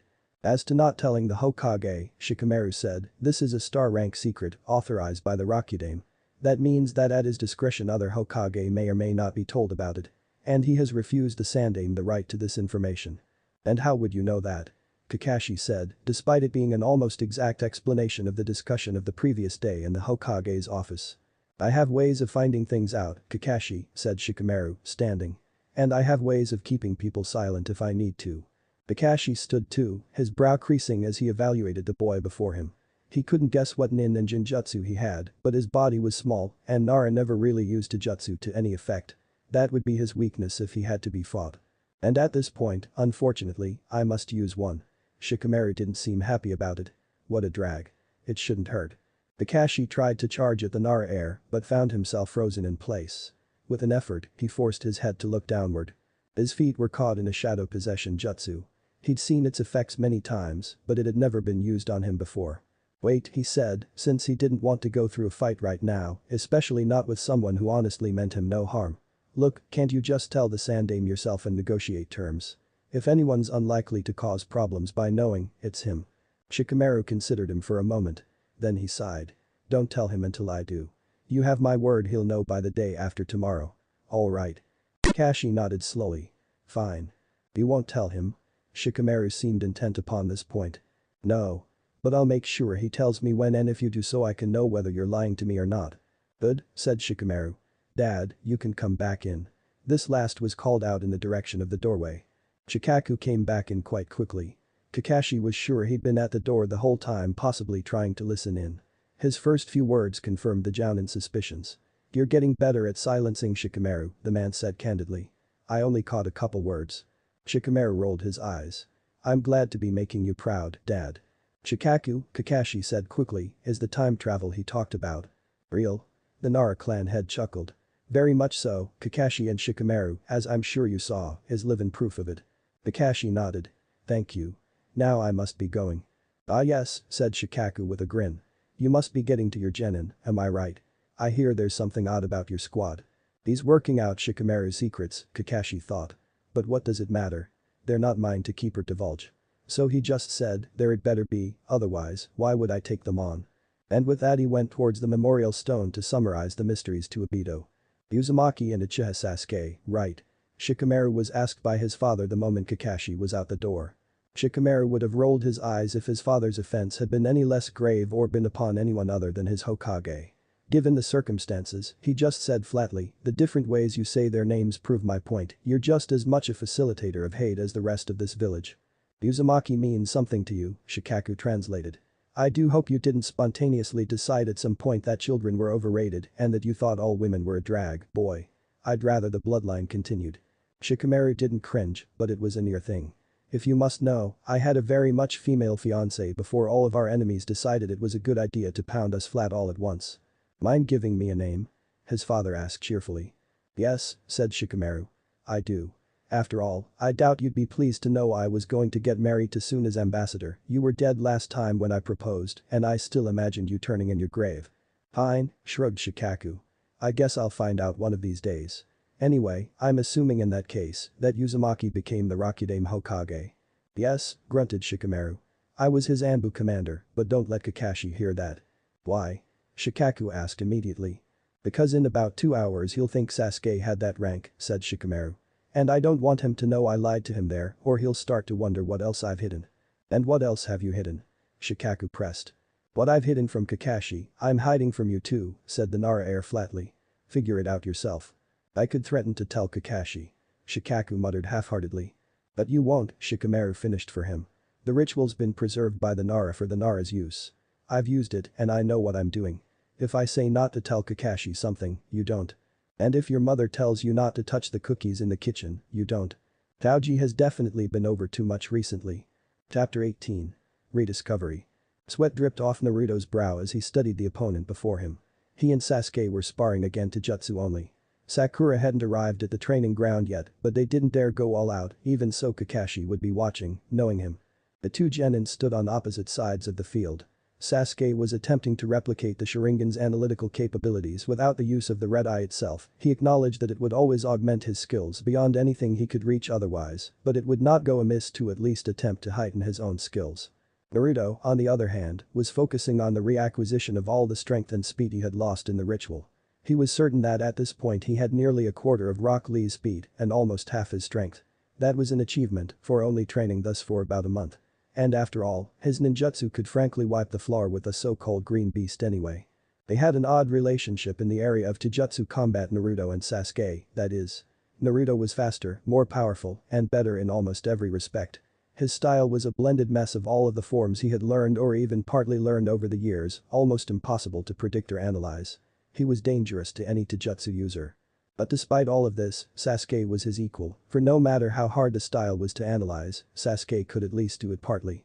Even with Naruto he was able to predict where the moves would come from and where they would strike. To anyone else, of course, he would have been a force to be reckoned with. As it was, the two found themselves evenly matched in taijutsu. This might once have been a source of unfriendly rivalry between them. But now it was only a friendly competition and a golden opportunity for training. So they did. Naruto charged with all the speed he could muster. He formed his left hand into an Academy Basic Styles fist, while his right folded into the spear hand of the Hyuga's gentle fist style. He might not be able to channel his chakra through it, but it could still be devastating when used correctly, though he was certain any Hyuga would have called his uses for their style sacrilege. Except, of course, Hinata. Even as he ran, he was on the balls of his feet, ready to leap in any direction. This was a very much underrated aspect of martial art. Shinobi tended to attempt to hold their ground in combat, deflecting all attacks. Naruto knew better, and so did the martial artists of the exotic styles in the south. If one was bouncing throughout the combat, one had no need to deflect the forceful strikes. One merely was pushed back onto one's feet. As he reached Sasuke he was already striking. Sasuke was ready. He bent like a tree in the wind, deftly avoiding the lightning-fast spear strike Naruto had thrown at his throat.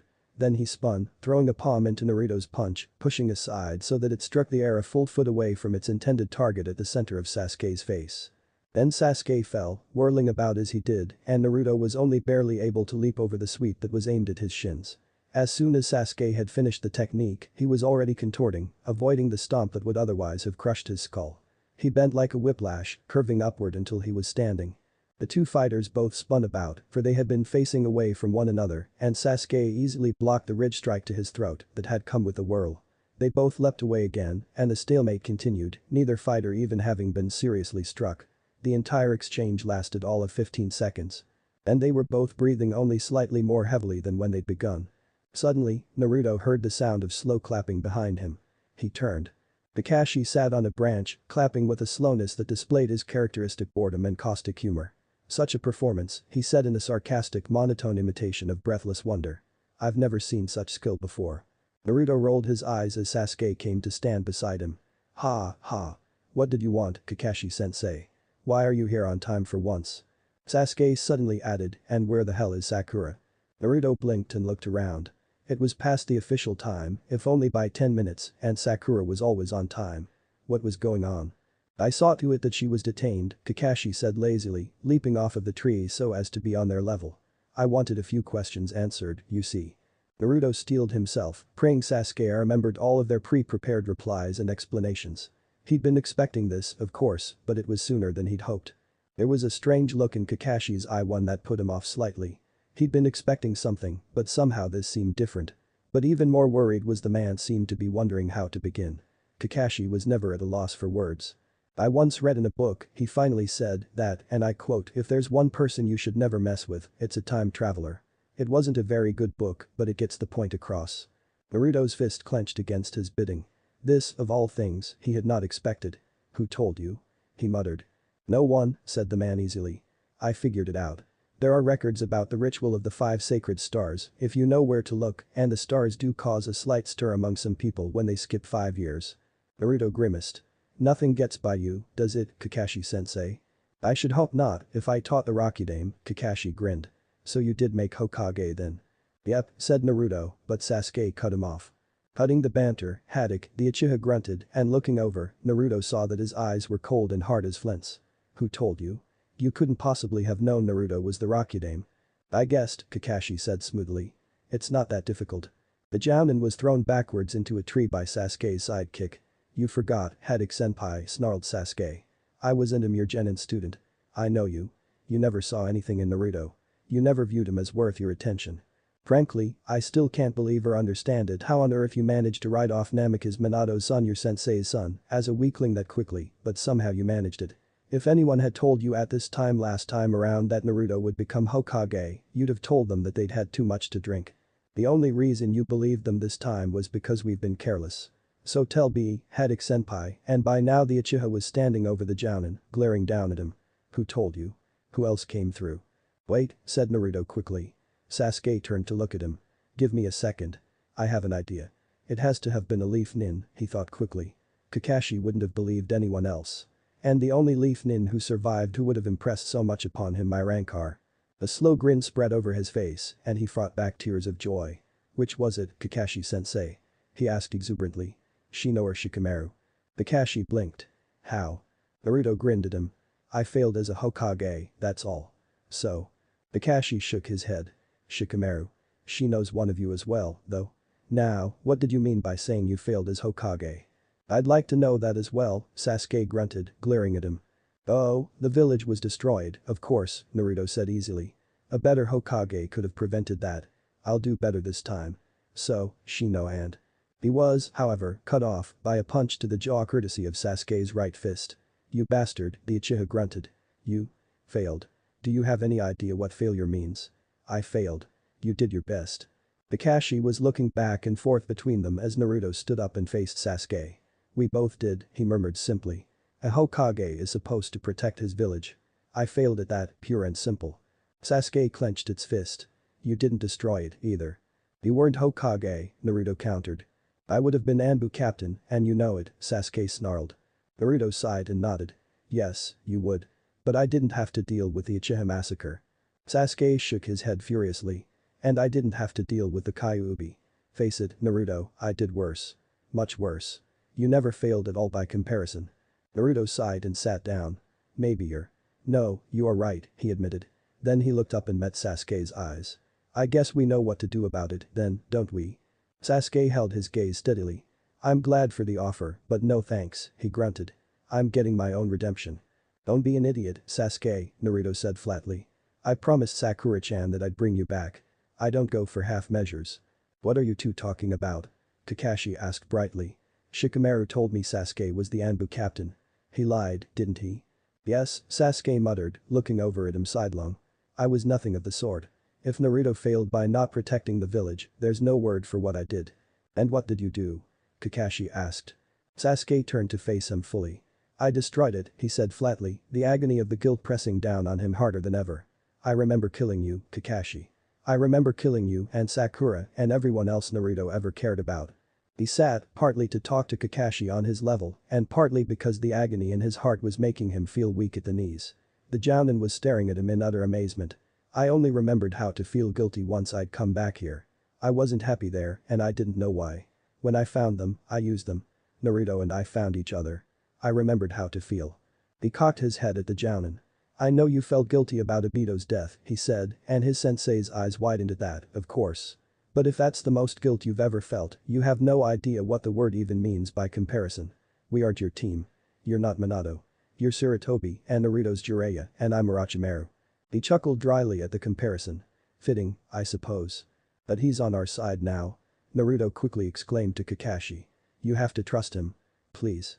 Kakashi was looking at Sasuke and the Uchiha met his eyes, hoping that he could convey the darkness and the guilt in his heart through the black pools.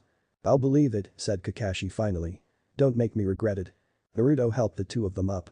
You said you saw to it that Sakura was detained, he said to Kakashi. Care to explain? Kakashi chuckled.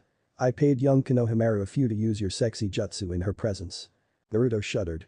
He'd been careful to see to it that his meeting with Konohamaru had gone exactly as it had the first time. If there was one person he never wanted to change, it was him.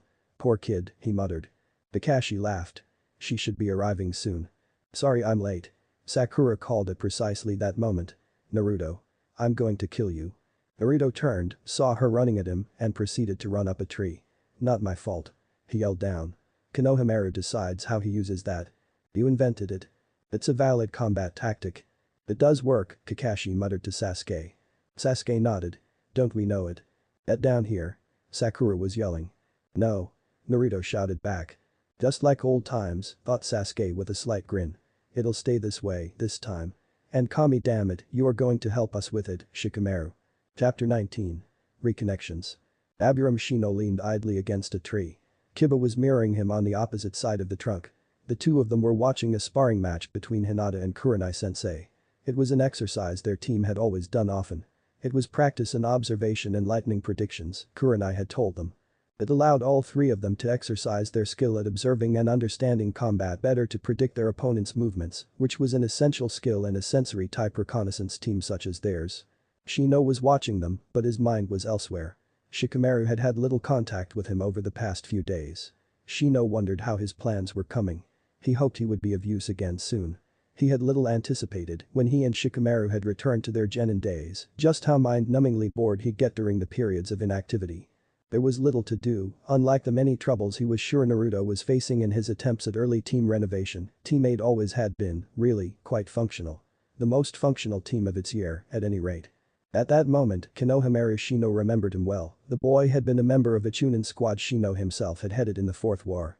The mission had been a glowing success and had been a major part in the young man's promotion to Jounin. Ran past in a panic.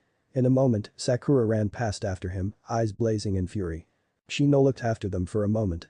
From across the tree, Kiba muttered, what was that about? Shino shrugged, though he knew Inyazuka couldn't see him. Maybe saying that his team was the most sane out of these particular three was not quite a glowing recommendation. Shino. Kurenai called. She and Hinata had finished, the girl breathing heavily. You're up. Shino pushed himself from the tree. To jutsu only? He asked. No, said Kurenai, smirking. You couldn't hold your own in Taijutsu if you tried. Ninjutsu and Jinjutsu only. Shino shrugged and raised his arms as insects began to pour forth from his sleeves. His hives were not as large as they had been for him before, but they were large enough. And fortunately, his chakra had not diminished. In the end, this meant that though he had fewer insects than most, his were among the strongest of all chakra insects in the service of any ninja anywhere. Kurenai had noticed the sudden spike in skill, much as he tried to hide it, but she still suspected nothing. What was there to suspect, after all? She wasn't a Nara. She was, however, a Jounin, and her skill showed in the speed of her hand seals. In an instant, she had vanished. He sighed. Jinjutsu might be a powerful and valid style, but it was irksome that Kurenai always stuck to the relatively weaker ones, even with him. Though admittedly, perhaps she wouldn't if he didn't give a show of struggling. If only he could stop with the farce and show himself in his fullest strength. But his Anbu commander had disallowed such rashness, and Shino knew better than to disobey Shikamaru on something like this. He broke the Jinjutsu by having a chakra insect bite him directly over a nerve in his neck, very near the brain. It stung like Kami's wrath, but the Jinjutsu was quickly quelled. He exaggeratedly formed fists with both hands to show the pain he was feeling. Kurenai was still surprised by the speed at which the Jinjutsu had been dispersed, of course, but after a few days with her, it was conceivable that he could have picked up such talents, given his sensei. Kurenai would likely assume that he was just a fast learner. Kurenai was already forming hand seals again, and Shino guessed that now it would be a ninjutsu. Better to cut it off than to face it, he decided. He stretched out his arm, and a swarm of some of his fastest insects flew forth and grasped her hands, holding them in place. Her eyes widened as he began to form hand seals at a leisurely pace. What need, after all, was there for concern? He might have done the same long ago and regretted it, but now his insects were some of the strongest in the clan. Few ninja of anything but Taijutsu specialty could break out of their hold. Then the sequence of seals was done soon enough, and he held the last as serpent. Earth style, he murmured. Barrier. Earth dome prison. He stretched out his hands. Insects spewed from his sleeves, trying to get to Kurenai before the jutsu was sealed. Many managed it as the dome spread over her, but not all. Shino winced as some were trapped in the enclosing rock. There, he thought. That'll keep her sealed. No one but Inara would likely find the secret to the sound Ninjarobo's technique as Shikamaru had, and in the meantime, it would be draining her chakra, and his insects would be doing the same, increasing the speed of the action. He looked around. They were, unfortunately, not in a good place for echoes. He quickly formed a couple walls of rock with another earth style, and then called out to one, knowing the acoustics would throw Kurenai off. Kurenai-sensei. It is one of the most powerful prisons in existence, to my knowledge. It will absorb your chakra constantly for as long as you're in it, as will my insects in there with you. I suggest you call your law so that you can keep chakra for later in the day.